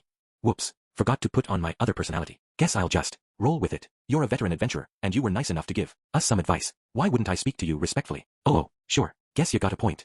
Horseface actually got a bit bashful at that. What a pushover. Thanks to you pointing us in the right direction, our first job went off without a hitch. Say what? I flapped our task card in front of Horseface. The man seemed genuinely impressed. Well, ain't that something? It's damn tough to track down a single pet in a city this big, you know? Yeah, I'm sure it would be ordinarily. All the more so when the pet in question was actually abducted. Hey, no big deal when you've got Dead End Rudyard on your side. Damn, for a total fraud, that guy ain't half bad. Shove it, Horseface. He's the real deal. Slipping into character for a moment, I stalked off toward the reception counters. There, I handed over the task card and our 3 adventure cards to the clerk. After a while, she handed back our cards, along with a single rough, crude coin about the size of a 100-yen piece. When I made my way back over to the others, I found Horseface and Rudyard engaged in conversation. Hey, how'd you find that thing, anyway? Just fair reference. The same way I tracked down prey on the hunt. Ooh, the hunt, huh? What's the name of your people again? The Supered. Ha, sure. I know how it really is, man. That thing you're wearing is a dead giveaway. Horseface was staring down at Roxy's pendant, now dangling prominently around Rudyard's neck. I'm no copra, rank C, Rudyard, rank F. Yeah, I know what rank you are, man. Ah well, if there's anything you need to know, feel free to ask. I ain't stingy when it comes to helping out the newbies. Gahaha. Sounded like a good-natured chat, all things considered. It was kind of nice to see our party's designated outcast talking to a stranger, but I was also pretty worried he might say too much, or suddenly flip out and start attacking. Hopefully the topic of children wouldn't come up. Eris, seated at Rudyard's side, was a concern as well. I'd noticed people coming up to talk to her now and again, but since she couldn't speak the language, she never responded to them. Wow, that's a nice sword. Where'd you get it? Hey, come on, don't just ignore me. One female warrior in particular seemed to be getting irritated at the silent treatment. Can I help you, miss? I stepped in between them to intervene and she just grumbled, ah, forget it, and walked right off. At this point, Nokapra turned his attention back to me. Hey, there, kiddo, you managed to get your reward all right. Yep, 1 scrap iron coin. This is the first money we've ever earned as a party. Haha, man, they sure pay peanuts at first. Come on, that's no way to talk about a poor child's life savings. It's still peanuts, kid. Only in a monetary sense. That sweet little girl had saved up her allowance for the sake of her beloved kitty cat. When you held that fact in your mind, even a single crude coin like this didn't seem so insignificant, right? You obviously don't understand the real value of this reward. Why don't you get lost already, huh? Shoo. Man, talk about unfriendly. Alright then, you keep at it, kiddo. With a wave of his hand, Nokapra wandered off to a different part of the room. What the heck did that guy even do for a living, anyway? In any case, we'd managed to bring our first job as adventurers to a successful conclusion. When we made our way to the front door of the Adventurers Guild the next morning, a lizard man immediately approached me. Oh, hello there. I already took care of ranking us up. For a moment, I had no idea who this guy was supposed to be, but then I noticed the bug-eyed lady next to him and realized they were the pet nappers from yesterday. Their names were, Jaleel and Visquil, I guess. In my defense, it was tough to tell one face from another. Around here, there were a ton of lizard people in the city, and it didn't help that these two were wearing leather armor instead of the civilian clothes they'd had on the day before. They seemed like totally different people when they dressed like commonplace adventurers instead of commonplace citizens. Good morning, Jaleel. Thank you very much for dealing with that. W.H. Watts with the polite tone. You're giving me the creeps. I'm just speaking respectfully. Is that a problem? And no. When I glared at him, Jaleel quickly averted his eyes. Nice to see you as well, Visquil. I'm looking forward to working with you. Right. Visquil was staring fearfully at Rudyard. To be fair, Rudyard was glaring daggers at the two of them. Oh well. Well then, shall we head inside? Why yeah, sure, Jaleel said with a nervous little nod. The moment we stepped foot inside the guild itself, a certain horseman spotted us and sauntered over. Hey there. Hi. This guy was hanging around in here again? Seriously, how did he make any money? Oh ho, what's this? You're with P. Hunter today, huh? Hey there, Nokapra. Been a while. Apparently, Horseface and our new friend Lizardman were acquaintances. Yeah, long time no see, Jaleel. I heard about you guys. Rankin' up to C. Sure that's a good idea? You won't be able to work those pet jobs anymore, you know. Pausing for a moment, Nokapra looked from Jaleel to me and back again, then nodded with a horse-like neigh. No, I get it. No wonder you pulled off that lost pet thing yesterday, kiddo. Musta convinced P. Hunter to help you out, right? P. Hunter was presumably the name of Jaleel's party. Sounded about right. Yep, exactly. I said. We ran into them while we were looking for that pet yesterday, and they offered to show us the ropes. Oh ho. So timid little Jaleel's found himself some apprentices. Now, and one of them's even a bogus supered. Goo-hoo. Horseface was all too happy to buy my low-effort lie. He'd totally misunderstood the situation in a rather convenient way for us. After chortling to himself for a while, he leaned over to look around Jaleel. Hey, I don't see Roman with you today. Where's he at? Why yeah, Roman, died. Ah, gotcha. That's too bad. Roman was presumably the name of that man Rudyard killed. Nokapra didn't sound especially shaken up by the news. Maybe someone dying wasn't even that big a deal in this line of work. Was I the only one who'd taken it that seriously? Jaleel and Visquil seemed relatively indifferent about the whole thing as well. Still, if you lost Roman, why would you want to rank up now? That guy was the best fighter in your party, wasn't he? WLI. Jaleel shot me a nervous glance. Seeing this, Nokapra let out another knowing neigh. Ah yeah, I see how it is. You don't have to answer that one. Course you'd want to look like a big shot in front of your new apprentices. It was almost impressive how neatly he'd wrapped things up for himself there. With a few friendly slaps on Jaleel's back, Nokapra finally turned and headed back toward the tables. I could hear the lizardman let out a small sigh of relief. Seriously though, what was that guy's deal? He was constantly harassing us. Did he have a crush on me or something? Nah, if anything, he seemed to spend more time looking at Rudyard. Maybe he was partial to rugged, scar-faced men? Somehow, I doubted it. Okay then. Why don't we take a look at the task board? Everyone. As we strode further into the guild, a few people shot us peculiar looks. For now, we were better off pretending not to notice. Since the three of us were apparently apprentices now, I made a point of asking Jaleel and Visquil some questions as we looked over the jobs in the D to B rank range. Is there a difference between harvesting and collection tasks, guys? Ha, sure. They call it harvesting when you're gathering plants. The collection ones are mostly for stuff from monsters, I guess. Our new mentor's response was a bit on the vague side, but it seemed roughly accurate. Harvesting jobs mostly seemed to involve finding medicinal herbs and such, while collection was more of a catch-all for other types of fetch quests. Oh right, Rudyard. What is it? I'm sorry, but I think we need to focus on earning money and building up our rank for a while. Why are you apologizing to me? Because we're putting that other matter on the back burner. I did tell Jalil and Viscal to spread the word about Dead End. I wasn't expecting much on that front though. I briefly considered micromanaging them to make sure they were helping people with a smile, but fundamentally, it seemed smarter to stay hands-off. So, long as we kept our distance from these two, we could cut them loose if it became necessary, even if their criminal activities were exposed, and even if they tried to push the blame onto Dead End. They'd just get laughed off. After all, they were much higher ranked than we were, and everyone already knew Rudyard was a phony. That's all right, Rudius. I understand. Since Rudyard wasn't raising any objections, I proceeded to pick out a few jobs in consultation with Jalil. After exchanging a few words of greeting with the gate guards, the three of us headed out of town. In the vicinity of Rikarasu, it seemed that Pax coyotes, acid, wolves, great tortoises, and great rock turtles were your best bets when it came to hunting monsters. Pax coyotes you mostly killed for their pelts, acid wolves for their fangs and tails, great tortoises were walking piles of meat, and you could find magic stones inside. The great rock turtles. We'd decided to ignore the great tortoises this time around, mainly because their meat was absurdly heavy. Great rock turtles were top priority targets. The magic stones you got from them were small but valuable, which allowed for some very efficient hunts. Only problem was, these were pretty rare monsters at this point, and you couldn't find any too close to places where people lived. I'd ended up taking a Pax coyote pelt collection job back at the guild. All things considered, they seemed like our best bet since they came in decent-sized groups that let you earn a nice profit from a single battle. Of course, that only made things somewhat more efficient, given that we had to track them down and skin them. So if we stumbled across any acid wolves out there, I was planning to hunt those as well. We hadn't taken on any jobs to gather materials from them, but with collection quests, you could do the actual gathering part before you even accepted a job. Once you had enough raw materials, you could take on the task and bring them straight to the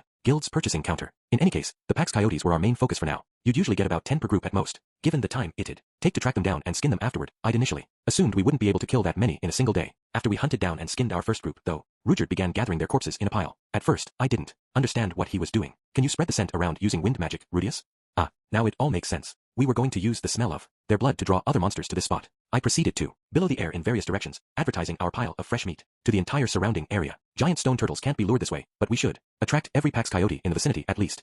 It went off just as Rudyard said it would. By the end of that day, we'd killed more than 100 Pax coyotes, enough that I wondered if we may have eradicated them completely from this area. It had been a very hectic undertaking. Rudyard and Eris slaughtered wave after wave of the monsters for hours on end, and I squatted behind them, working feverishly to skin the damn things. It was grueling, repetitive labor. After pelt number 30 or so, my arms grew heavy, my shoulders started to ache, and the scent of blood became downright nauseating. Entertaining myself with fantasies of monsters that instantly transformed into gold once their HP hit 0. I managed to struggle on for some time, but I had to quit after roughly 70 pelts. At this point, I swapped places with Eris. Killing Pax coyotes with magic proved much less agonizing than skinning them. I picked the things off one by one for a while, slowly adjusting the power of my spells to avoid blowing them apart or doing too much damage to their pelts. This was definitely more my kind of work. It actually involved some conscious thought for one thing. But just as I was beginning to enjoy myself, Eris threw in the towel, having managed maybe 30 pelts. Evidently, she was even less cut out for manual labor than I was. I assumed Rudyard would take over the skinning now, but by this point we almost had too many pelts. The pile was getting unwieldy. We made the call to start carrying the things back to the city, a job that would require multiple trips. Wait, interjected Rudyard. Before that, we ought to burn the corpses. You want to burn them? Not roast them, or whatever. Pax coyote meat is truly foul. We're just going to set fire to them and bury them. When you left a pile of corpses lying around, they'd serve as a food source for other monsters, encouraging them to multiply. Merely setting fire to them wasn't enough to dissuade monsters from eating them, and if we just buried them, they'd apparently come back as zombie coyotes. Accordingly, you had to burn the things and bury them afterward. A nice little plan instantly popped into my head. 1. Kill Pax coyotes. Take pelts. 2. Bury the bodies as is, producing tons of zombie coyotes. 3. Wait for a zombie coyote slaying job to be posted at the guild. 4. Profit. Unfortunately, Rudyard shot down the suggestion. It seemed that deliberately allowing monsters to multiply was a major taboo in these parts. Wish they'd write down these little local rules somewhere, man. But we didn't do this stuff for the monsters we killed on our trip over here, did we? It's not necessary when you've only slain a few. Seemed like an awfully vague rule. Still, a festering pile of bodies. This massive seemed like it might be problematic from a public health perspective too. Since I couldn't find any real grounds for an objection, I proceeded to burn the bodies to a crisp. By the time we finished carrying our haul of pelts back to the city, the sun was setting. Our first hunt was finally over. It had been a very productive one. I was ready to go straight back to the inn and get some sleep. Was I really going to be out there skinning dozens of those things again tomorrow though? I sort of felt like we'd earned a day off. We really cashed in big today, huh? Let's do even better tomorrow. But in the face of Eris's enthusiasm, I couldn't bring myself to disagree. A mere 3 days later, Dead End formally ascended to rank E. Nice work out there. With a few appreciative words, I handed Jalil a tenth of the cash we'd earned on the hunt that day. Thanks man. 10% was what we'd agreed on, but it didn't seem like that much money. When I asked Jalil if they were really getting by on this, he explained that he wasn't just an adventurer by trade. He also operated a business in the city. What type of business? A pet store. Oh wow, so first you sell them, then you steal them. Kinda. Scuzzy, man. Don't do anything too evil, okay? Yeah, I know. The pet shop business was apparently a legitimate one anyway. They caught stray animals around the city, put them through a bit of training, then sold them off as pets. Jalil was a member of the Rogonian race, a people renowned for their beast-taming expertise. With the help of techniques passed down through the generations, he could supposedly domesticate anything from a stray mutt to a proud woman warrior of the beast folk. Goodness gracious, what a wicked tribe. It was a good thing Eris and Rudyard were here with me, or I may have ended up groveling at his feet and asking for tips. Leaving all that aside, this pet shop sounded like a profitable operation, with an upside for the city as a whole, since he was taking potentially dangerous animals off the streets. So, why did you even start abducting pets if you already had a legitimate line of work? At first, we were just taking in ones that got lost, but I guess something got into us. Sure, it must have been pretty tempting once they got the idea in their heads, and once they gave in to that temptation, it was all downhill from there. Anyway, isn't it tough to run a shop while also working as adventurers? Nah, not really. We're stocked with enough pets to last us a while. Apparently, they only kept the shop open until the early afternoon, then switched over to working on guild tasks for the rest of the day. Well, I guess it's no skin off my nose either way, so long as you keep getting the jobs done. No worries on that front, Chief. We're adventurers in our own right, and we're making sure to spread the word about Dead End, too. If you say so. We'd made ourselves a bit of spending money at this point, so it seemed about time to buy new clothes and combat armor. First of all, we picked out some clothing from a street vendor. Eris didn't take long at all to decide. She just wanted something sturdy but lightweight and easy to run in, criteria that led her to a less than stylish pair of pants. It seemed like a sensible choice, especially given our current circumstances, but I felt like it wouldn't hurt to have at least one feminine option as well. When I pointed Eris to a frilly pink one-piece dress I'd spotted in a corner of the shop, though, she grimaced in disgust. You seriously want me to wear something like this? Can't hurt to have at least one girly dress, right?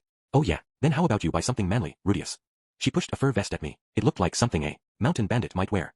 So if I put this thing on, Eris would wear a frilly dress? It didn't seem like a bad deal for a second, but then I pictured the two of us standing next to each other in our new outfits and immediately dropped the idea. Once we were done buying clothes, we proceeded to a local armor shop. Eris hadn't yet suffered any serious wounds in combat, and I could use healing magic to treat any minor injuries, so I'd been under the impression she didn't really need armor. But as Rudyard told me, your spells can't heal fatal wounds or restore a missing limb, and Eris is still unaccustomed to battle. Complacency and carelessness can cost young warriors their lives.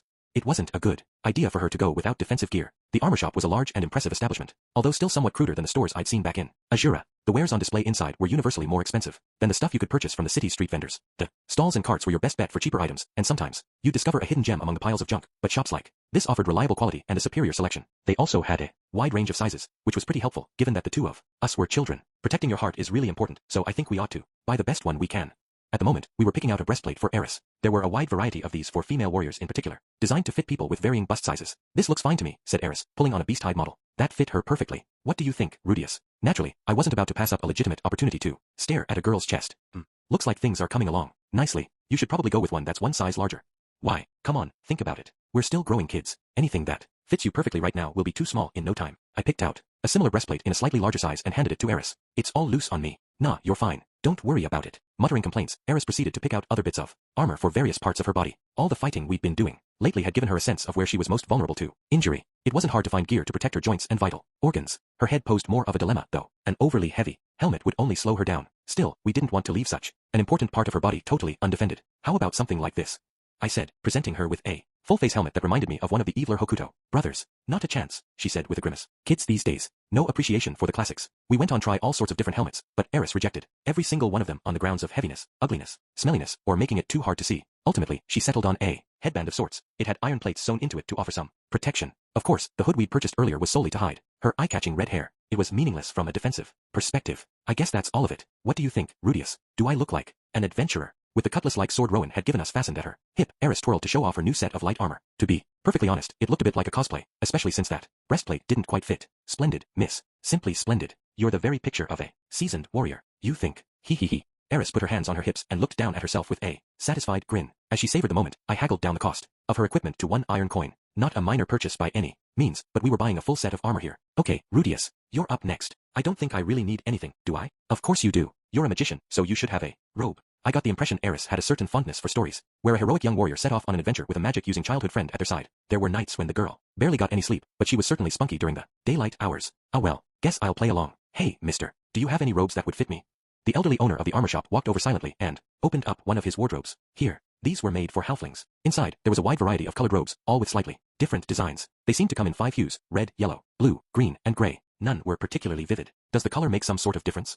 The colored ones have monster hair woven into the fabric. Gives you a bit of protection against a specific element. Okay, so red would be fire, and yellow must be earth. What are the gray ones? Just plain fabric. No wonder those are basey. Cali half price. The cost of the other colors varied slightly as well. It probably had something to do with the materials they used to make them. So I guess you'd want a blue one, Rudius, said Eris. I wonder. In close-range combat, I've been known to use explosive blasts to send myself flying through the air. Maybe red or green would be best. Stop or go. What type of spells do you know, boy? I can use all the disciplines of attack magic. Well, ain't that something? And here I thought you were just some kid. Okay, this one might cost you a bit more, but... After rooting through the robes for a moment, the old man pulled out one that was a notably darker shade of gray. That's genuine Mackie rat hide right there. Mackie, mouse? I said rat, kid, not mouse. The image of a friendly fellow in bright red shorts floated briefly through my mind. I shook my head violently until it disappeared. The robe felt more like cloth than the hide of an animal, but that was probably just the nature of the material. So what advantages does this one offer? It doesn't offer any special protection against magic, but it's tough as hell. I slipped it on just to see how it felt. It's a little baggy on me. Aren't there any smaller ones? That's the smallest one I've got.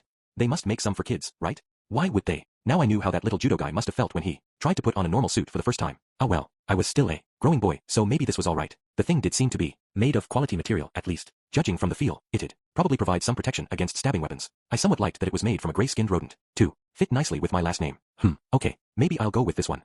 You like that, huh? It's 8 scrap iron coins. Well, let's see. After haggling with the old man to the best of my ability, I ended up buying the robe for 6 scrap irons. While we were at it, I also picked up 2 other headbands like Eris's, but in different colors. These ones were for Rujard and myself. We could use one to hide that eye on his forehead if we ever felt the need to. Why did I need one, you might ask? Well, it's no fun being the odd man out, you know? Incidentally, I'd asked Rujard to spy on Visquel while Eris and I went out on our shopping trip. I wasn't expecting much out of her and Jalil, but depending on how they behaved, there was a possibility our reputation could be badly damaged. It seemed prudent to at least check in on them. When I explained this to Rujard, however, he'd retorted that I never should have joined forces with them in the first place if I was that worried about their character. Definitely a fair point. But on the other hand, our arrangement with them had produced some major financial benefits. For the moment, a bit of paranoia felt like a small price to pay. Long story short, our pet napper friends were performing their duties admirably. They approached even F-ranked jobs with a positive attitude and surprising diligence. Today, Visquel had worked an insect extermination job. Her objective was to eradicate an infestation of loathsome critters that had occupied someone's kitchen. Visquel happened to be a member of the Zamiba race whose saliva was poisonous, but also highly enticing to all sorts of bugs. Any insect that ingested it would either die or be rendered totally immobile, providing the Zamiba with a tasty snack. In other words, Visquel was born to do this type of work. The client was an elderly woman, apparently a stubborn, cranky sort who never seemed to stop frowning. Rujard's impression was that she wouldn't hesitate to chase off anyone who displeased her in even the slightest of ways. It didn't come to that, of course. Visquel got to work at once and efficiently annihilated the insects. Rujard confirmed after the fact that there wasn't a single insect left alive in the old woman's house. Visquel even stopped up a few gaps with some sort of thread-like substance as a preventative measure against invasion from the outside. Thank you, Visquel. Those things were driving me crazy. No problem. If you ever need anything, just remember the name Dead End Rujard. Okay, Dead End Rujard? Is that the name of your new party? Yeah, more or less. After dutifully advertising our brand, Visquel handed the old lady a few extra pieces of bait made from her saliva, then politely took her leave. With her job complete, she promptly met up with us at the guild to take care of the reward swapping. Sounds like she's doing good work out there, huh? Yes. I certainly hadn't expected that level of perfection. Not only was Visquel already acquainted with the client, she'd gone above and beyond on the customer service. It probably left a much better impression than my ad-lib door-to-door salesman act would have. I guess they're not rotten to the core after all, Rujard. Perhaps not. To be fair, I'd been a bit suspicious of them as well, but I guess we weren't asking that much. They were basically just doing ordinary jobs and mentioning dead end at the very end. If we got them, thinking that cooperating with us meant easy money for them, that was all for the best. It'd make them less likely to betray us too. However, the fact remains that they committed many evil deeds. Yeah, you're right. But right now, they're out there putting in an honest day's work. Just like you, Rujard. Being a criminal doesn't mean you're irredeemable. That applied to them as much as it did to Rujard and myself. It seemed like a good sign that they'd stopped abducting pets even though we hadn't outright told them to. That said, we were only 3 days into this partnership. The memory of their brush with death was still fresh in their minds. Of course, they may only be playing along for the moment. We should keep checking in on them like this whenever anything changes. Rujard furrowed his brow at that. You joined forces with these people. Do you not trust them at all? Of course not. The only people I trust in this whole city are you and Eris, Rujard. I see. He started reaching out for my head, but stopped short. I did trust Rujard, but it felt like I was starting to lose his trust. I could live with that though. My goal was to make it back to the kingdom of Azura with Eris. I'd do my best to improve the Superd race's reputation while I was at it, but earning Rujard's respect wasn't on my list of critical objectives. Well then, why don't we head back? We set off back toward our inn through streets lit only by illuminator stones. All things considered, our adventuring career was off to a smooth start. 3 weeks later, our party hit rank D. It felt like we were moving up pretty fast, so I finally got around to checking out the specific promotion criteria. For an F-ranked adventurer to reach rank E, they needed to successfully complete 10 F-rank jobs, or 5 E-rank jobs in a row. For an E-ranked adventurer to reach rank D, it took 50 F-rank jobs, 25 E-rank jobs, or 10 D-rank jobs in a row. That general pattern stayed the same for the higher ranks, although the numbers started getting considerably bigger. Demotion was also a possibility for those who messed up repeatedly. Failing 5 consecutive jobs with a rank lower than your own or 10 consecutive jobs at your present rank would knock you down a peg. You couldn't be demoted by failing tasks at a higher rank than your own, but after 5 in a row you'd lose the privilege to accept them. Jalil and Visquel had been working diligently to knock out F and E-rank jobs for us every single day, so we'd managed to get this far in no time at all. Now that we were D-ranked, we finally had access to more profitable C-rank tasks. Those were easy pickings for our party, so we'd probably pull ourselves up to rank C soon enough. This might be the right time to cut off our arrangement with Jalil and Visquel. They didn't seem to be abducting pets anymore, but I wasn't entirely sure what problems the whole job swapping thing might cause in the long run. We'd saved up a decent amount of cash at this point, so we had the option of saying our goodbyes to our business partners and leaving Rikarasu behind for good. After a bit of thought, however, I decided to keep milking them until we made it up to rank C. There didn't seem to be any issues at the moment, and it was hard to turn my back on such a low-stress, money-making system. It wouldn't hurt to have more money in our wallet before we left. At present, our savings amounted to 1 green ore coin, 6 iron coins, 14 scrap iron coins, and 35 stone coins, or 1,875 stone coins in total. So, 1,875 yen basically. Our entire assets amounted to less than the value of 2 Azuran large copper coins. Okay, cut it out. It doesn't matter what this would buy us on a different continent. Once we hit rank C, we'd say goodbye to Jalil and Viscal, then promptly leave this city. Seemed like a solid plan to me. Not long after reaching this conclusion, I spotted an interesting task on the guild board. The task: locate and defeat unknown monsters. Reward: 5 scrap iron coins, 2 iron coins if defeated. Details: find and destroy a specific monster. Location: Southern Wood, Petrified Forest. Duration: before the end of the month. Deadline: ASAP. Client: Belbero the Merchant. Notes: a large, slithering creature was spotted deep inside the forest. Please identify it and destroy it if it's dangerous. Jalil and I pondered the piece of paper with our hands on our chins. A mystery monster, huh? Talk about a vague job description. There was a chance this thing wasn't even there. And even if it were, how exactly were we supposed to prove that it was one monster or another? Still, 2 iron coins was a very tempting reward, especially since we could still get 5 scrap irons if we chose not to fight the thing. You interested in this one? Well, the pay's really good. It does feel kind of fishy though. Jalil nodded in agreement. Looks like the kind of job where you might get stiffed. I'd think twice if I were you. We'd already experienced something of the sort 2 weeks earlier. We'd accepted an ordinary-looking collection task for acid wolves. As usual, we'd hunted down the specified number of monsters and brought back their fangs and tails, only to be informed that the client wanted complete acid wolves, as in their entire bodies. The description hadn't clarified this at all, but we still ended up having to pay a breach of contract fee. Just thinking about it made me feel intensely frustrated. It was probably smarter not to take this job if I wanted to avoid a repeat of that disaster, but I couldn't tear my eyes away from that juicy reward line. 2 iron coins, though. Maybe I could use another learning experience. Heh, just don't blame me if you get burned again. For a task like this, the breach of contract penalty would be based on the 5 scrap iron coins, right? Yep, that's right. The extra money if you kill the thing is just a bonus, basically. As Rudyard tended to get harassed by Nokopra when he entered the guild, and Eris sometimes had problems with random adventurers approaching her as well, I had the 2 of them waiting outside. Viscal never showed up at the guild either. In other words, there was no one here to stop me. Well, even if this mystery monster isn't there, there's plenty of stuff worth selling in the Petrified Forest. Knowing you 3, I bet you could earn enough to cover the breach of contract fee. Guess it might be worth a shot. All right then. Good luck with your jobs too, Jalil. In retrospect, I'd realized just how lazy my thinking was at this point. A few weeks of battle experience had left me overconfident. Things had gone so smoothly that I'd underestimated the risks. My impatience pushed me toward a big payday. With the benefit of hindsight, there were better choices open to me, but at the time, I don't think I could have made them. The Petrified Forest was a full day's journey from Rikarasu. It was a place where bone-like trees with jagged branches grew in enormous numbers and derived its name from their stony appearance. The forest stood alongside the main road in that region. Cutting through it offered travelers a shorter route to the next city, but since the wood was home to the dangerous B-rank monsters, executioners, and almond anacondas, only merchants in a big hurry ever did so, and they always hired multiple skilled bodyguards beforehand. Forests in this world were, without exception, dangerous places, but those found on the demon continent were particularly perilous. 3 parties had run into each other just outside this particular wood: the B-ranked party Superblazers, the D-ranked party Tokarabu Village Toughs, and finally, the D-ranked party Dead End. The leaders of these groups came together for a meeting. When adventurer parties bumped into each other in places like this, it was expected that they'd stop to have a quick discussion. It would have been nice to skip it, but running into the other groups in the forest itself might be a real nuisance. I decided to make an appearance. Okay, so what the hell are you kids doing here? The first one to speak was Blaze, the leader of the Superblazers. There was undisguised irritation in his voice. The guy's face was familiar. He was the pigman who'd laughed at us on our first day. I'm not trying to be insulting, by the way. He literally had the head of a pig. Presumably, he belonged to the same race as that gate guard who'd leered at Eris. Couldn't quite remember what they were called. I usually just thought of them as orcs, to be honest. In any case, Pigman's party was a group of 6 adventurers from a wide variety of races. To be C-ranked or higher on the demon continent, you basically needed to be capable of taking down the more common monsters in your region. I had to assume they were all veterans who'd proven their skill in battle. We're here for a guild job, said Kurt, leader of the Tokarabu Toughs, his face somewhat sullen. Same here, said the leader of Dead End, that being me, with a small nod. Blaze reacted to the words of his D-ranked colleagues by clicking his tongue and scratching irritably at his neck. Ugh, they booked us. Huh, yeah, I had a bad feeling about this one. What does booked mean? Kurt asked hesitantly. Shut it, kid. This pig apparently had a short temper. Now, I said, sidling up to him with an obsequious smile. Let's all take a few deep breaths, okay? We're sorry for being such clueless newbies, but we'd very much appreciate any explanation. You cowl. D provide. Blaze spat on the ground, then grudgingly replied. It means the same request got placed by more than one person, and the guild put both jobs up there without noticing. Ah, right. A double booking. In this case, we had 3 separate clients who'd posted 3 separate tasks. The guild must have thought they were distinct jobs, but maybe that wasn't actually the case. It seemed like something that might happen every now and then. Out of curiosity, I asked the others what their specific tasks were. Blaze was here to slay the white fong cobras that appeared in the Petrified Forest. Kurt was tasked to collect the mysterious eggs spotted in the Petrified Forest. And I, of course, was trying to locate an unknown monster.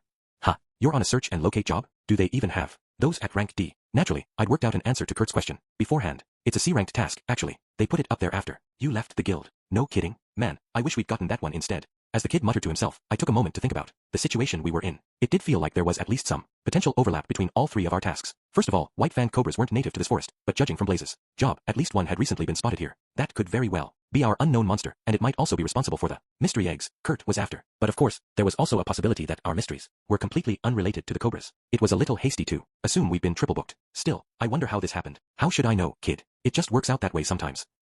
Well, I guess it would. It's not like the guild has all their tasks filed neatly in a computer or anything. All right then, what are we going to do about it?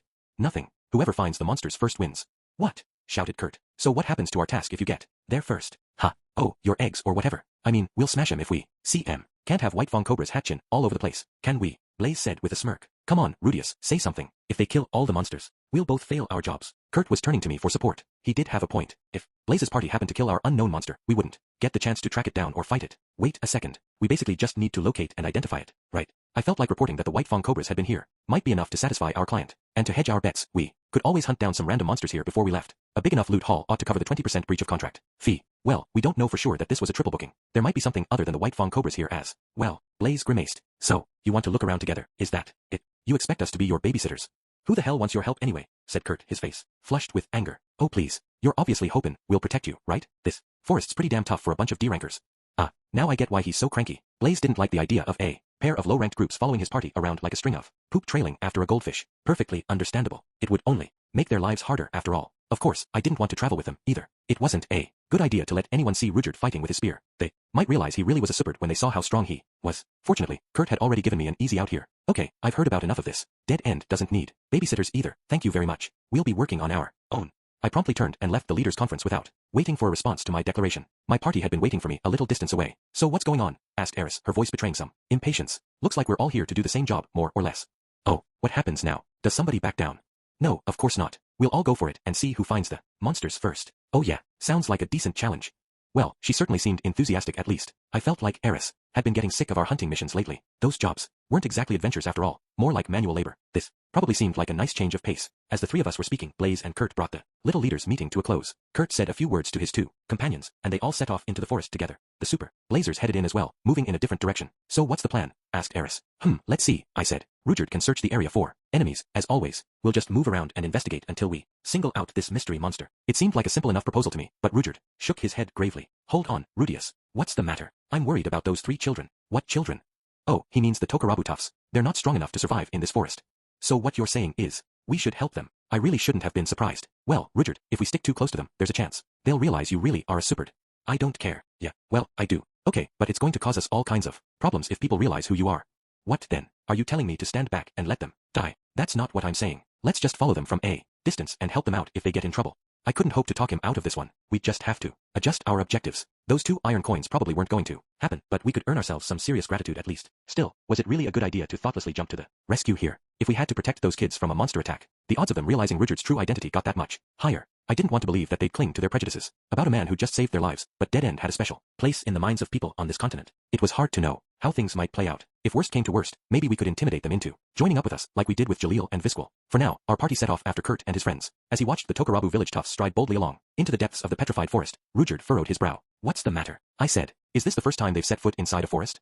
I can't say that I know. Why do you ask? They're being far too careless. Sure enough, Kurt and his friends soon found themselves face to face with an executioner whose approach they evidently hadn't noticed. The executioner was a type of humanoid monster, the zombified remains of someone who'd been an adventurer in life. For some reason, they were equipped with enormous swords and suits of thick plate armor. The sheer weight of their equipment meant they couldn't move too quickly, but they were extremely sturdy and wielded their weapon with surprising finesse. You usually only encountered one executioner at a time, and they weren't unusually large, and yet they were still B-rank monsters. That was proof enough of their sheer power. Just to add insult to injury, their equipment dissolved into thin air when they died, so you couldn't get much profit out of beating one. They need our help. No, not yet, I said, just as Rudyard was tensing to leap forward. Why not? They're not backed into a corner yet. That executioner was swifter than you'd expect from its appearance, but it wasn't fast enough to keep up with these kids. When they were running for their lives, little by little, they were gaining some distance from their pursuer. But then, just as it seemed like they were going to give it the slip, their luck ran out. A group of almond anacondas was waiting for them in the direction they'd been fleeing. These snake monsters traveled in groups of 3 to 5. They took their name from the distinctive almond-like pattern on their bodies, which were typically about 3 meters long. Their fangs were full of deadly venom, and they moved with great agility. Due to their toughness and their tendency to attack in numbers, they were also classified as B-rank monsters. Kurt and company were trapped between the 2 best-known and most feared inhabitants of the petrified forest. I could see their expressions wavering between smiles of disbelief and outright terror. They'd probably assumed that if they ran into either of these notoriously dangerous monsters, they could simply run away. And to Be fair, it almost worked with the executioner. In the end, however, they hadn't sufficiently considered what might go wrong. This place was just too dangerous for them. They really should have recognized that and steered clear of it. Not that I didn't sympathize with their eagerness to push themselves. We should go now. No, wait just a little longer. Once again, I held Rudyard back. We wanted to wait until they were really on the ropes. The worse things got before we showed up, the deeper their gratitude would be. I'll let those things knock them around so I can heal them with my magic afterward. Hey, perfect. Ah, shouted Eris. The bird-like boy flew through the air, in 2 separate pieces. It had only taken 1 blow. He'd failed to sidestep the executioner's attack, and the monster's sword had cut him clean in half. My wicked smile froze on my face. I'd misread the situation completely. Those kids were in terrible danger from the very start. I was the one being thoughtless, not Rudyard. I told you, shouted Rudyard, his voice full of frustration. As he and Eris jumped forward out of cover, I quickly fired off a stone cannon at the executioner. My attack struck home with enough force to obliterate a stone treant, but somehow the thing stayed on its feet. For a moment, I thought its armor was unbelievably strong. Then I noticed that its upper right arm was missing. I'd been so flustered that I mis-aimed my spell. Picking up its enormous sword with its left hand, the thing immediately began running in my direction. From a distance it had seemed fairly slow, but now that it was sprinting toward me I realized that it was abnormally quick given its clumsy appearance. I stayed calm and created a patch of muddy bog directly in the executioner's path. One of its legs plunged into my trap, sending it toppling forward. I promptly summoned up an enormous rock immediately above the monster and sent it slamming to the ground. By this point, Rudyard and Eris had already eliminated all of the almond anacondas. In the aftermath of the battle, a trembling, pale-faced Kurt approached me to express his gratitude. Huff, huff. Pitch thanks, man. Huff, huff. Seriously, why you guys are really strong, huh? The executioner lay squashed under a giant boulder. The almond anacondas had all been neatly decapitated. No sweat, really. We'd win that fight every time. And yet, we'd failed to protect these kids. That's okay. I'm sorry we didn't get here sooner. Kurt was looking at me with something like admiration in his eyes. My chest aching with guilt, I looked away from his face. My eyes found the body of the beaked, bird-like boy who'd been cut in half. What was his name again? Gablin. He wouldn't have died if I just kept things simple. Rudyard strode up and grabbed me by the front of my robe, his face twisted with anger. That was your fault, he said, gesturing at the corpse with his chin. The words stabbed ruthlessly at my heart. Yeah, you're right. We could have saved all 3 of them. Yes, I know. I didn't want it to turn out this way either, okay? I was bursting with shame and misery. This wasn't what I wanted. Not at all. I regretted my actions. I'd learned my lesson. So, why did he have to keep rubbing my nose in it? Look, I'm trying my hardest, okay? I just wanted to get us the best possible outcome from that situation. Why do you have to be so tough on me? Because the boy died. Rudyard's retort was simple, but painfully on target. Gah. There really wasn't anything I could say. I may as well have killed the kid myself. Eris wasn't jumping to my defense this time, either. She was staring at Gablin's corpse, probably trying to process her own feelings about all this. There were no excuses left to offer. I'd failed completely. People's lives were on the line, and I'd held us back too long out of sheer self-interest. Hey, come on. Don't start fighting now. In the end, it was Kurt who stepped in to intercede. This doesn't concern you, snapped Rudyard. It's between me and him. Somewhat surprisingly, the boy didn't back down in the face of this dismissal. Yeah, but I can tell what happened. You guys saw us fighting and argued about whether to help us out, right? Nope. It wasn't even an argument. I left you out to dry all by myself. I know you're all strong, but there was still a risk something could have gone wrong, and you didn't have any reason to help us. Anyway, the anger in Rudyard's eyes blazed even hotter than before. No, reason was necessary. Adults have a duty to protect children. We're not children, Kurt fired back. We're adventurers. Rudius made the call any leader should have. Rudyard fell silent for a moment, but I couldn't say I agreed with Kurt's assessment. Still, one of your friends died, boy. Yeah, I know. I'm not blind. And the 3 of us wanted to stay together to the end. But you know what? We knew death was a possibility. Any adventurers prepared to face that risk, young or old? My chest throbbed painfully at those words. Personally, I wasn't remotely prepared to stare death in the face. I'd seen the whole adventure thing as nothing but an easy means of earning money. I'm grateful that you stepped in to save us, but it was our job to keep ourselves safe. If anyone's to blame, it's me. I'm the one who took this task and got us in over our heads. Kurt's argument had the stubborn righteousness of a kid who didn't really understand the way the world worked, but it was also earnest and heartfelt. This sort of passion was something I'd been lacking lately. In my obsession with earning money and climbing the guild ranks, I'd started looking at our tasks as nothing more than quests in some video game. I'm sorry, Kurt, wasn't it? I was wrong to treat you as a child. Seems you are a warrior in your own right. Apparently, something in He boy's tirade had struck home for Rudyard. He lowered me to the ground with a brief apology. Not that I deserved it this time. Don't apologize, please. None of this changes the fact that I made an awful mistake. No, that was no mistake. You were only trying to respect their pride as warriors. I was overly eager to intervene.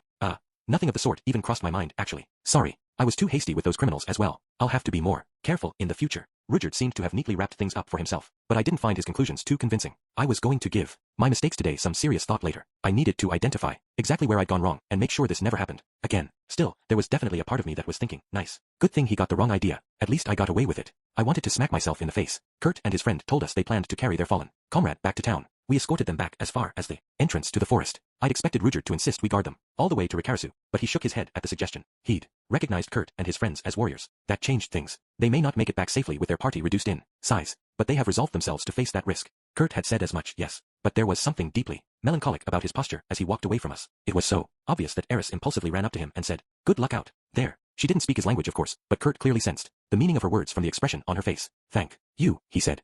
Is this how you do it? Ha.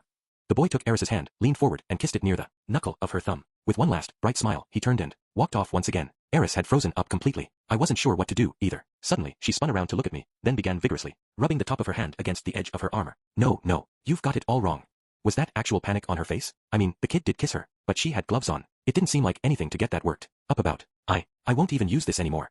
Eris ripped off her glove and tossed it into the forest. What a waste of perfectly good leather. Rudyard and I scolded her, simultaneously. Don't throw away your equipment. Those things cost money, you know. I really wished my mind hadn't gone straight to the money thing again. Oh, shut up, shouted Eris, stomping her feet against the ground with tears in her eyes. This was the first time in a while I'd seen her like this. Was I missing something? Did a kiss on the hand mean something specific? Around here, or what? Rudius, here. At this point, she pushed her hand in front of my face. I licked it. Reflexively, Eris's face went red at once. Approximately 1/2 second later, she punched me. This was a real punch, too. I barely stayed conscious, and for a moment, I thought she'd snapped my neck. This girl just might be a world champ someday. I collapsed backward in a clumsy heap. Wonder what was I supposed to do there?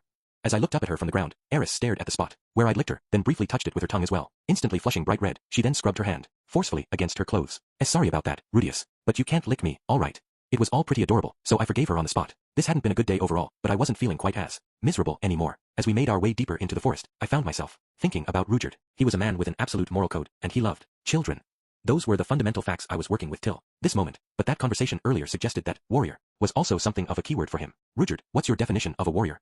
I asked. His response was instant. Warriors are those who protect children and fight for the sake of their comrades. That explained so much actually. His outbursts of anger made more sense now. Rudyard wasn't lashing out at random, he just expected warriors to conduct themselves with dignity. His most basic set of rules seemed to be something along these lines. A warrior must never harm a child. A warrior is obligated to protect children. A warrior must never forsake a comrade. A warrior is obligated to protect his comrades. Based on these, he positively identified that Petnapper as a villain rather than a warrior the moment he kicked me, and when the other two pleaded for their lives instead of seeking to avenge their fallen comrade, he'd contemptuously placed them in the villain category as well. The thing with Kurt was somewhat similar. At first, he'd viewed those three as children, so when I sat back and allowed one of them to die, that made me a villain in his eyes. But then that sharp exchange of words with Kurt changed his perspective. He'd reclassified those three as warriors rather than children. That made my actions easy to forgive. If anything, he seemed more upset at himself for having failed to categorize them correctly from the start. It was a little hard to tell exactly where he drew the line between children and warriors, though. I got the sense he still considered Eris to be a child, but I wasn't sure where he placed me these days. Should I ask him, or would that be a mistake? There's a battle taking place up ahead, Rudyard announced, interrupting my internal debate.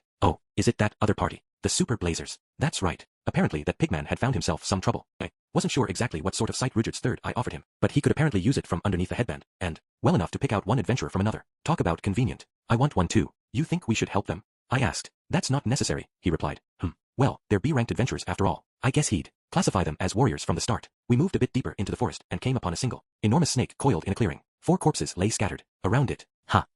These gentlemen appear to be dead, so that's what he meant by not necessary. I didn't see Blaze's body among them though. Had he managed to escape? It was a party of 6, right? Where'd the other 2 go? They're dead. A total wipe. Damn. Rest in pieces. Okay, so what is that thing? The snake that had killed Blaze and company was very, very large. A red hood cobra.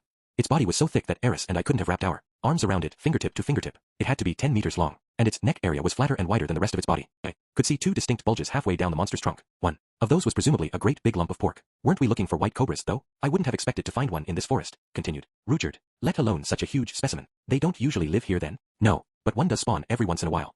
Red hoods were apparently a more powerful variant of white-fanged cobra. Not only were they larger in size, they were also far more agile. Their scales were tough and resistant to fire magic. Their fangs were enormous and full of deadly venom. It wasn't clear what a white fang had to eat to mutate into one of these, but on occasion, you'd find one where they lived. White fang cobras were B-ranked monsters, but the red hood cobra was an A rank, and for good reason. They could wipe out a typical B-ranked party in mere seconds. At the moment, this one was occupied with his current meal, and didn't seem to have noticed us. It was just getting started on its 3rd adventure of the day. We can take this thing, right? Said Eris, confidently, unsheathing her sword. Shall we attack it? Rudyard asked me. Is it okay for me to make the call? Who else would? I leave it in your hands. Apparently, it was up to me. I took a moment to think it through. Our task today was to discover, identify, and possibly defeat the unknown monster lurking in this forest. First of all, it seemed obvious that the monster in question was either this red hood cobra or the white fangs that were also spotted here. Neither was native to this forest. We'd probably get credit for completing the job if we headed back now and reported what we'd seen. However, if we killed it, our reward would increase to 2 iron coins. It'd be nice to beat the thing if we could, but keeping ourselves alive was also kind of important. I'd just seen someone die right before my eyes. Failure would mean death. I didn't want to put us in unnecessary danger. As I hesitated with my decision, Rudyard broke the silence. I could defeat it by myself, if you prefer. Could you really kill that thing on your own, Rudyard? Yes, I'm more than enough for this job. Wow, talk about a reassuring line. I'm sure the king of fighters reference was unintentional. Can you take it on while also protecting Eris? Not a problem. We'll fight the same way we always do. Rudyard didn't seem remotely intimidated, even in the face of an A-ranked enemy. Based on that alone, I felt like we'd probably be all right. Let's do it then. I would attack with magic from a distance while Eris and Rudyard fought the monster at close range, same as always. So I started things off the way I always did, with a stone cannon. We were up against an A-ranked enemy this time, so I tweaked the spell slightly to increase its power. The projectile I created was a hollow, wedge-shaped rock, filled with concentrated fire magic that would cause it to explode on impact. I fired it off at supersonic speed, expecting to see it slam into the snake's side with an ear-splitting boom. Wah! But to my surprise, the red hood cobra twisted itself around and evaded my bullet. This wasn't just a coincidence. That thing had dodged the spell. It had spotted the projectile in the air and reacted quickly enough to evade it. The stone exploded harmlessly somewhere off in the distance. You've got to be kidding me. Our preemptive attack had been a failure, but our special attack squad wasn't about to stop. Rudyard charged forward in the lead, with Eris trailing off to the side. This wasn't our usual formation. Up until now, Eris had mostly been the one out in front. Hiss.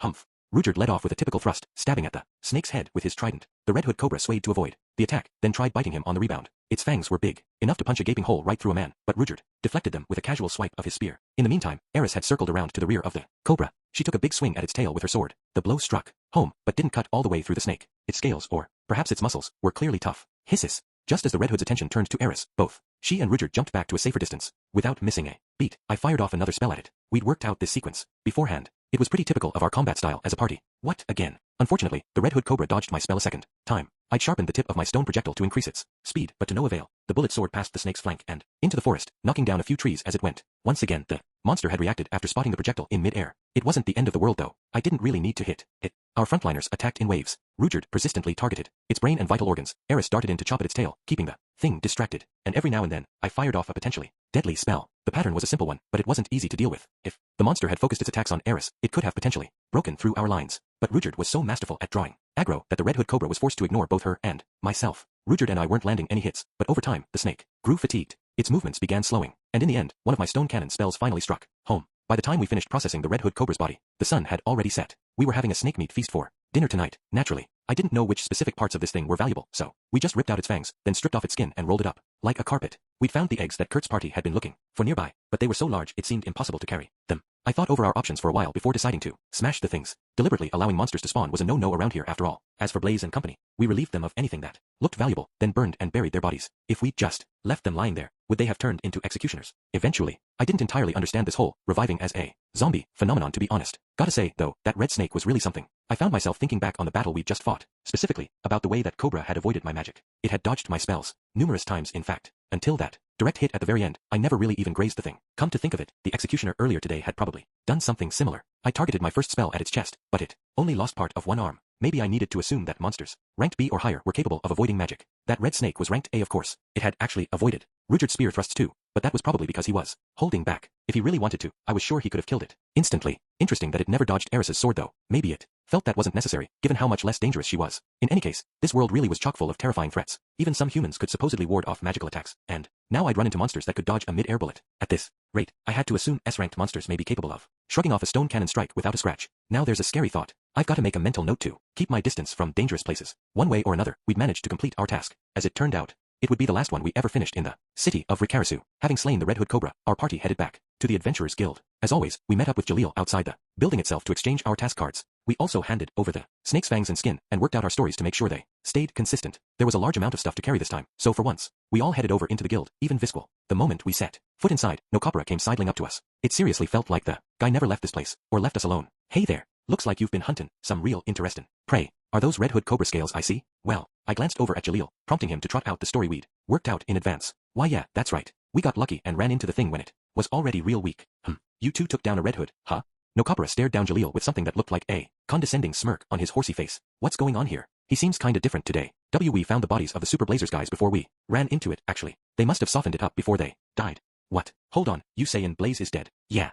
Damn, guess that's how it goes when you run into a Red Hood. Though, no Copra said with a disinterested snort. Still, even if it was weakened up, it's hard to imagine you and Visquil talking one of those monsters down. Well, it wasn't just weakened, really. It was almost dead. I mean, you could almost say it was dead. It was still breathing, yeah, but it was basically a goner, you know? Jalil, speaking a bit too rapidly now, chose this moment to walk hurriedly away. No Copra didn't seem to be satisfied yet, though, and turned his attention to us. So, you guys find some lost pet again today, or what? Yeah, Master Jalil's taught us some excellent techniques. We managed to earn ourselves a bit more pocket money today. Something felt a little off about this conversation. I tried to slip away and walk off quickly like Jalil had, but just as I began moving, no Copra slung his arm around my shoulders in a weirdly intimate way and leaned over to whisper in my ear. So tell me, how exactly were you hunting down pets outside the city? For just an instant, I stopped moving, but I think I managed to keep my poker face on. This was a situation I'd planned for. He'd only seen us heading out of Rikarasu. I could talk my way around that. It just happened to wander outside of town this time. Oh really? So what then? This time, Nokabra grabbed Jalil firmly by the shoulders. Did that Red Hood Cobra just happen to be inside the city, too? Okay, so he'd seen Jalil and Visquil around town as well. In other words, the jig was up. Very strange. Lots of odd things happening these days. I'd given some thought to this scenario. We did have some options to deal with it. For example, I could blame everything on Jalil. If I insisted he was forcing us to do dangerous, high-rank work against our will, I could wriggle my way out of the immediate crisis. I wasn't going to go down that route though. If I did, Rudyard might cut off ties with me for good. It was conduct unbefitting of a warrior after all. Come on, guys, just fess up already. Why don't ya? To what exactly? I asked. Have we done something wrong? Huh. We helped out with P. Hunter's job, and P. Hunter helped out with ours. Is that such a big deal? Instead of sticking to lies and cover stories, I chose to give the so what approach a try. I'd looked over the guild regulations a second time a while ago, and there definitely wasn't any clear rule against what we were doing. Of course, that didn't mean people would be okay with it. You don't get to do anything you want just because it's not technically illegal. But I wasn't sure if we'd crossed the line into unacceptable behavior either. May as well try insisting that we'd done nothing wrong. Are you friggin' serious, kid? Ya ever thought about what happens if a bunch of other idiots start pulling that crap too? Not really. What would happen? Jobs would start getting sold to the highest bidder. The whole damn point of the guild would disappear. I could insist we weren't paying each other for our tasks, but that probably wouldn't fly, would it? Right. I guess you could technically classify this as a form of buying or selling guild tasks. This guy's smarter than he looks. To be sure, if our methods became more common, you'd probably start seeing some people selling off their jobs for an easy profit. For example, someone could just accept all the D-ranked jobs available at once, then sell them off piecemeal to the other D-ranked guys. The seller would get a steady flow of cash and eventually move up the ranks, all without lifting a finger himself. Of course, with that approach, you'd end up failing any jobs you couldn't manage to sell. Why do you even care, Nokabra? We're not causing you any trouble, are we? You sure you want to take that tone with me, kid? You're standing at a bit of a crossroads right now. See, you listen up too, Jalil. At this point, Nokabra seized me by the front of my robe and lifted me up off the floor. Glancing behind me, I shook my head at Eris and Rudyard, whose eyes were flashing with anger. Right now, I needed them to stay. This conversation wasn't over yet. He. It was hard to interpret Nokabra's expression, what with the whole horsehead thing, but I got the definite impression that he was leering at me. If you care about your status as an adventurer, you best start bringing me 2 iron coins per month. Oh wow, this is almost refreshing, actually. I felt like this was the first time I'd met one of these types since I was reincarnated in this world. Everyone I'd run into lately was more of a shades of gray character, you know. It was kinda nice to get such a clear-cut bad guy for once. At least I wouldn't have to overthink the situation. In any case, now I knew why Nokabra hung around the guild all day. He obviously kept a sharp eye out for adventurers who were up to no good, so he could squeeze cash out of them. Seemed like a nice, easy line of work. Couldn't I just report him for blackmail or something? No, that would mean exposing my own actions as well. You guys are making good money these days, right? Oughta be no sweat. Do you mind if I ask a few questions? I said, doing my best to sound hopelessly flustered. Like what? I guess what we did would probably be classified as selling a job, right? Yeah, fair sure. They'd slap you with a nice fat fee and rip up your card if they ever found out. Wouldn't like that, would ya? No, we don't want that. Stay calm. This isn't anything worth panicking over. I knew something like this might happen. We're okay. We're still okay. Okay, we don't have that kind of cash on hand right now, so can Jalil and I go turn in our jobs? Sure, whatever. Just don't make a run for it. All right. W wouldn't dream of it, Chief. This guy wasn't that smart after all apparently. The two of us broke away and headed for the counter. Hey, what do we do? What are we gonna do, man? Calm down, Jalil. You need to act like nothing's wrong. Having offered Jalil those vague instructions, I signaled Visquil to come over and join us. We passed over our completed task cards and received our rewards. But before we left the counter, I also had them dissolve P Hunters and join Dead End. This step may or may not be meaningful. I wasn't sure how detailed the guild's records were. I looked back across the room and saw Rudyard glaring at Nokabra with murder in his eyes. While we may have broken the guild's rules, it seemed Horseface's arrogant attempt at blackmail was a far graver violation of the warrior's code. With a small gesture, I signaled Rudyard to restrain himself. Eris didn't seem to understand what was going on. If she spoke the demon god tongue, she'd probably have been the first to attack that obnoxious horse, and she'd probably have used her sword, not her fists. As Jalil and I rejoined the group, Nokabra slung his arms around our shoulders like we were old friends or something. All right then, cough up your payment for this month, boys. With a forced smile on his face, Jalil started to hand over the 2 iron coins he'd just received, but I grabbed his hand to stop him. Just one thing before we do that. What? Make it quick, kid. I got a real short fuse. I paused for just an instant to steady my nerves and say a silent little prayer. You do have some sort of proof that we broke the rules, right? Nokabra's irritated TCH echoed across the lobby. Nokabra started off by pulling a list of tasks that Dead End had completed from the guild's record books. The clerk didn't ask him why he wanted this information. This probably wasn't the first time he'd asked for it. Apparently, we'd be using this information to pay a few visits to our previous clients. Oh, and don't get any funny ideas about attacking me in some back alley, said Nokabra, his eyes moving from Rudyard to Jalil. I felt like the rage on Rudyard's face was pretty obvious, but Horseface didn't seem too intimidated. Maybe he was used to getting glared at by men who wanted him dead. If I die, my pals will go straight to the guild to report ya. Oh, and unlike you phony C-rankers, I'm the real deal. I could hit B-rank anytime I felt like it. You had to assume that last part was just a bluff. Even Nokabra surely didn't believe that he could take us 1-on-5. He was driving us into a corner, yes, but that didn't mean he had a death wish. Still, this seemed somewhat careless of him. I would have taken at least one bodyguard along if I were in his shoes. Okay then, here we are. The first place we arrived at was an ordinary but unfamiliar house. When Nokabra knocked on the front door, a cranky-looking old lady emerged. She had an eagle-like beak on her face and wore a plain black robe. A sugary sweet smell wafted from inside the house itself. No doubt we'd interrupted her in the middle of whipping up some narunarunarin. The old lady glared at us suspiciously at first, but once she noticed Visquel, her face lit up. Well now, if isn't Visquel, what's all this, dear? You've brought me quite a crowd today. Oh, are these the other members of Dead End? Rudyard Nokapura surveyed our startled faces, then looked back at the old lady, who clearly only recognized Visquel. He let out an amused grunt, a nasty smile spreading across his face. Sorry, lady, but they ain't Dead End. You got scammed. What? Glancing at Nokapura, the old lady snorted disdainfully. How exactly did I get scammed? Huh. Well, Visquel cleared out those bugs just fine. Can't beat a Zamiba for this sort of thing, can you? I haven't seen a single one since. From the sound of things, Visquel had dealt with some sort of insect infestation here. Come to think of it, this old lady matched what we knew of one of the clients Rudyard had observed her working for. So long as you do the job quick and proper, I couldn't care less. If you're the real Dead End. Nokapura wasn't the only one startled by that comment. Rudyard's eyes went wide as well. Listen, lady. Hell, I'm an old woman. I don't have much time left either way. If I had a chance to meet a real super at the end, I'd take it every time. Nokapura's eyes darted around uncertainly for a moment, but then he turned forcefully to Visquel with a scowl. Visquel, let's see. Your adventurer card. Visquel started in surprise, but then a small smile spread across her face. She took out her card and showed it off to everyone. The final line, of course, now read, Party, Dead End. What the, damn it, are you kidding me? At this point, P. Hunter no longer existed. An examination of the guild's records would probably have revealed why, and with a bit more work, evidence of our rule-breaking might also have emerged. But at least for now, this didn't seem to occur to Nokapura. To hell with this. We're going to the next one. With a small smirk on my face, I followed as he stomped off to the next address on his list. By the time we'd visited several dozen former clients, Nokapura's face had somehow gone from red to blue. Shit, what's going on here? Everyone we spoke to had the impression that Jalil and Visquel were members of Dead End all along. Their adventurer cards even backed up that story. There was even a feel-good moment near the very end when we came to the girl who'd been our first ever client. She'd yelped with joy and hugged Rudyard's leg. I'm sorry, Nokapura, but I don't think we can pay you if you can't produce any proof. God damn it. Forget paying. Maybe I'd report him to the guild. I could always accuse him of obstructing us from finishing our jobs or something. Hey. As I snickered evilly to myself, the final destination on Nokapura's list came into view. It was, apparently, the Wolfclaw Inn. It seemed Jalil had taken on some odd job in the place that we were staying, bluffing our way through. This might be harder if we had to deal with anyone who actually knew us, but I felt like we'd barely spoken with the innkeeper. We'd probably manage somehow. Here. They're the last ones. 2 people emerged from the Wolfclaw Inn's front door. I froze at the sight of them. This was not good. There were about 15 different alarm bells going off in my head. Emergency. Emergency. Red alert. Air raid. Incoming. Unanticipated contingency. All too late, I understood just how thoughtless and stupid I'd really been. Oh, Rudius, you're back. Good to see you, man. What's with all these people? We were face to face with the surviving members of the Tokarabu village toughs. There was deep exhaustion on Kurt's face, but he still greeted us in a friendly tone of voice. Hey there, kid. You remember who saved you in the petrified forest? That was Dead End, right?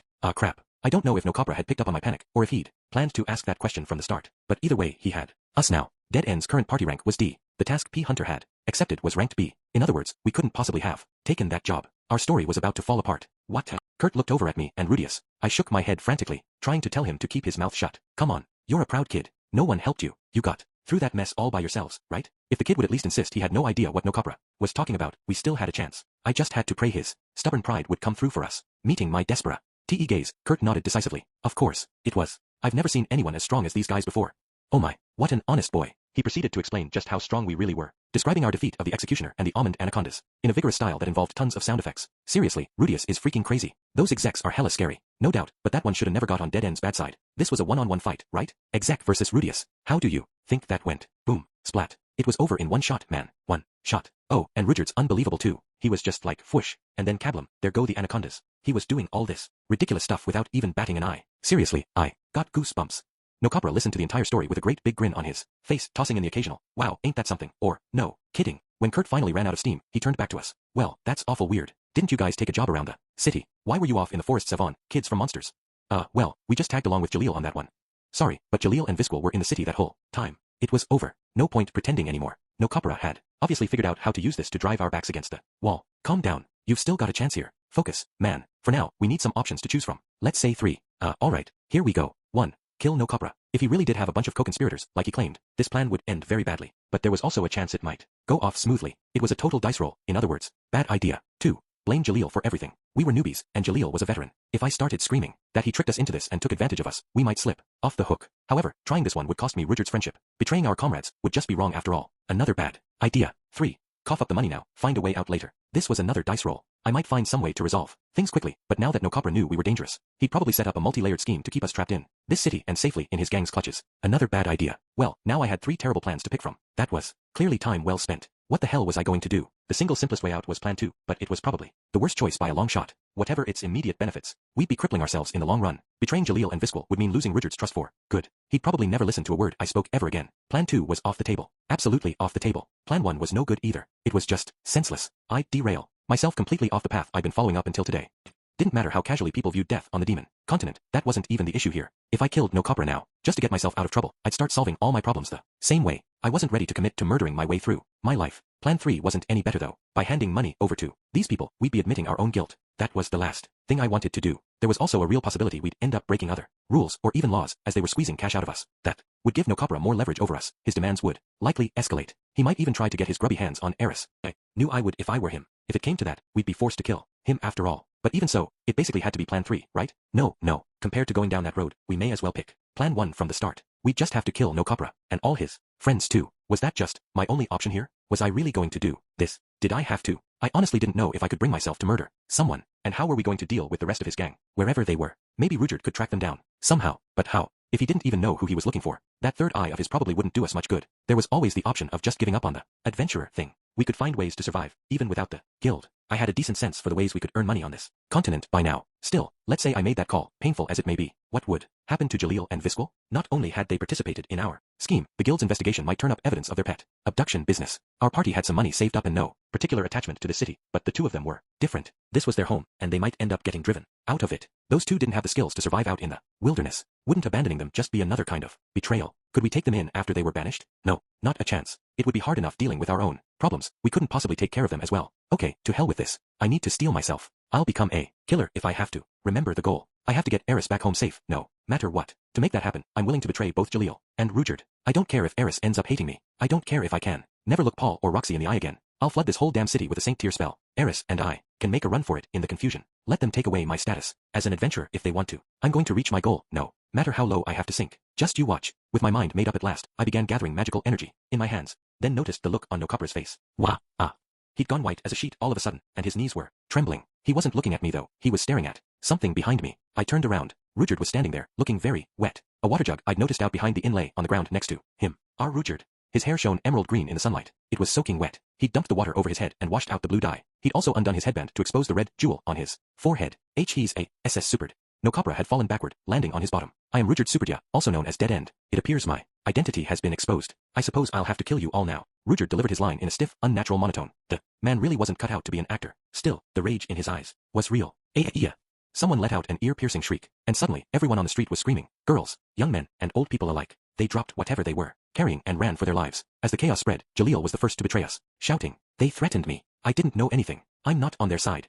He turned and ran, taking Visquel with him. Kurt's legs had given out under him. Maybe he was remembering how sharply he'd spoken to Rudyard just the other day. His face was deathly pale, and it looked like he was pissing himself. Why were they all so terrified all of a sudden? It was still Rudyard. His hair color had just changed, that was all. I couldn't begin to understand it. You guys were acting normally up until now, right? Come on, Kurt. You were just talking up Rudyard like he was some sort of superhero. You said you wanted to be like him someday, remember? You were looking at him with respect in your eyes. So why are you so afraid of him now that his hair's green? Look at Eris, man. She doesn't have any idea what's going on, but she's staying calm, right? She's standing there with her arms folded, her feet wide apart, and her chin in the air, quietly watching all this with her eyes wide open. So why's everyone else freaking out? Many of the people around us were fleeing in a blind panic. Others were sitting in the street. A few had drawn their weapons, although their legs were wobbling. There'd been many different types of people in the area, but they were all trembling now. All this because of one guy with green hair? I knew the people here feared Dead End, but I didn't know they feared him this much. I didn't know how visceral their terror was.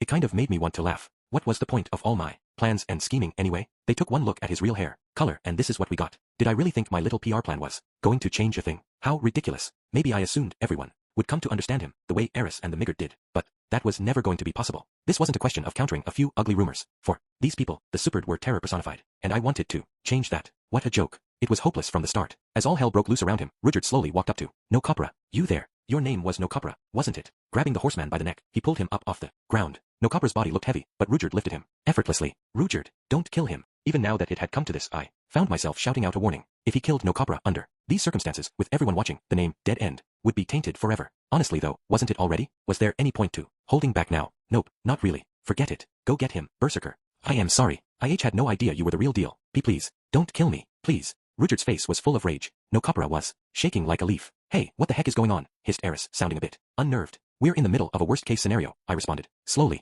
So why aren't you doing anything about it? Because there's nothing I can do. Sorry. Well, I guess we're really out of luck then. The girl gave up quickly enough. In her defense, I'd already done the same a while ago. There was no fixing this mess, and it was all my fault. I'd assumed we could always figure something out. Even if somebody caught on, I'd let myself believe we could improvise our way through any unexpected trouble. And this disaster was the result. Now that events had come this far, the only real way I could intervene would be to carry out my original idea and wash the slate clean. Like, with a magic tidal wave. Good one, right? Ha ha ha. Please, you gotta have mercy. I've got 3, no 7, hungry kids at home. Nokabara pleaded for his life in a somewhat incoherent fashion. It was fairly obvious those kids didn't exist. Even I could have managed to come up with something more convincing. I'm leaving this city, and you are going to forget you ever met me. Still, Rudyard let him off the hook right away. I suppose the reference to children was probably a factor there. Alright, right. Hitch, thank you so much. Relief washed over Nokabara's face, for an instant at least. However, you had better hope our status as adventurers hasn't been revoked by the time we reach the next town. Rudyard jabbed his trident forward and sliced a single shallow cut across Nokabara's cheek. A wet stain spread across the front of the horseman's pants, and something bulged out in the rear. Don't assume you're safe within this city's walls. Nokabara nodded vigorously and repeatedly. When Rudyard dropped him, he hit the ground with a nasty squelch. Before long, Rudyard was chased out of Rikarasu. Taking all the blame for everything on his shoulders, he fled into the wilderness. That was an ugly, frustrating day. Rudyard set off running all by himself, leaving us behind. Soon enough, guardsmen ran up to ask everyone what had happened, and I insisted Rudyard had done nothing wrong. But in their eyes, of course, I was just a child. They decided that he must have intimidated me into saying that. Before long, everyone arrived at the conclusion that Rudyard had been planning out some evil plot here, using us as his pawns. The details of his scheme were unclear, but at least he'd never gotten the chance to carry it out. Everyone around us looked at me and Eris with pity in their eyes. They were convinced that we were naive children who'd been manipulated by a vicious devil. I was so angry I could have punched someone. What exactly had Rudyard done wrong anyway? All of this was my fault. None of it would have happened if I hadn't gotten so damn complacent. Eris and I returned to the Wolfclaw Inn, gathered up our few possessions, and left it for good. We needed to hurry, or Rudyard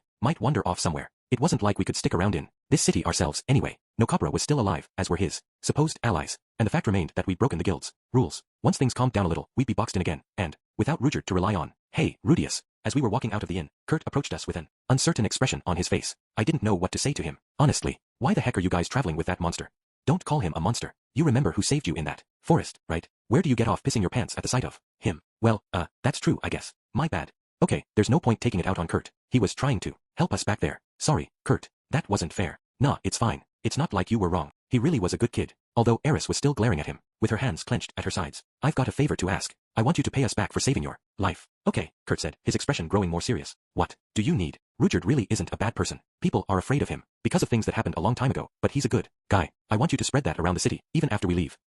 Right. Got it. I guess I do owe him my life after all. The kid didn't sound entirely convinced. Oh well, he seemed like an earnest type. Maybe he'd actually keep his promise. I stopped by the Adventurers Guild and removed Jalil and Visquil from Dead End. I also asked the clerk to pass on a brief message for them. Sorry it came to this, but thanks for all your help. You've got his gratitude as well. Those two did betray us at the very end, but you could hardly blame them for that. It was the only option they had to save themselves. Putting aside how things ended, they definitely helped us out a great deal. On our way to the gate out of town, I stopped to buy a lizard-like reptile trained to carry PLE and luggage. It was a large creature with 6 legs and charmingly bulgy eyes. On this continent, they were basically used in place of horse-drawn carriages. This particular species could easily accommodate 2 adult riders at once. It cost us 10 iron coins, about half of all our money on hand. But I decided some time ago that I was going to buy one of these. When we hit the road again, having one supposedly made it much easier to navigate the demon continent. After a brief tutorial from the merchant on how to control the thing, I loaded it up with our bags and we headed out of Rikarasu. There were a large number of soldiers gathered around the gate. Maybe they were preparing to try and chase down Rudyard or something. Their faces were pale, but their expressions were excited. When I stopped to say hello, they warned us to be careful out there, since Dead End had fled the city not long ago. From that point, they proceeded to emphasize that Dead End was a bloodthirsty devil, and speculated about what evil deeds he'd been getting up to inside the city, not that they'd ever even seen him. After a while, I just couldn't bite my tongue anymore. That man was in the city for nearly 2 months, and he didn't cause any trouble at all. The guards looked at me like I'd grown a second head. I glared at them, clicked my tongue in irritation, and finally walked out of the city. I was in a truly foul mood. Right now, we needed to meet up with Rudyard. Was he still somewhere nearby? I had to assume so. If his pride as a warrior was still intact, there was no way he'd abandon us, or Eris at least. I guess this should be far enough. Once the city was completely out of sight, I sent a magic firework into the sky. It burst in mid-air with a ferocious boom, producing a flash of light and a wave of heat. We waited for a while, but Rudyard didn't appear. Eris, can you call for him as well? Eris shouted out Rudyard's name at the top of her lungs, which was incidentally pretty loud. This time, something did appear after a while, but it was a group of Pax coyotes. I took out my irritation on them. Soon enough, the rocky area we were standing in was transformed into a perfectly flat plateau, and the monsters were reduced to bloody chunks. Could they still come back as zombies, even from this state? Humph. Not my problem. That city can deal with it. Look, it's Rudyard. Not long after the battle ended, our wayward Supert finally made an appearance. There was a guilty look on his face that just made me feel even worse. Why didn't you show up when we called for you? Were you planning to run off somewhere without a word to us? Yet for some reason, the first words that came out of my mouth were accusatory. This wasn't what I'd wanted to say at all. I'm sorry. Rudyard led with an apology. Awkward. This whole mess was obviously my fault. I got cocky and careless. I made the call to team up with Jalil and Visquil because I wanted a quicker and easier way forward. When no Copra threatened us, I just assumed we'd manage to wriggle our way out of it. But then we got backed against the wall, and Rudyard had to clean up my mess for me. If he hadn't made himself the scapegoat, we may have gotten trapped in that city for good. I couldn't even blame bad luck for the way things went. No Copra was a pro at blackmail. He would have cornered us somehow, even if Kurt hadn't given us away. For what? I'm the one who owes you an apology. I felt like such a piece of crap. No, you did everything you could, Rudius. But even the best laid battle plans go awry. I know how thoroughly you thought about every detail, every step we took, day in and day out. Suddenly, Rudyard smiled and placed his hand gently on my head. I didn't know what you were thinking, of course, and I'll admit that, until today, I suspected your goals to be immoral. For that reason, there were times I could barely abide your decisions. He paused to glance over at Eris, then nodded to himself. But now I understand that you were simply desperate to protect something, no matter what the cost. I saw that in your eyes just now, when you were ready to kill that man. Just now. Oh, when I was about to flood the city. You fight to protect something, Rudius, and that makes you a warrior. When Rudyard spoke those words, I actually had to fight back tears. I didn't deserve that sort of praise. I was a shallow, short-sighted person. All I ever thought about was making money and finding ways to get ahead. I'd even been ready to abandon Rudyard himself. I nearly cast aside the one ally we could rely on to the bitter end. Rudyard, I wanted to be honest with him. I wanted to tell him something, in my own words, plain and simple, without hiding behind superficial politeness, even if I didn't know exactly what that something was. Don't say anything. But he cut me off before I could. From this point on, put your goals ahead of mine. Ha. Don't worry. I'll protect the two of you, even if you don't improve my reputation. Trust me, please. I did trust him. Of course I trusted him, which meant we didn't have to help him anymore. It made sense. Spreading the word about Rudyard was no easy task, and trying to pursue two goals at once made it difficult to really focus on either. We may have been stretching ourselves too thin. I'd been under so much stress lately, at least. I'd overlooked some things that really should have occurred to me, and failed to think through a number of important details. A situation like that can easily lead to disasters like the one we've just experienced. And so, we didn't have to help Rudyard anymore. But I couldn't accept that. Not after seeing what I'd just seen. Not after watching everyone basically chase him out of town with pitchforks. I couldn't bring myself to say, all right then, just wait outside next time we reach a city. I can't do that, Rudyard. I'll fix your reputation, no matter what. If anything, his offer only made my determination stronger. I owed him at least this much for everything he'd done. I was just going to have to do a better job from now on. I wasn't going to push myself past my limits again, but I'd still do everything I could. Haven't you learned your lesson, Rudius? Am I really so untrustworthy? I do trust you. That's why I want to help you reach your goal. I was bullied myself, back in the day. People slapped a label on me, one that I never managed to remove, and I suffered for it. I spent decades by myself. If Roxy hadn't dragged me outside, I might never have escaped that isolation. I might never have even met Sylphie or Eris. Rudyard was a more complicated case, of course, and the scale of his problem was incomparable to mine. But that was no reason for me to give up on him. Roxy had helped me without even meaning to, but I wasn't Roxy. I'd have to keep trying, keep screwing up, and slowly crawl my way forward through the mud. It may be a total nuisance, from Rudyard's perspective. There may be more disasters like this in store, when he'd have to clean up my mess for me. But that was fine by me. I'd rather fail than not even try. You're certainly a stubborn one. You're one to talk, Rudyard. Ha, all right then. Let's do what we can, I suppose. With a wry smile, Rudyard nodded slightly. For some reason, in that moment, I felt like I'd finally earned his trust for good. When I woke up the next morning, Rudyard was as bald as a cue ball. The sight left me dumbfounded, also a little freaked out. Honestly, in combination with that scar on his face, it made him look like a yakuza. What happened yesterday made it clear that my hair frightens people, so I got rid of it. That must have taken real resolve. Back in Japan, shaving yourself bald was a way of expressing single_minded determination, or showing remorse for some huge mistake. Things were different in this world, of course. But even so, seeing Rudyard like this, I sort of felt like I should follow his example. The best way to atone is through action, after all. Do I really want to shave myself bald too? I mean, I did screw up here, right? But, man, I dunno. You, Eris? You think I should do that too? Don't you dare. I like your hair the way it is, Rudius. Yeah, okay. So I ended up using Eris to get myself off the hook. Go on, laugh at me. I deserve it. For me, as a member of the Dragon Quest generation, the words demon continent naturally bring to mind the concept of a demon realm. You know, a dark land ruled over by an all-powerful demon king, with small villages populated by monsters, long-forgotten ancient shrines, and fearsome creatures swaggering around all over the place. It wasn't really like that in this world though. For one thing, that all-powerful demon king was nowhere to be found, which isn't to say that demon kings didn't exist. In fact, there were roughly 30 of them at the moment, and they all had at least a bit of territory to lord over. But they weren't rulers really. They just called themselves kings and acted like they owned the neighborhood. Each demon king did have something like a guard squad or a band of knights, typically with impressive-sounding names. The soldiers in Rikarasu technically belonged to one of these. They complemented the activities of adventurers by exterminating dangerous monsters in the area, capturing criminals in town, and otherwise taking independent action to protect their homes. More of a city watch or local militia than an army really. I wasn't that clear on the exact relationship between the local demon king and those guys. Did he actually issue them orders, or were they just calling themselves his soldiers? They'd presumably be his army if he ever went to war, so I guess there was some sort of contract in place. At the moment, no one was fighting any wars and things were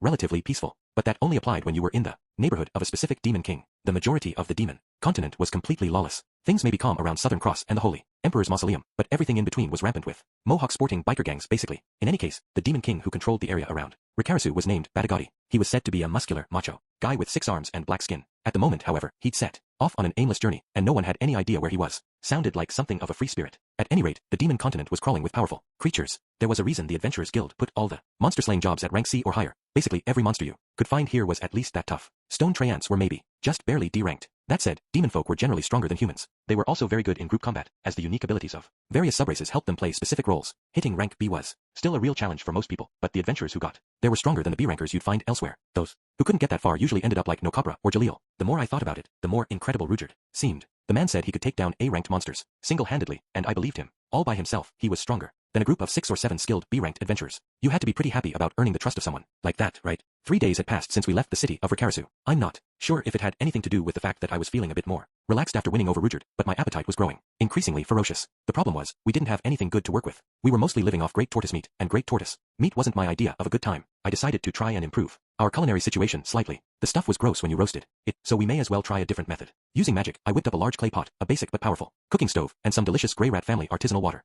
Was everything we needed to make a basic stew. Water was a precious resource around here, but I could produce it in unlimited quantities. Initially, I wanted to use a pressure cooker to get the meat really nice and tender, but the first one I tried to make very nearly exploded, so I decided not to pursue that idea. Cooking the meat this way did take significantly longer, but we didn't have a gas or water bill to worry about. I was willing to watch lovingly over that simmering pot for hours if I had to. It was particularly convenient that I could make all the cookware we needed using earth magic, making it disposable. One of these days, I wanted to give smoking the meat a try as well, but stone Treant chips probably wouldn't imbue it with too pleasant a flavor. Stewing the great tortoise meat did make it somewhat more edible. Instead of chewing on nasty tough meat, we now had nasty, tender meat. Yeah, it was still nasty. You couldn't simmer that pungent aroma out of it, and the flavor was what it was. It was weird, honestly. I could have sworn this stuff tasted much better back at that Migard village. Were we missing something? After a moment's thought, it finally dawned on me. It must have been those plants they were growing inside the village. I thought they were half-dead vegetable crops, but that wasn't the case. That plant was probably some sort of herb or spice, something they used to hide the stench of their meat and improve its flavor. I'd been totally misled by Roxy's description of them as bitter and unpleasant. They were used for seasoning. You weren't supposed to eat them on their own.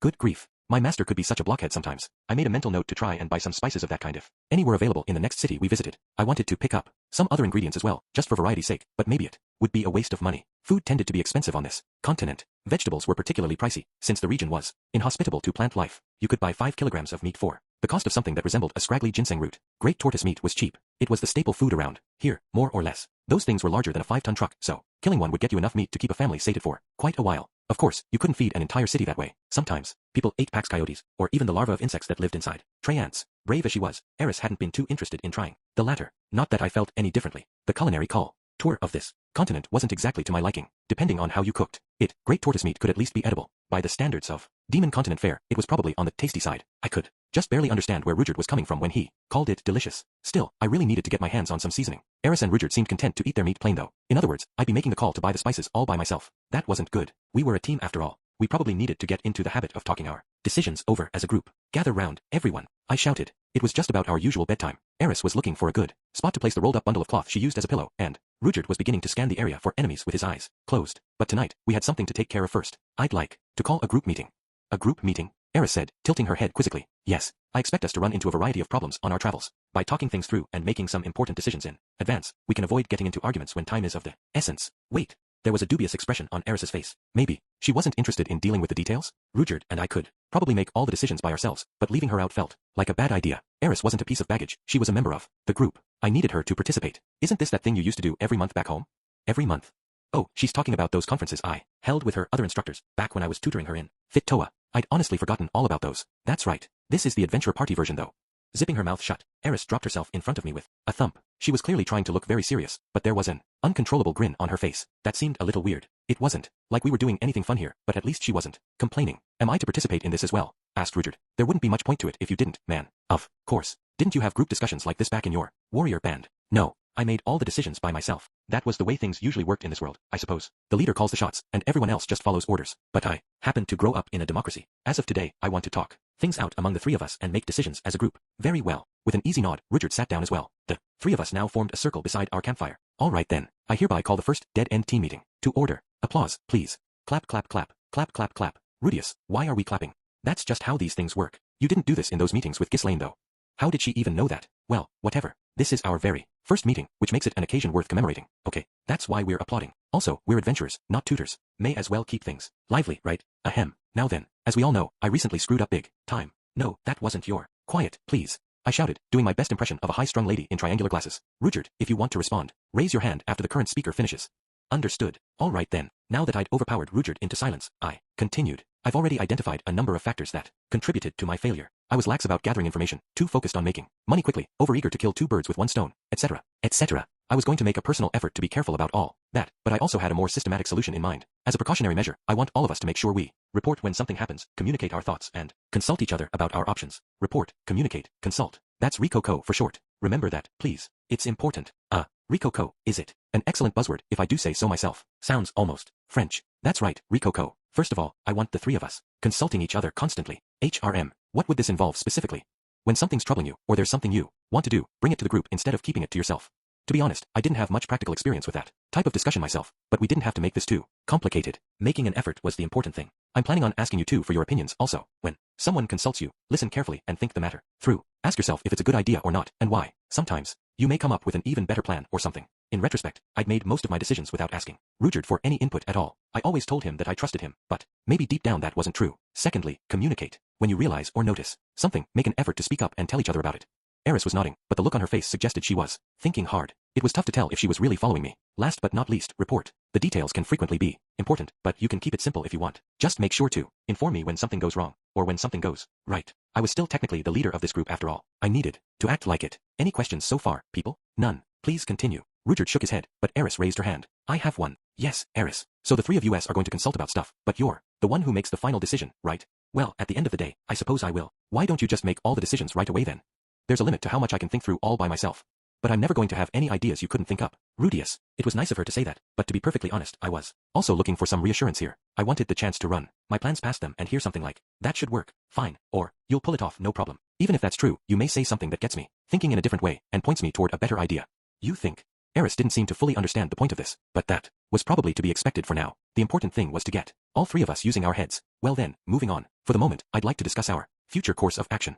Our journey across the demon continent had begun abruptly. With no time to plan ahead or prepare ourselves, we were going to have to figure things out on the fly as best we could. First of all, let's discuss our destination. Our ultimate goal is to reach the kingdom of Azura, on the west side of the central continent. No objections there, I assume. The two of them nodded. Of course, reaching the central continent was easier said than done. We couldn't cross over to it directly from the demon continent. There was no sea route that connected them. The fish folk ruled the seas on this world, and everyone else could only travel across them on a limited number of predetermined lines. Rujard, how can we reach the Millis continent?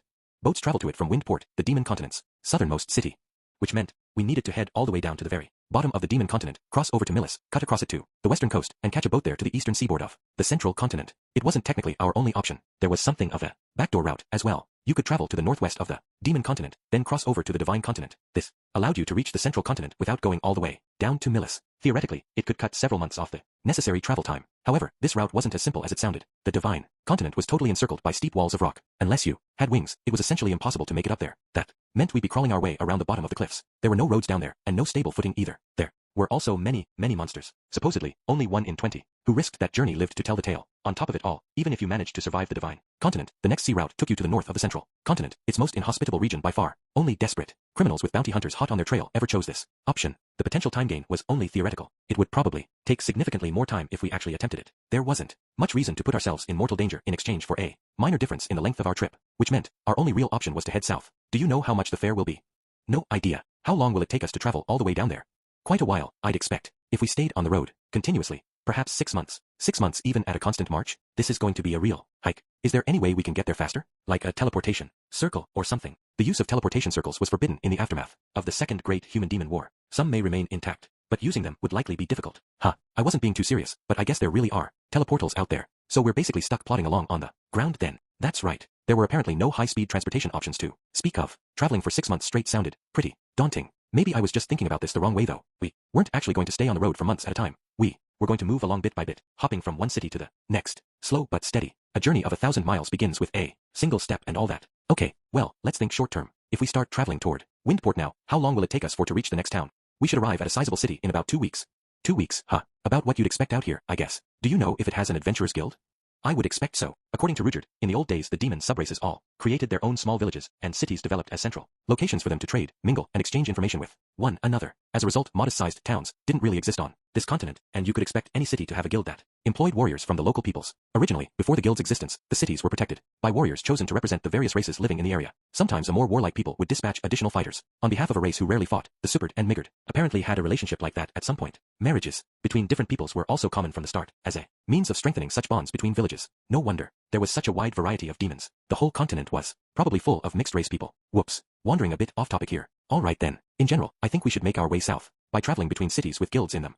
After reaching each new city, we'd stay for a week or two. Unless we lost our status as adventurers, we could take on guild tasks and spread the word about Dead End. Once we scraped together enough cash to buy supplies for our journey to the next city, we'd get right back on the road again. That's the general pattern I have in mind at least. Do you too have any questions or opinions about any of this?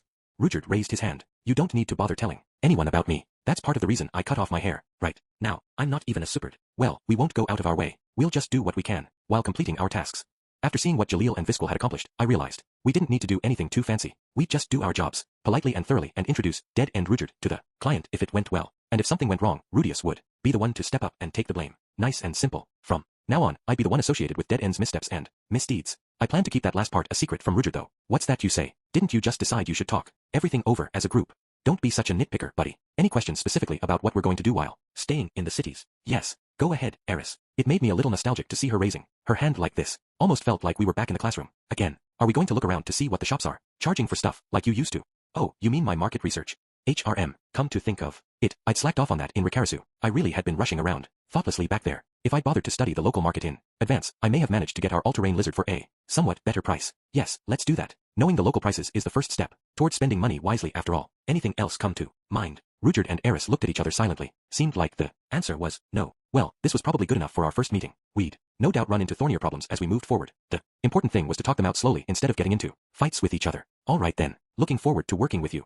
With that, I bowed my head and brought things to a close. As of that moment, our journey finally began in earnest. We made it to the next city without anyone realizing that Rudyard was a superd. To be fair, he'd shaved off all his hair, even his eyebrows, and on the demon continent, people didn't usually do anything too dramatic with their haircuts. I got the feeling that most of them took pride in their naturally distinctive appearances. The guards at the gate greeted us warmly. Honestly, Rudyard looked like nothing so much as a mafia thug or a skinhead at this point, but maybe there were tons of guys with scary faces around these parts. The fact that we were actually dressed like adventurers this time probably made a difference too. They seemed genuinely pleased to have us. As we stepped inside the city, Rudyard mentioned that he'd never received such a warm welcome before with a small smile on his face. While our appearances apparently weren't a problem anymore, when we announced ourselves as Dead End at the guild, quite a few onlookers shouted questions along the lines of, "You sure that's a good idea?" When I replied that it wasn't a problem since we had the man himself with us, most of them burst into uproarious laughter. It was nice to see that trick still worked. I was almost grateful for how infamous the name Dead End was. It made for an excellent icebreaker. After settling into our lodgings at a local inn, we soon held another team meeting. Eris kicked things off this time, announcing, Rudius was sniffing my underwear while doing the laundry, and I want him to stop, with a perfectly serious expression on her face.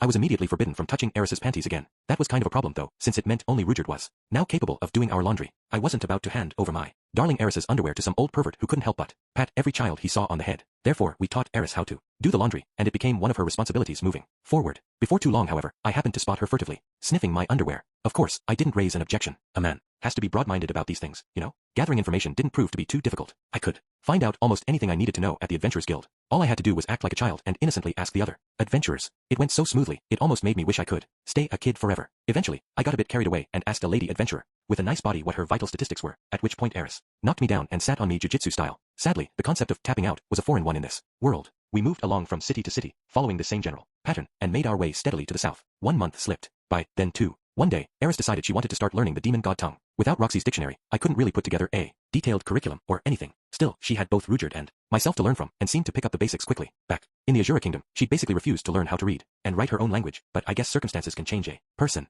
It must have been very stressful to be the only one who had no idea what anyone was saying most of the time. My N name is Eris Boreas Grey Rat. That's right. You got it, miss. Really? Well, she still wasn't anywhere near ready to have an actual conversation, but let us recall the words of Yamamoto Isoroku. Show them, tell them, have them do it, and then praise them. Otherwise, people won't do anything. Speak to them, hear them out, recognize them, and give them responsibility. Otherwise, they will never grow. Watch them work with gratitude and show your faith in them. Otherwise, they will never truly blossom. Tons of instructions there, but for the moment, I focused on the praise them part. Truly splendid, miss. Superb work. You're making me all tingly. Are you making fun of me? No. Perish the thought. Yeah, okay, I may have gone a little overboard there, I guess. You've got to know how to praise them, too, huh? You know, we're going to be leaving the demon continent soon, right? That's the plan. We're headed to Millis next. The word soon felt a little optimistic there. We still had a very long road ahead of us. Maybe there's no point to me learning the demon god tongue. After all then, well, you may end up coming here again someday, right?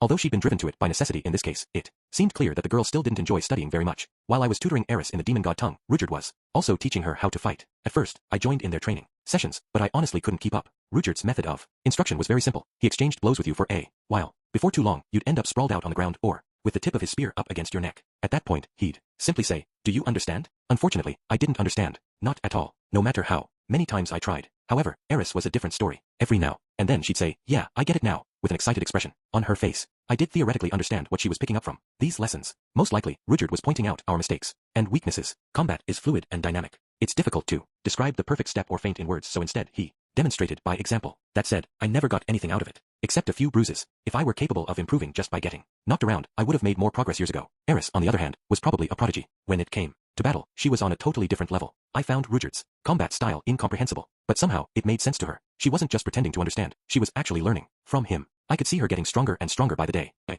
didn't think she was anywhere close to Ghislaine yet, but at this point, I suspected she may be slightly better than Paul. Could she beat me even if I used magic at this point? It felt plausible. I needed to give some real thought to how I could improve. The idea of sitting on my hands doing nothing while Eris grew steadily more powerful was just humiliating. In pursuit of a way to get stronger, I eventually challenged Rudyard to an all-out fight while Eris was off running an errand. I came at him with everything I had, using the tactics I developed to beat close-range fighters like Paul, but, long story short, I lost badly. None of my tricks, traps, or strategies were remotely effective against him. Not bad at all. You're already a well-rounded, powerful magician. For some reason, though, he complimented me after the fact. I seem to remember hearing something similar from Ghislaine a long time ago. However, your strategic approach was poor. There's no need for you to try and beat me in close combat. He explained that I should have initiated the fight from a far greater distance. It was only natural to struggle when you positioned yourself right where the enemy wanted you. That definitely made sense, but you don't always get the chance to start a battle from half a mile away, right? So what should I do when someone gets in my face?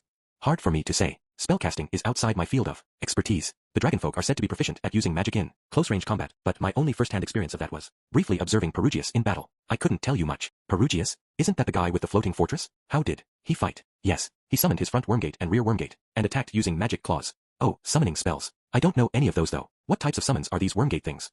I don't know the specific details, but I believe the front gate constantly drains magical power from his enemies, and the rear gate feeds that power to him. As a result, Perugius could gain a steadily greater advantage the longer a fight dragged on. It apparently hadn't been that effective against Laplace, who had a truly enormous supply of raw magical power, but an ordinary warrior would be sucked dry and lose consciousness in less than 5 minutes. Wow, that's one underhanded way to win a fight. Is it? I'd expected Rudyard to back me up on that one, but he didn't seem to agree. Maybe he thought of Perugius as a comrade of sorts, since Perugius helped him strike back against his most hated enemy. In any case, don't rush yourself. You're still very young. You'll grow stronger in due time. In the end, Rudyard patted my head and offered me some consolation. He did seem to view me as a warrior at this point, but he hadn't stopped with the head patting. I think he just enjoyed it for his own sake, honestly. Anyway, while I appreciated the sentiment, I wasn't too clear on how I was supposed to grow stronger. As I grappled with these worries, our party moved slowly but steadily south. When we reached a city, we took on guild tasks there, made a name for ourselves, saved up some money, then set out for our next destination. We repeated those same basic steps over and over again, never lingering too long in one place. Before I knew it, 5 months had passed, then 6. One day, we met someone on the road who immediately challenged Rudyard to a fight. My name is Rodriguez. I am the 3rd student of Aubert the Peacock Blade, pupil of the great North god Kalman. At first, I assumed he was some sort of bounty hunter, and someone had put a price on Rudyard's head without us knowing about it. Your deportment suggests you are a man of some renown. I wish to challenge you to a duel. However, that didn't seem to be the case. The man explained that he was a human swordsman who'd come to the demon continent to train himself. What should we do, Rudyard? It's been a long time since I had a match of this sort. According to Rudyard, the demon continent actually got many visitors like this. The monsters on this continent were strong, as were the adventurers who hunted them down. This made it an ideal place for warriors to hone their skills. Wandering around with no objective except getting stronger seemed pointless to me, but whatever. I wouldn't mind accepting, but what do you think? I think you have every right to refuse. What do you want to do? Though I am a warrior, when someone asks me for a bout, I would prefer to oblige them. You could have just said that in the first place, man. I decided to set some ground rules at least. 1. This is a friendly sparring match, not a duel to the death. No killing allowed. 2. Our warrior will only state his name after the fight's over. 3. Both sides agree not to hold any grudges, whatever the outcome. The swordsman cheerfully consented, so the duel got underway. Immediately, Rudyard won fair and square, having cleanly fended off his opponent's most furious attacks. He didn't take it easy on the guy or anything. He just took a calm, low-risk approach, shutting down everything the swordsman tried until he had the man cornered. You've bested me completely, sir. I never expected to stumble across such a peerless fighter here. This world is truly full of wonders. What is your name, if I may ask? Rudyard Superdia. People also call me Dead End.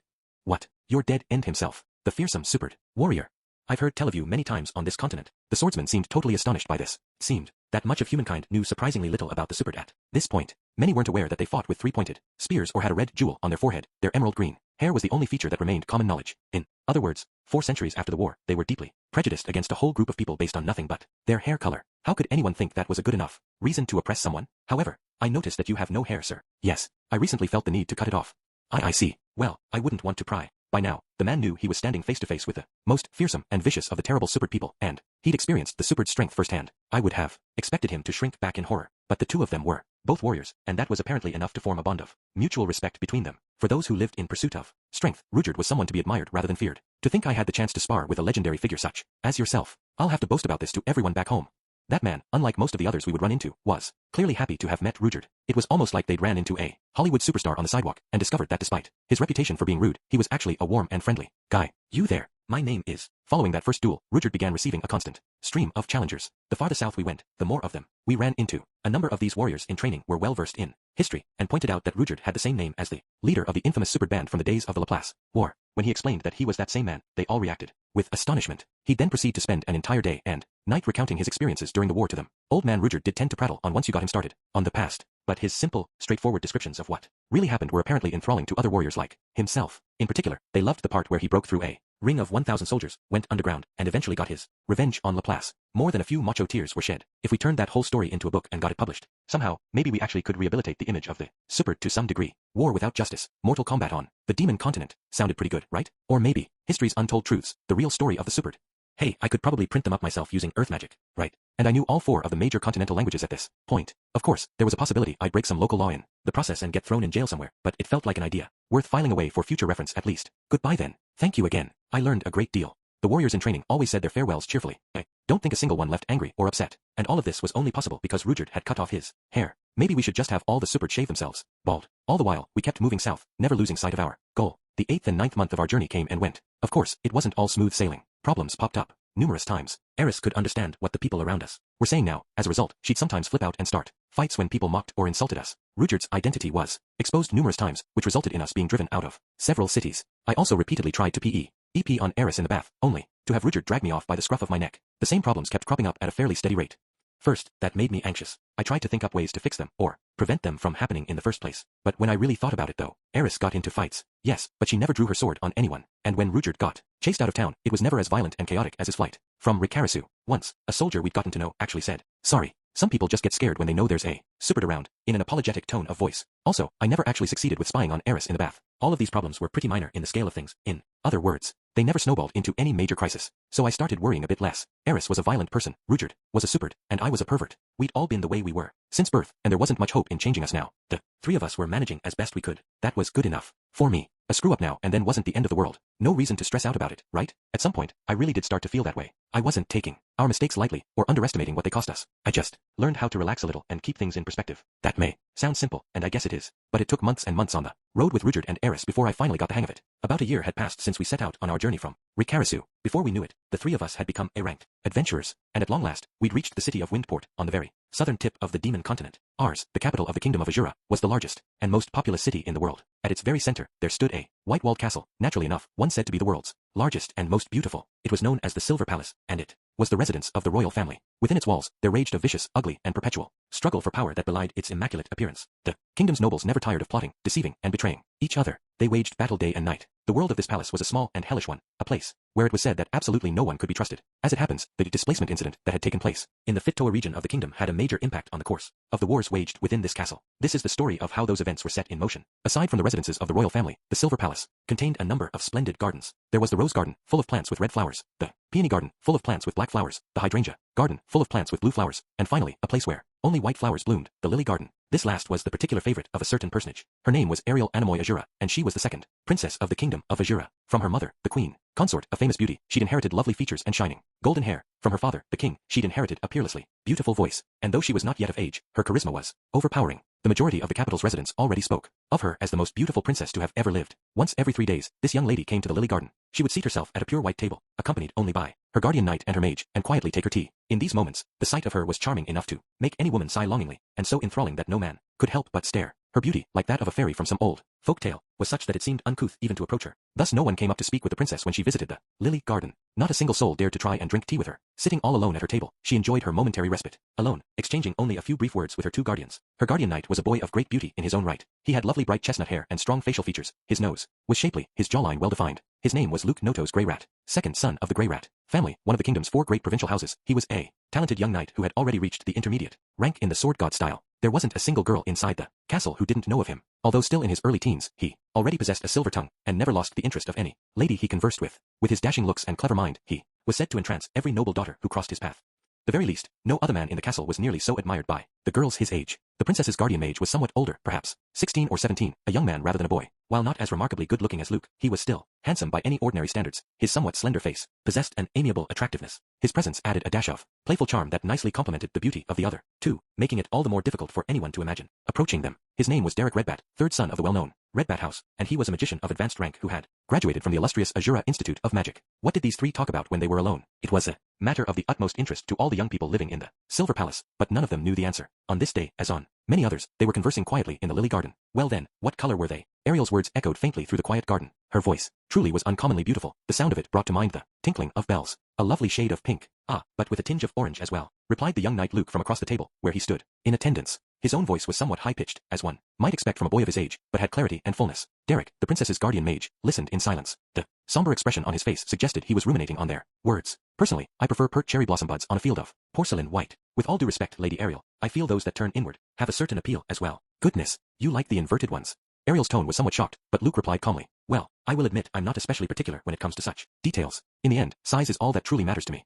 Ariel sighed and shook her head. Honestly, you have no taste at all, Luke. In reply, Luke simply shrugged his shoulders. What exactly were these two talking about, one might ask? In any case, how did you enjoy this new maid? Sarisha, was it? Her body was very sensitive, and her innocence was charming. It made for quite a pleasant evening. The answer was quite simple. Luke had been describing the nipples of the girl he'd bedded just the other day. Is that so? Now you've made me want to smuggle her into my bedchamber somehow. I would be perfectly happy to assist, milady. Oh, you're already prepared to toss her aside after sleeping with her only once. I'm afraid Sarisha's breasts weren't quite large enough for my liking. Ariel and Luke, in stark contrast to their appearances, were in fact a pair of lecherous young philanderers. For some time now, they'd been preying indiscriminately on the palace maids and the daughters of mid-rank nobles. Nothing's more exciting than teasing cute girls like that, if you ask me. I imagine Sarisha would squeal quite nicely. Only a limited number of people in the palace were aware of this, but Princess Ariel was both bisexual and a sadist. Many among the Azuran nobility possessed extraordinary sexual proclivities, and she was certainly no exception. Luke wasn't quite as extreme a case, but his love of big-breasted women knew no bounds. Hiding in the shadow of their outward appearance and reputation, the two of them lived carefree lives of pleasure, indifferent to the plotting and intrigue that defined the royal court of Azura. In this, they were hardly unusual for those of their rank. The majority of the nobility indulged in behavior just as scandalous, or even more so. Azura was a kingdom with a 400-year history that had never known war or famine. For many of its upper class, a demonstrated taste for decadence was a sort of status symbol. Ariel and Luke were still young, but they were already immersed in the amusements of their kind. However, Luke, Lady Ariel, I think it would be best for you to behave somewhat more discreetly. Derek was a man with a more conventional mindset. In no small part, this was because the Redbats were merely mid-rank, provincial nobility. They lived in an entirely different world from the decadence of the capital. One might wonder why such a young man had been granted the prestigious role of guardian mage to the second princess, but the answer was quite simple. His results in the institute had been superb. Advanced-tier magicians of noble birth were a rare commodity. Oh, Derek, you really ought to learn what it means to be an Azuran noble.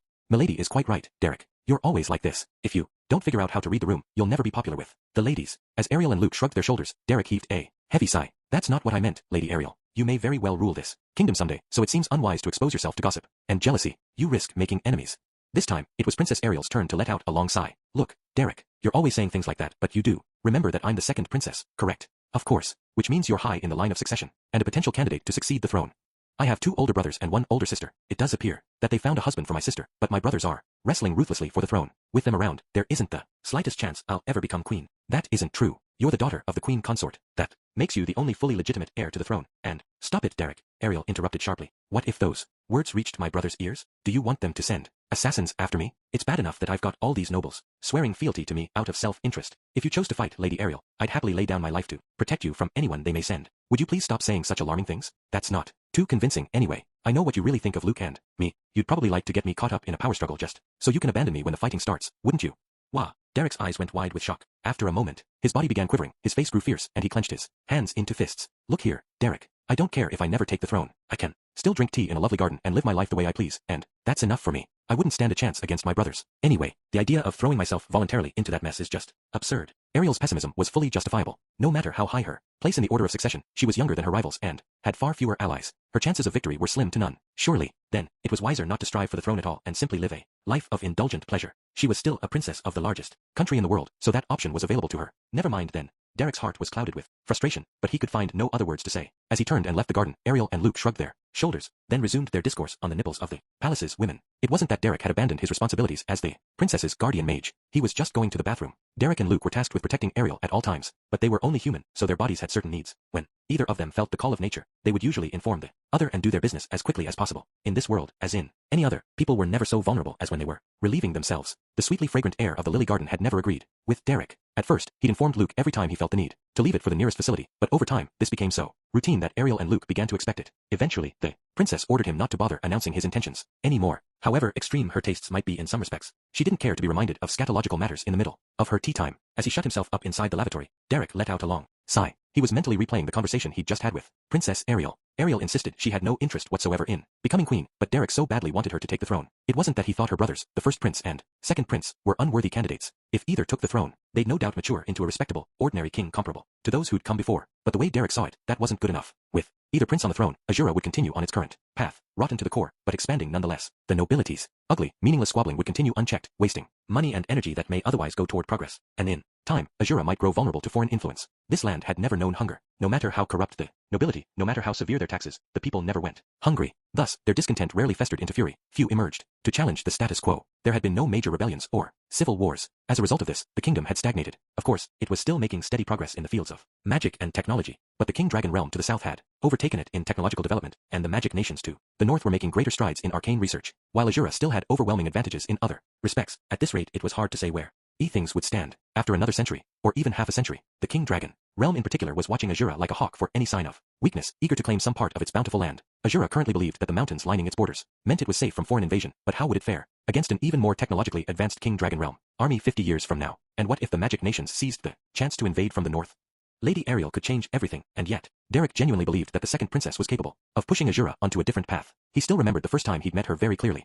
Was only a few years earlier, at a coming-of-age celebration held by the kingdom. At the time, Derek had just graduated from the Institute of Magic. While he hadn't been the top student of his class, he'd placed very highly, and he'd already secured a post with the Azuran Royal Magicians, who he'd be joining a few months later. Derek knew he was a capable magician, but also an unremarkable one. He had no high expectations for himself. But that day, he encountered a certain charming young girl. Although Ariel was not yet of age herself, she'd been invited to the party as the guest of honor. Despite her youth, she delivered her congratulatory speech in a clear, confident style. In Derek's eyes, her wit and intelligence outshone the top student who'd spoken at his graduation from the institute. Sometime later, after he joined the Royal Magicians, his father told him that the position of guardian mage to the second princess was vacant and offered to recommend him for the post, while warning it'd be a long shot. He had enthusiastically accepted. Ariel was a competent and dynamic person. At the moment, she was spending her days drinking tea and her nights jumping on the maids, yes, but by nature, she was diligent, sociable, and willing to work hard to improve herself. If she were to assume the throne and devote herself to strengthening her country, Derek was positive Azura would take great strides forward in a single generation.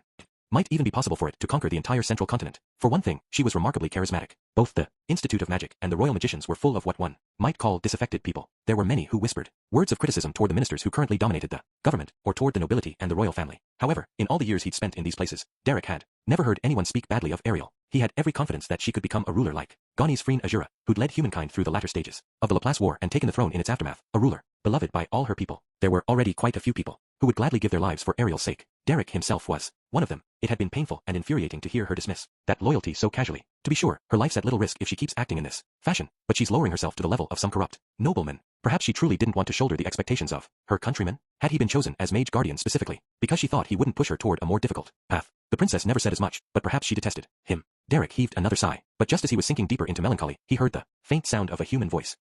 Someone was evidently having a conversation out behind the lavatory. Princess Ariel, kill. Having picked out a few alarming words, Derek held his breath and pressed his ear to the rear wall. Sir Grabble views Lady Ariel as a threat then? That's right. Her popularity with the common folk is remarkable. After all, he's quite upset that she's better known than he is, even though she barely ever shows herself in public. It is a little strange, come to think of it. Whatever part she's playing at the moment, she might be laying the groundwork behind the scenes. Right. When you can't win a head-on fight, you've got to skulk around in the shadows instead, I suppose. Derek furrowed his brow at this. Ariel's popularity with the citizenry was partly due to her natural charisma, but she also showed herself to them far more often than first Prince Grabble. Her brother dutifully attended internal palace ceremonies, but rarely ventured to events held outside its walls. In contrast, Ariel spent a good deal of time at various external functions. For example, she'd recently attended the dedication ceremony for a new bridge over the Altair River, becoming one of the first people to cross it. Not long before, she'd been the guest of honor at the Institute's major magical combat tournament, handing the winner his prizes with a bouquet of flowers, and allowing him the honor of kissing her hand. It was precisely because she invested time in such events, totally unconnected to the power struggles within the royal court, that she'd grown popular with the common folk. If that really is the case though, indeed, the girl will become an obstacle.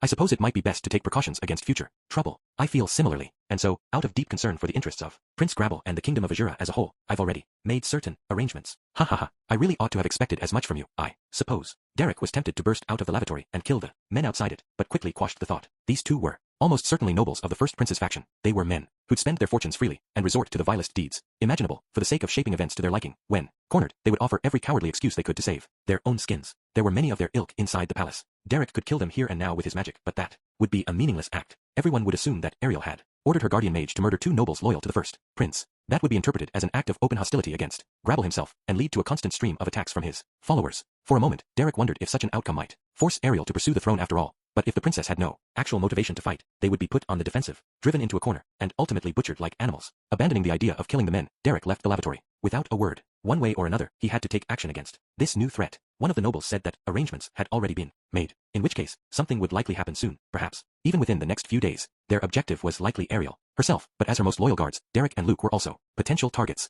Would it be an assassin? Or perhaps some type of poison? He had to tell Ariel of this immediately, and urge her, once again, to face this battle head-on. With these thoughts running through his mind, Derek strode rapidly back toward the lily garden, clutching his staff under his robe, so he could protect himself against any sudden ambushes. How long has it been since the last time I fought? Back at the Institute of Magic, he participated in regular mock battles, sometimes against other young magicians, sometimes against students from a night academy. At times these were larger-scale group matches, pitting off teams of 3 to 5. Several times a year, the students were also escorted into a local forest by their instructors and hired adventurers in order to gain experience fighting against monsters. It wasn't as if Derek had never taken a life before. In one mock battle, he'd accidentally killed his opponent with a spell that happened to strike him in the head. And during the selection process for the role of guardian mage, he'd been required to fight and kill a convict previously sentenced to death as a test of his willingness to do what was necessary. However, if someone were sending an assassin to face both himself and Luke, they'd undoubtedly choose an experienced and efficient killer. It'd be a life or death struggle. The thought sent a small shudder down Derek's arm. Can I protect her? He voiced his anxieties, then shook his head to clear them from his mind. This was something Derek had no way of knowing, but the Fit-Toa displacement incident was taking place at this exact instant. Lady Ari, wah. The moment Derek stepped back into the lily garden, his jaw dropped open in shock. His eyes were fixed on an area toward the back of the garden, a section known as the hibiscus forest. An enormous beast that stood on 2 legs had just trotted out from among the trees. It was a Terminator boar. By itself, these were D-ranked monsters, but they were often accompanied by loyal packs of assault dogs which could raise their threat level to C, or even B class. Normally, they were only found in the depths of forests, but their numbers were large, and sometimes one would emerge to attack a nearby town, typically seizing livestock or human children to consume. Many years ago, a Terminator boar accompanied by 20 assault dogs had killed every soul living in a small Azuran village. As a result, they were one of the most infamous monsters living within the kingdom's borders. In settlements near forests, children were often told that a boar would carry them off and eat them unless they went to bed on time, as others might be threatened with stories of the supered. Derek, like most of his countrymen, was familiar with the name and appearance of these monsters, and their reputation as a fearsome beast. How? Why was there a Terminator boar here? This was the royal palace, home to the ruling family of the world's largest nation. It wasn't a safe place by any means, but it was certainly the last location one would ever expect to find a wild monster. How could one possibly have appeared here? Derek's mind flashed to the conversation he'd just overheard. Had that noble somehow arranged this? That couldn't be right. No, mere nobleman could possibly have smuggled such a wild, enormous beast into the heart of the palace. Even the kingdom's most powerful ministers wouldn't be capable of such a thing. Although he had no way of knowing this, the Terminator boar had in fact been teleported to this location only moments ago as a result of the Fit-Toa displacement incident. As Derek's mind struggled to process the situation, his gaze found Princess Ariel, and he let out an involuntary gasp. She was still at her table, chattering happily away with Luke about some vulgar topic. The two of them hadn't noticed the Terminator boar, even though it was staring right at them, its eyes glittering like a hunter sizing up its prey. Derek broke into a run, and as he ran, he began chanting a magic incantation. However, the Terminator boar was also on the move. Perhaps it had noticed Derek or sensed a threat. Either way, it charged through the garden's vegetation, heading straight for Princess Ariel. I won't make it in time. Derek abandoned his incantation halfway through and shouted, "Run, Lady Ariel," at the top of his lungs. With an exclamation of surprise, the princess rose to her feet, just in time to notice the huge brown blur rushing at her from the side. She jumped out of its path. As Ariel hit the ground, the Terminator boar smashed its way through a number of the garden's delicate trees, then turned back toward its target. By this point, Derek had placed himself between Ariel and the monster. The enormous boar loomed before the magician, drool dribbling from its mouth. Its glittering, bestial eyes were fixed on him. What could a magician possibly do in this situation, at this close range, against this large a monster? There wasn't the slightest chance he could complete an incantation in time, so Derek didn't even bother. He simply spread his arms out wide and shouted with all he had, "Luke, I leave the rest to you." A split second later, the Terminator boar's fist sent him flying. The punch broke all his ribs and crushed several vital organs. Blood shot from his mouth as he hurtled through the air. When he finally smashed into a wall some 5 meters away, he felt his spine shatter as well. Gaff. He was only fortunate in that he didn't lose consciousness immediately, but perhaps that wasn't much of a blessing. Oh, I'm dying. Derek's mind was oddly clear. He knew he was done for. He could smell his own death in the air. The wounds he'd suffered were fatal ones, without a doubt. I saw someone die from injuries much like these once, didn't I? He felt no fear. Perhaps it had all happened so suddenly that his brain hadn't quite caught up yet. Staring across the garden, Derek watched Luke draw his sword and charge straight at the Terminator boar. Don't be a fool, Luke. You can't possibly beat that thing single-handedly. Oh, right. The door's on that side, so you can't just run away, can you? Derek tried looking around by moving just his eyes. What? About Lady Ariel? Is she safe? He found her soon enough. She was rushing toward him, her face full of shock and confusion, but not terror. Derek! Oh, this can't be happening. We've got to get a healer. Here at once. As the princess cried out in alarm, Derek mustered what little strength remained to him to speak. Leave me. You have to run away. He coughed. Don't try to speak, Derek. Someone, help. Is there no one here? KHH. This is pointless, Lady Ariel. I'm well past saving. No, don't be ridiculous. You've got to hang in there. Derek. Derek looked at the princess, now clearly on the verge of tears, with some surprise. He'd been convinced Ariel and Luke hated having him around, but perhaps that wasn't entirely true. Despite everything, he felt a small roguish impulse rising inside him. Well, princess, I didn't abandon you. Now did I? Ariel jerked back, seemingly startled by his words, and after a moment, she began gazing at her deeply loyal guardian in a way she'd never looked at him before. Derek. Lady Ariel, this is my last request. Please, I beg you, take the throne and make Azura into a better country. Gh. A broken rib pierced Derek's lung, and he coughed up a large amount of blood. Ariel watched in silence for a moment, then nodded and turned around. An enormous boar stood in front of her. Luke, knocked aside some time earlier, was looking over at Ariel from the ground with an expression of pure despair. Ariel glared fiercely at the creature for a moment, then began shouting. I don't know where you came from or why, but you stand before the future queen of Azura. I'm not going to die today. Be gone. Naturally enough, words meant nothing at all to a Terminator. Boar. The beast only snuffled softly, its nostrils trembling in anticipation of a tasty meal. It took one step forward, then another. Watching helplessly from the ground, Derek said a silent prayer. As a follower of the Millis Church, he turned to the heavens, in search of aid. Please, God, please help us. You can take my life, but help Princess Ariel. This world still has need of her. He prayed in vain, of course. Derek knew that better than anyone. Saint Millis had been a truly great man, and the savior of humanity, but you couldn't expect him to grant you a convenient miracle every time you needed one. That was just the way things were. Even so, Derek couldn't help beseeching him. At last, the beast drew within striking distance of Princess Ariel. Its massive fist rose into the air, but then, the prayer was answered. Ea. With an ear-splitting shriek, an angel tumbled from the heavens. It was a young, white-haired angel, wearing rather shoddy clothes. Ea. With a charming half-crazed war cry, she stretched both hands toward the massive boar, and somehow blew the upper half of its body apart. Thank you, God. Thank you so much. Witnessing this, Derek shed one final tear. Please, watch over Lady Ariel. And with his heart full of peace, the guardian mage breathed his last. The Fictoa displacement incident cost one young magician his life, and provided Ariel Anemoy Azura with a new and different purpose. What path did she follow in the aftermath of these events? How did they change Luke Greyrat? And what became of the angel that fell from the heavens? These are tales for another time. Thanks for listening to Mushoku Tensei Audiobook Volume 3.